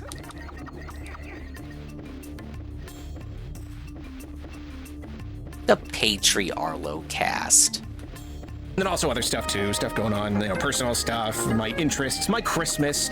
You want to know what Christmas presents I got? You'll have to listen to the Patreon cast. And I try not to shove the Patreon What's with in the everyone's faces name? all the time because I never want it to. I don't want to seem like I'm begging or whatever. He's begging. But I will at least tell you right Join now. the Patreon. It's $2 a month on Patreon, probably patreon.com/Arlo He's stuff begging. or something. And if you do that, you'll gain access to this hour-long Patreon Arlo cast. Confirmed Arlo beg. But the gist was, it was a year. It was a year. And as far as like the channel itself, well, the channels themselves, I'm still trying to figure stuff out. This 2025 was the second year of Topic Arlo, but technically the first full year because I started it in like March or May. I need to just look it up. I can't remember, but of last year. So this was the first like full 365-day calendar year of Topic Arlo, and it's gone really, really well. But then the main channel is kind of struggling because I've kind of pulled a lot of views from there. So I'm still trying. I mean, it's an ongoing thing. That's any YouTube channel should be an ongoing thing. Arlo's wishing Always you gotta a stay happy flexible. new year. Just constantly trying to just rework things and see what works. Just experiment, And so right now, 2026 is going to be a big year for trying to figure out everything. Just kind of figure out better balancing the main channel and Topic Arlo, what kinds of content go on both. So I don't know. That should be interesting. Beyond that, I really don't have much to say. I really just wanted to wish you a happy new year and hope that you had a good holiday season. And I just wish the best for all of you going into the new year. I really, really, really, truly appreciate all of you. I really appreciate anyone who watches my content, but then really especially you folks watching a video like this, the ones who who've always got my back. The ones who they're just always there. There's that, like obviously the people who watch a channel, like they come in many different flavors, and some people just dip in every once in a while, and some people watch more regularly. But then there's that, just I don't know, just the core group of the more hardcore fans. The silent majority. Pretty much always show up and always have nice things to say The core to audience. me and about me, and I really do appreciate you.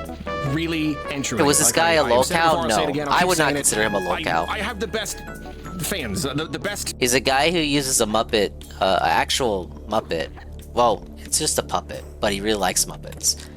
He uses a Muppet to review video games. That is literally it. I don't consider him a locale. The chatters do. He doesn't have a thread or anything. He's just a Muppet that reviews Nintendo games. Community. I really do. Like you're so amazing. Like I could not ask for better, kinder, more supportive and chill and just cool and fun, amazing fans. I just realized I'm a little bit uncomfortable using the word fans. Huh. Just a little bit, I don't know. Fans, my fans. I mean, like, it's a normal word. I've used it before. It's got like egocentric connotations to it in the modern era. I get it, Arlo. I consume their content. I like them. I their personality meshes with mine.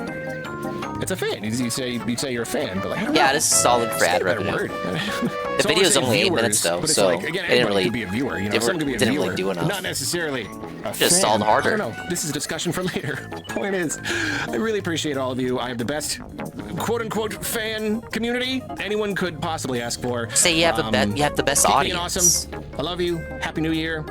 If you're partying, stay safe, and I will catch you in the year 2026. He did in fact catch us in the year 2026 with his next video. Like I said, he had 2 videos for 2026. This one is entitled Nintendo Needs to Do Better in 2026. This is a main channel video. So that was like the Topic Arlo, Happy New Year video. This is the main channel Happy New Year video. It's basically him just shitting on Nintendo. Dean's getting bricked up as we speak. Nintendo needs to do better in 2026. Yeah. How about putting out more games? This video was brought to you by Squarespace. More games are good. So Nintendo had a pretty eventful year, I would say. So Switch 2 2025 was generation a off to thing an for interesting Nintendo, start. right? We spent so long speculating, so long sifting through rumor after rumor after rumor. The first few months of the year, it all reached this crazy boiling point. So it was surreal when Nintendo finally just did it. They just revealed the Switch 2, and there it was. And it was all smooth sailing. We were finally getting our new Nintendo console. Everything was good until that April Nintendo Direct. The presentation itself was great. The system looked good, the games looked good, but then there was everything else that came after. Since then, the entire vibe surrounding Nintendo has changed. The whole discussion. If you're on the internet at least, it's basically impossible to just enjoy your new system and talk about the games without things devolving into a big Nintendo shaming contest. I'm not here to argue any one position. How much of this is totally justified, how much of it might be slightly overblown. That's not the point. Because wherever you land on the spectrum, there is no denying that right now, Nintendo has a big PR problem. In the eyes of many, they have become the bad guys. And I do think that at least to a point, this internet discourse tends to stay on the internet. It's easy to look at what people are saying online and think that it represents the thoughts and feelings of the masses. But for the most part, that doesn't necessarily tend to be true. The visible public opinion does not always impact sales. Your average person who doesn't really engage with this whole terminally online video game discourse thing like we do is the person who contributes the most significant amount of overall sales. For example, despite all of the Nintendo-related discontent surrounding launch, the Switch 2 still managed to have, by most accounts, the single most successful console launch ever. 10 million units in the span of a few months. Clearly, there are indeed still a whole lot of people who wanted or still want a Switch 2. Many millions of them, in fact. However, if things get too nasty, yeah, that can potentially have an impact on things. And it must be noted, right now, it seems like Nintendo is having a much, much weaker holiday than many of us expected. Over Black Friday week, the Switch 2 was cleanly defeated by the 5-year-old PS5. And it didn't come in that far ahead of the Next Playground, a system that up until a couple weeks ago, practically none of us even knew existed. There are a lot of factors to consider here. Sony offered some pretty steep discounts on the digital model PS5, whereas Nintendo's brand new console wasn't discounted nearly as much. Some of the better discounts were only available on Cyber Monday, which landed in December, so we don't really have the data yet. And biggest of all, the game industry as a whole has been struggling to sell hardware this year. The economy is in the trash, prices are going up across the board in all industries for a number of different reasons, so fewer and fewer people are buying these increasingly expensive game systems. I think there's a fine chance that the Switch 2 underperforming is largely thanks to much bigger issues than people are mad at Nintendo. However, I'm preparing for the possibility that we will look back and see that this generation's sales were kind of front-loaded. It's possible that the success of the original Switch primed Switch 2 for a great launch. You had all these enthusiasts who were going to get the thing no matter what, but then beyond that,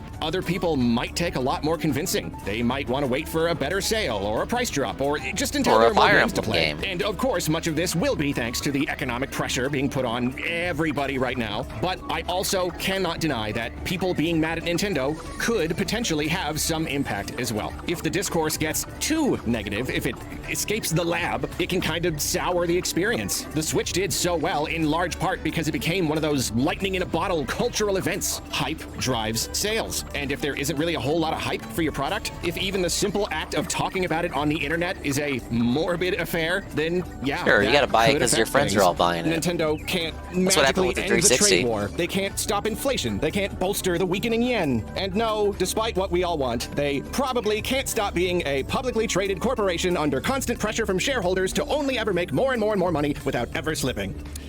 Probably not this year, at least. Nintendo is just like one of us, in that the only thing they can really control is their own actions. And if they want to guarantee their system's success, they've got to play their cards right. All things considered, 2025 was something of a rocky year for them. And take it from me, a guy on the internet. If they want 2026 to be better, they've got to make it better. And if you want to talk about how to make 2026 better, there's a real obvious one to start with.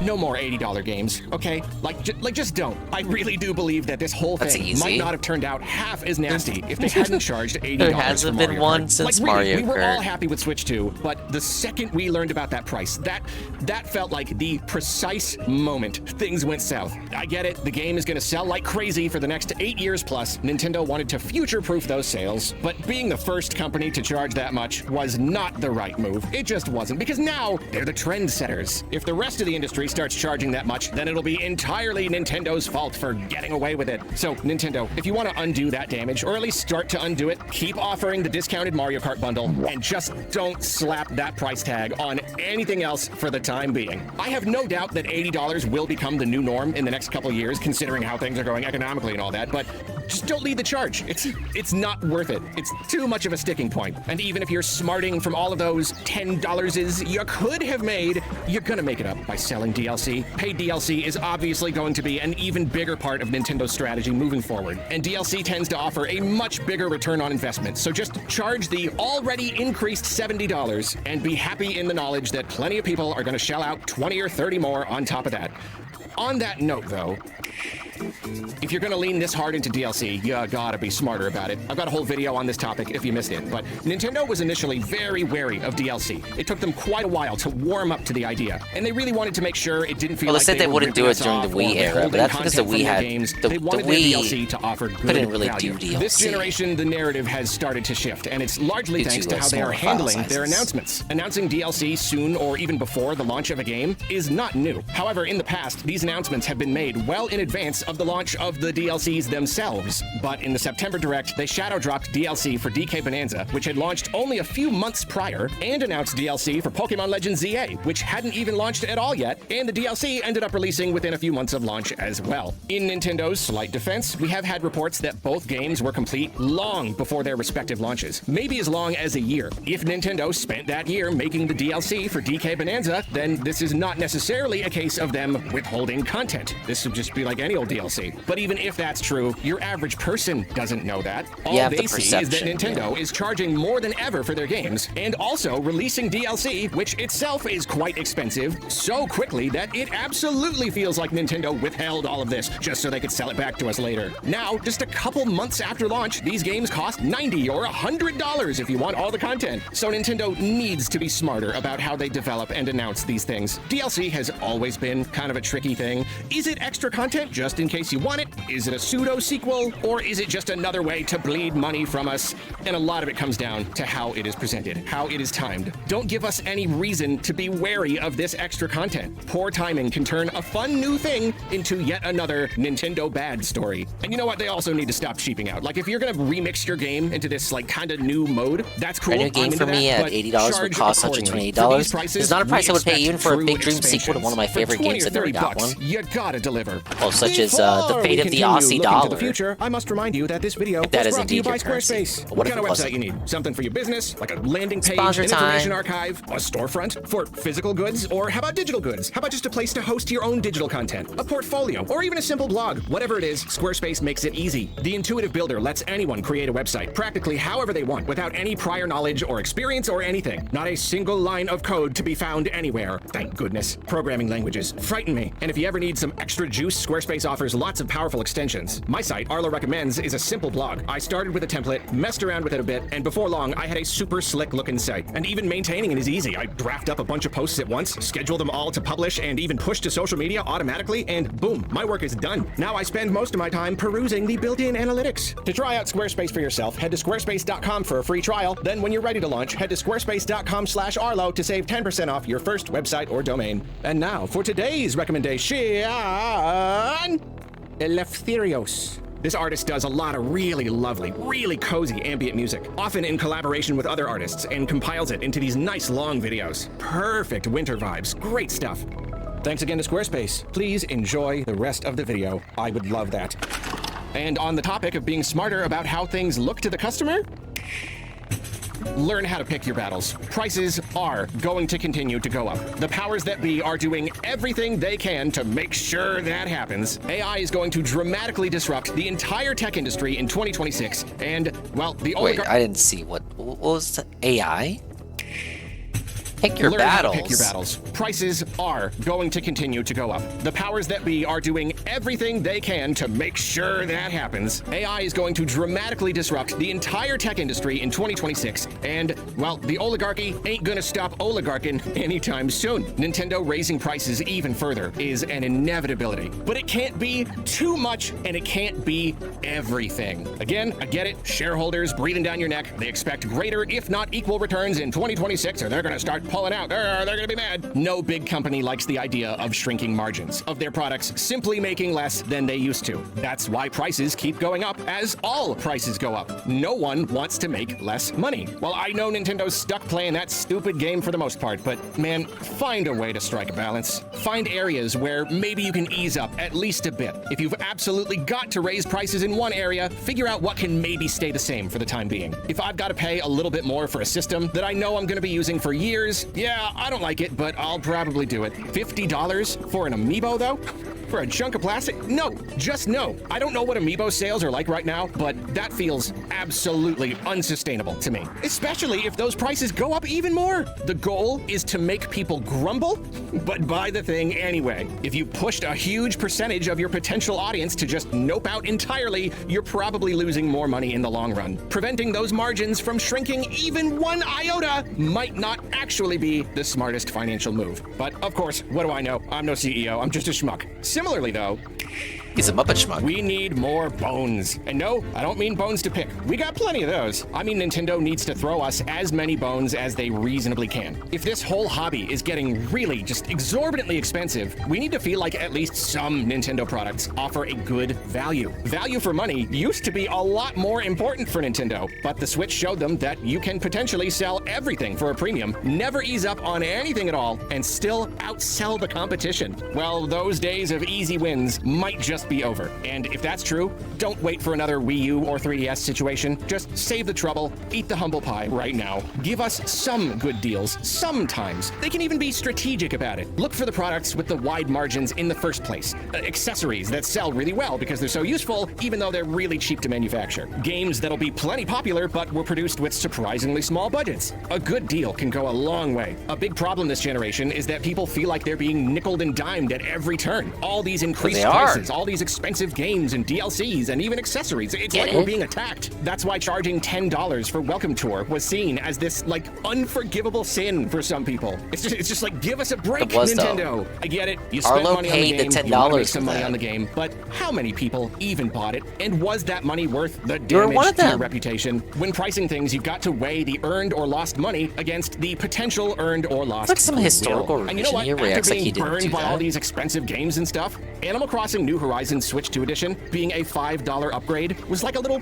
smudge of cooling salve. Little bones like this, here and there, anything to help suppress this growing feeling that being a Nintendo fan is becoming Thanks for only unsustainable. charging $5 for the Switch upgrade 2 instead may of be $20. expensive, but at the very least, you got something semi-affordable to engage with when you get one, right? Like, this is why they need to keep NSO's price down, by the way. Not raising the price in 2026 will essentially be throwing us a bone. Being able to play GameCube games on top of everything else for no extra money beyond what I was already paying, nice bone. Keep it that way. And you know what, Nintendo? If you need some emergency money or some emergency goodwill, don't be afraid to break the glass. Nintendo's got such a huge catalog of games and series, so many potential fans to cater to. So when times get tough, dig to the bottom of the chest. Compared to developing new games, simple remasters may as well cost pennies. And reviving a beloved classic is always an easy win. Now, of course, this process can be tarnished by high prices. Beautiful remasters of Super Mario Galaxy 1 and 2 should have been reason to celebrate. But look at that, they're too expensive, and now that's all anyone can talk about. Take my advice from earlier. Look for opportunities to ease up on that hyper-aggressive pricing while still making boatloads of money. A nice remaster It's sold at a good variable price. pricing. Mwah, easy win. And easy wins is what you're looking for in 2026. Pure goodwill, pure gravy. You know what? Ramp up how many games you port to NSO. Give us more GameCube games. Inundate us with awesome classics. It can only help. You really want to talk about breaking the glass, though? Nintendo has been hiding a heck of a nest egg under the bed for the last 8 years. Like we were just talking about, they've kept the price prices of their games consistently high ever since the Switch generation began because they have simply seen no reason to discount any of them. I think there's a good chance they have been saving these discounts for a rainy day. They know that if things start to go south, bringing back Nintendo Selects or something like it could offer a big influx of cash. And from our perspective, goodwill, even if they don't tend to consider that aspect for some reason. Well, now might be the time. People feeling nickeled and dimed? You're developing a reputation for being super greedy and overcharging for everything?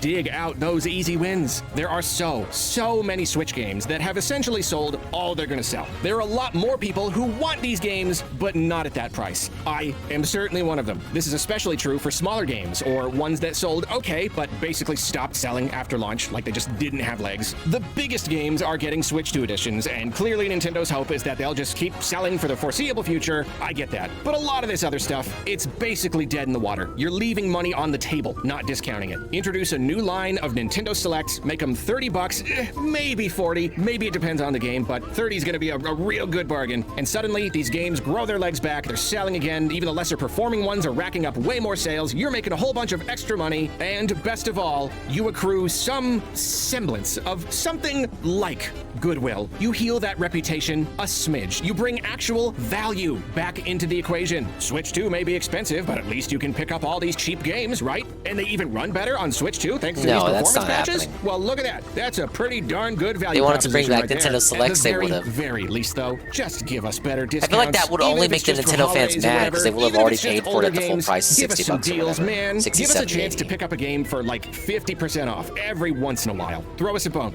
Easy win. Goodwill. You get what I'm saying? All right, I got some quick ones here. Speaking of game prices.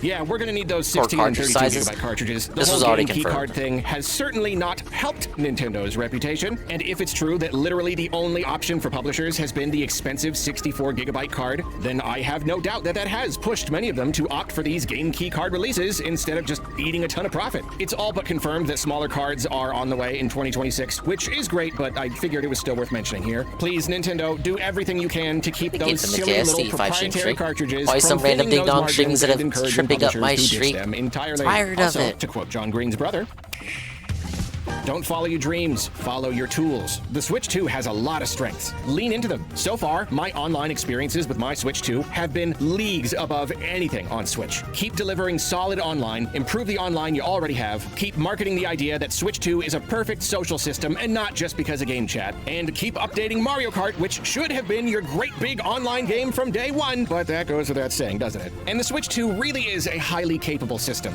Keep them performance patches coming, please. Because think about it, having backwards compatibility with a massive library is a selling point the original Switch did not have. This obviously goes hand in hand with the Nintendo Selects idea because selling a Not really bunch of something really people consider terrific when they games buy a for Switch cheap 2 anyway. and they all run All they better think on about is Switch the 2, that exclusives. really is such a massive selling point. You want to give people every reason to either upgrade or jump in for the first time. Then obviously this isn't the sort of thing that can be implemented within 1 year, but I still must mention that in order for Nintendo to have a good 2026, they gotta bring the games. On paper, the Switch 2's library for its first half year on the market is crazy. Mario Kart is the biggest system seller Nintendo could ever hope for, and it was there on day one.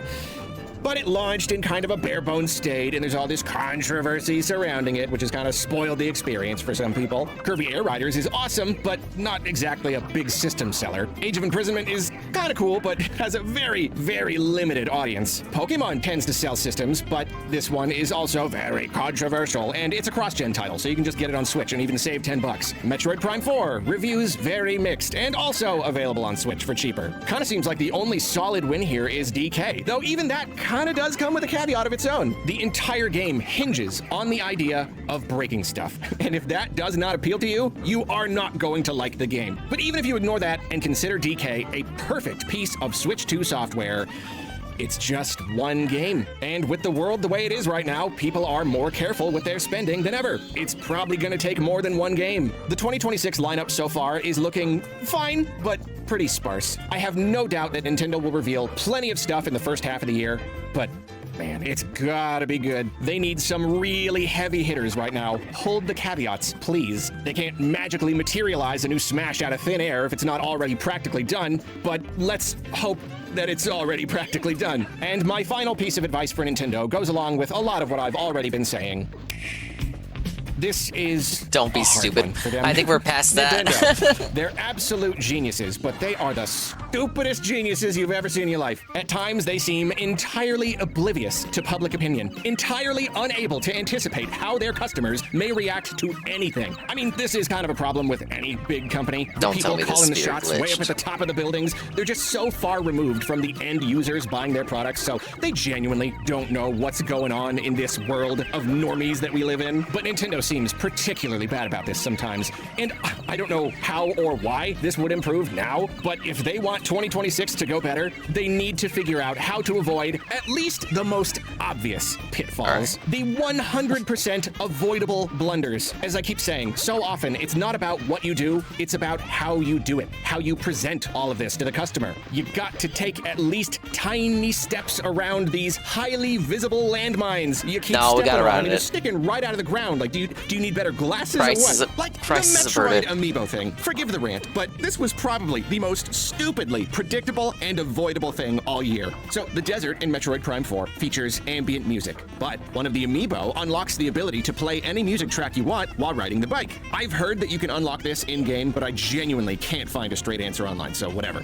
From Nintendo's perspective, I kind of get it. Hey, these amiibo are supposed to do something, right? Like that was the whole point originally, to unlock little in-game bonuses, so I don't know, let's give them this fun little option. I'm not saying it was a good idea, it was a very bad idea, but I am a firm believer in Hanlon's razor. Never attribute to malice that which is adequately explained by stupidity. This was clearly just a casual little decision, not some convoluted swindle. They probably didn't even give it much thought. That's why they didn't realize that, hey, this boring desert, it's kind of a sore spot for players, and you are kind of charging extra for the ability to make it a little less boring. So, naturally, how does the internet react to this? Nintendo locked the soundtrack behind a $30 paywall. They purposefully made the desert have boring music so they could sell the music back to us. Like, it blows up into this big, huge thing. Yet another example of how Nintendo is so disgustingly greedy. I'm sorry, but I think making a massive stink out of it and Nintendo... This is exactly how he acted like at the start of the Pikmin scandal, when Pikmin 3 was revealed as not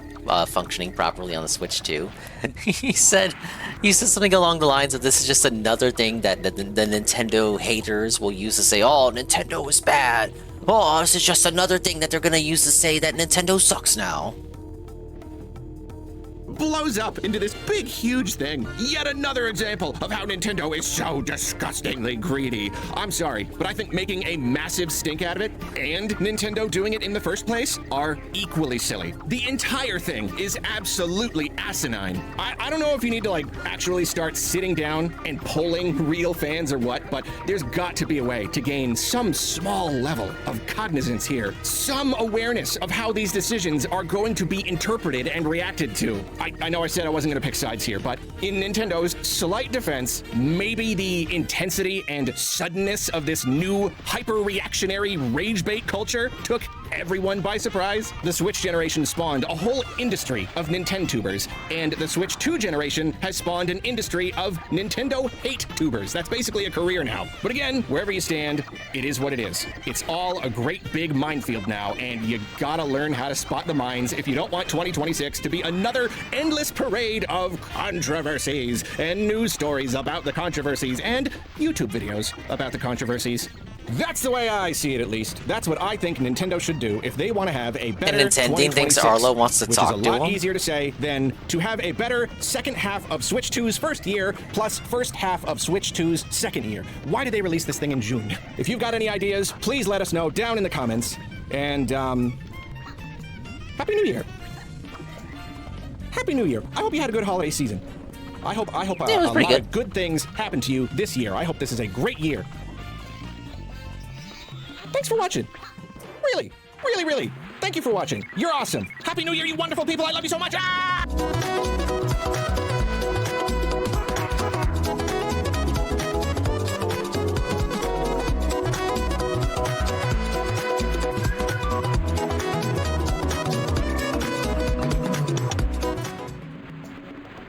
All right, well, there you go. A lot of that was pretty self-explanatory, to be honest. Don't make the games $80. Well, I mean, they haven't since Mario Kart. I don't know, maybe the next Smash, next Zelda mainline 3D Zelda will be $80. 3D Mario, $80. I could see him trying it. Yeah, alright, Arlo. Rein it in. It's 4 in the morning. Calm down. We get it. You're the nice guy. You're so cool. Hey, OMG Zelda. Pokemon Z-A should have been $100. It is! With the DLC? Phil paid $100. 70 for the base and 30 for the DLC. Oh, but I agree. It should have been 100 for the base and then another 30 on top for the DLC. So 130 altogether.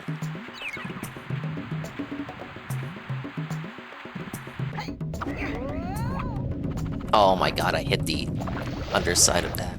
Oh.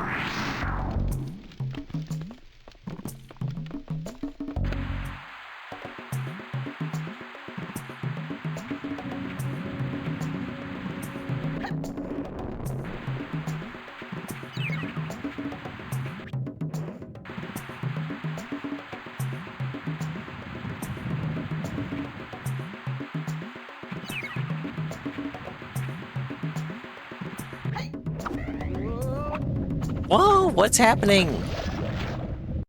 Just because I'm swinging on it from the wrong angle?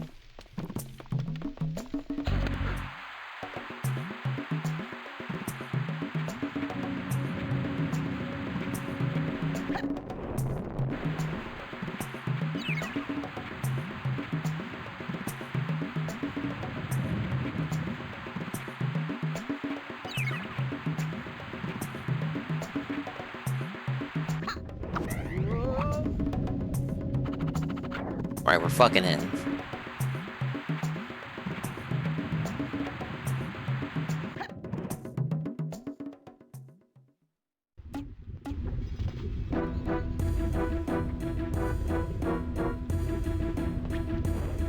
Oh yeah, this is the level with the non-boss. So I get the boss music, but this is not really a boss. That's the guy.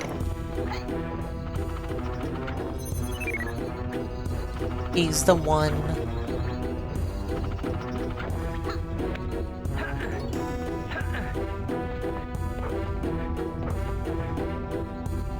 The end of the level, but damn, I missed a lot of lumps.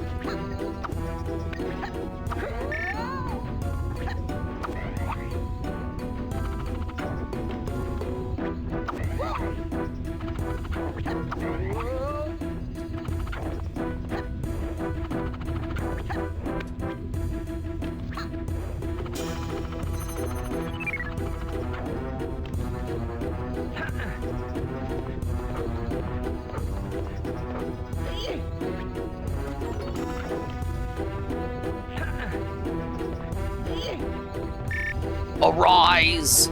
Arise, chicken!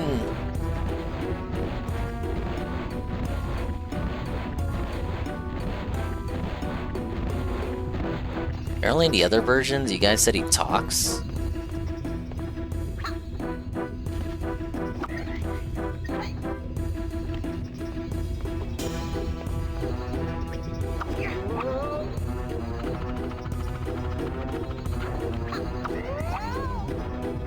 Go get the mask or some shit in the PS1 version.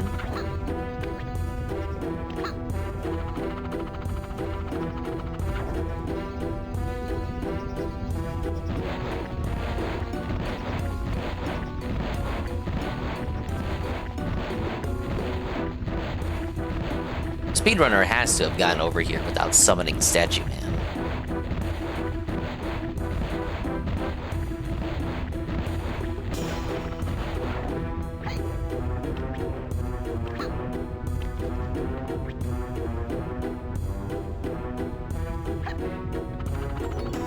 Final Lumbine right here is bullshit, because as soon as you touch the stairs, the cutscene starts.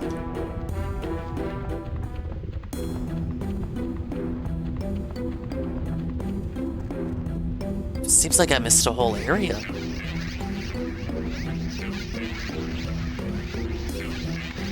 think I know where to.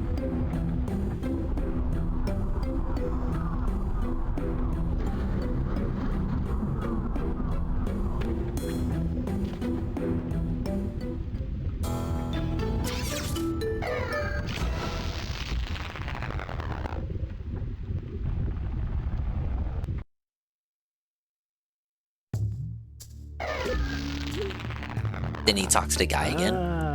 Ah, yes, you have found the second mask. Good, Rayman. You're getting closer to your goal. Just 2 more masks and I will awaken.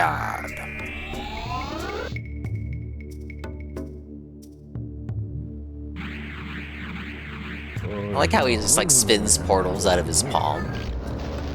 Be careful, the rest of your quest will be even harder. Well, that's not really that's not that true.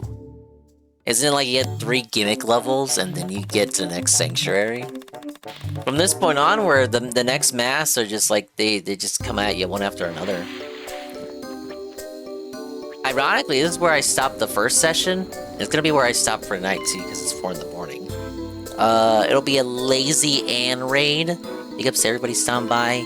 Ann's doing his 24-hour stream. He's playing Halo with Shybot. Shybot is staying up with Ann for his final ode 24-hour stream. This is the ode 3. And this is the 3rd one. He was on the whole time. It's why he wasn't here outside of that one time where he was here. Tev's on BRB. Chalupa's doing Fortnite Friday. So many places for you to be, but I'm gonna dump you off at Ann. Brother Ann! Brother Ann! They're playing co-op Halo. Wow! I gotta go Mimi time. But guess what? Good news. You know what the good news is? I have Saturday off. Wow! That never happens. Guess what, idiot? I'ma stream again! Shooting for a daytime stream. You can watch more videos, but it probably won't be a daytime stream. But what if it was? It's anime night, so I gotta boot up sooner rather than later. I was about to dip. Have a good night, Dingus. I appreciate it. Never thought I'd see the day again. Guess what? You're seeing it today. I might switch around the schedule. That I wanted to do Mario Galaxy. I'm doing like minor nonsensical changes to the overlays again. But I think I'll just stay on Rayman. Just be done with that. And yeah, the year will continue. How goes the Rayman 80%?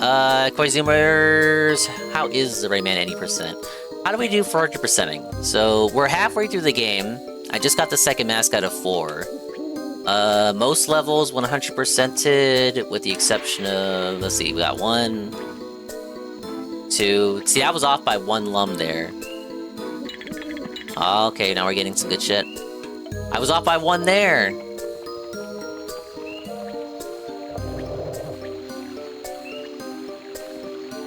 Four lums, 4 levels. This one you have to return to later. I think through a shortcut in the level that I'm supposed to be going into next. Alright, 4 levels I have to redo to find 1, parentheses, 1 lum. Rayman percent where you have to collect the exact amount of lums that equal to the letters in the alphabet to spell Rayman.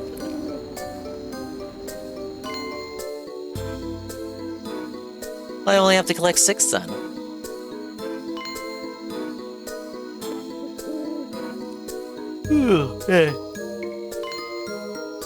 That did not feel like a 4-hour stream. That felt like an 8-hour stream in terms of energy exerted. But it was also a long day for me. Took a fat nap and it feels like I didn't take that fat nap at all. Alright, I roosted already? I have roosted. Where's the thing? Where's the thing? Oh, this time. Wait. So people don't yell at me. Oh my god, look! Look! It's not letting me save in the menu! Did you see that? Well, you thought it was ignorance before, but in actuality, I can't save within the game. Ah! My controller pack money! Oh my god. Do you think...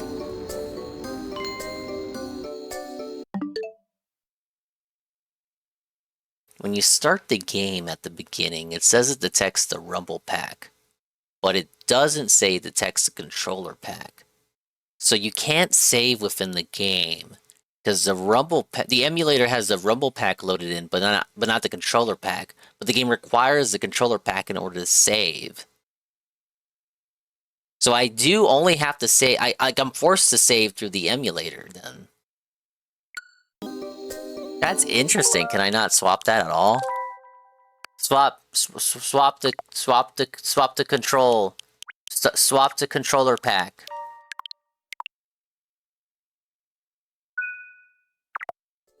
Oh, you actually can't save within the game itself. Guess you're staying up. What? That doesn't mean I'm gonna stay up even more. No. I can still save within the emulator. I just thought that's quite odd. I don't know why they prioritize the Rumble Pack over Controller Pack in a game that requires the Controller Pack to save. And if you're gonna do that, just offer an option to briefly swap the Controller Pack when saving. Does that mean you can't save your ghost times in Mario Kart 64 on NSO? I never tried. Doesn't that require the Controller Pack? I want to try something. Let me see if I still remember how to do this.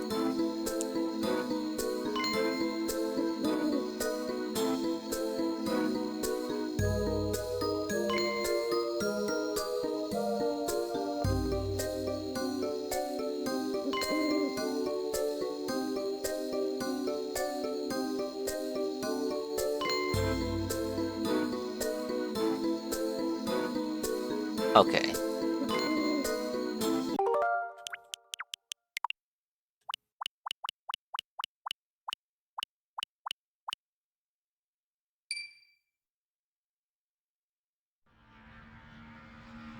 No, it doesn't work.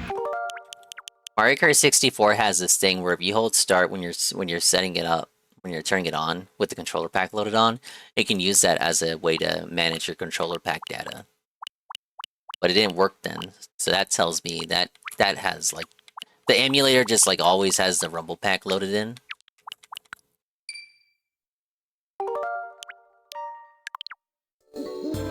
Alright, well, that's all I wanted to check.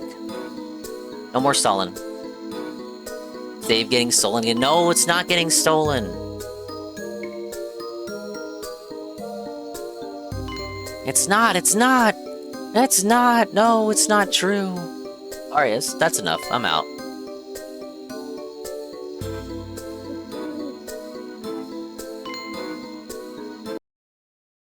Are we roosting? Where's the music? Pablo, where's the music at? It's the first stream of the year. What the fuck do I pay you for? Oh my god. What are we doing?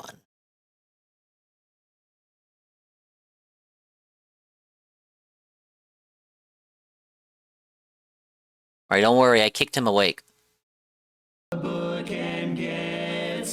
did it start halfway? Thanks for stopping by! Yep. Saturday stream confirmed. It's locked in. I feel like I'll just do more Rayman and finish it up. For good. Hopefully. It's halfway through the game, but I already have some levels I gotta replay. Day stream? Let's hope it's a day stream. I make no promises or guarantees. Yeah, let's pop this open. Check it out.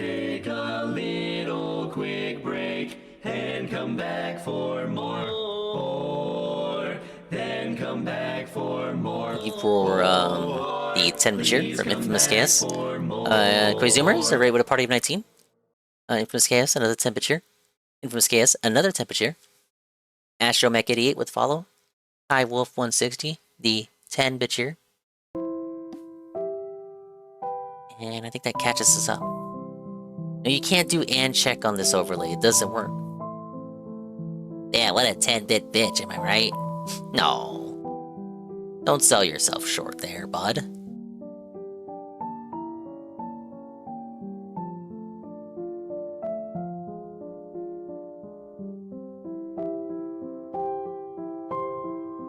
The good news is, we're almost out of Arlo videos. I just kinda... It's another situation where I left the longest videos here. I left the longest videos here alone. For tonight.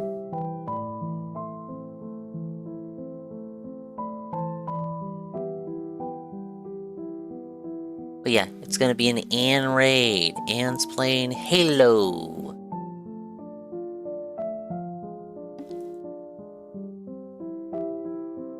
Good stream again. Glad you're feeling better, Thank you. Hopefully I can feel even better. Bye-bye, Adios. And Mimi time. We'll see you when we see it. And if we didn't see you, then we didn't see you. But if we did see you, then we saw you. And if we didn't see you, hopefully we will see you next time. If I could see myself in the mirror each and every single day, hopefully I can inspire viewers like you, to see themselves in their mirrors each and every single day. Yeah. Yeah, I said Absolutely. Positively. Indubitably.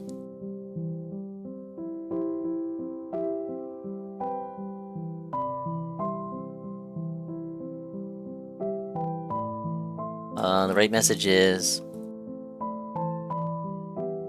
Let's see.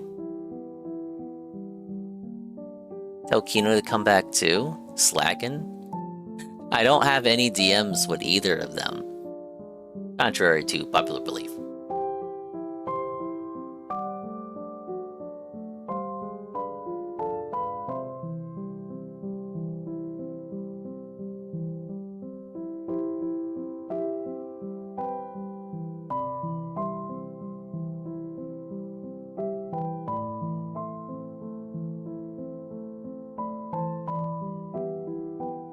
Alright. Bye-bye.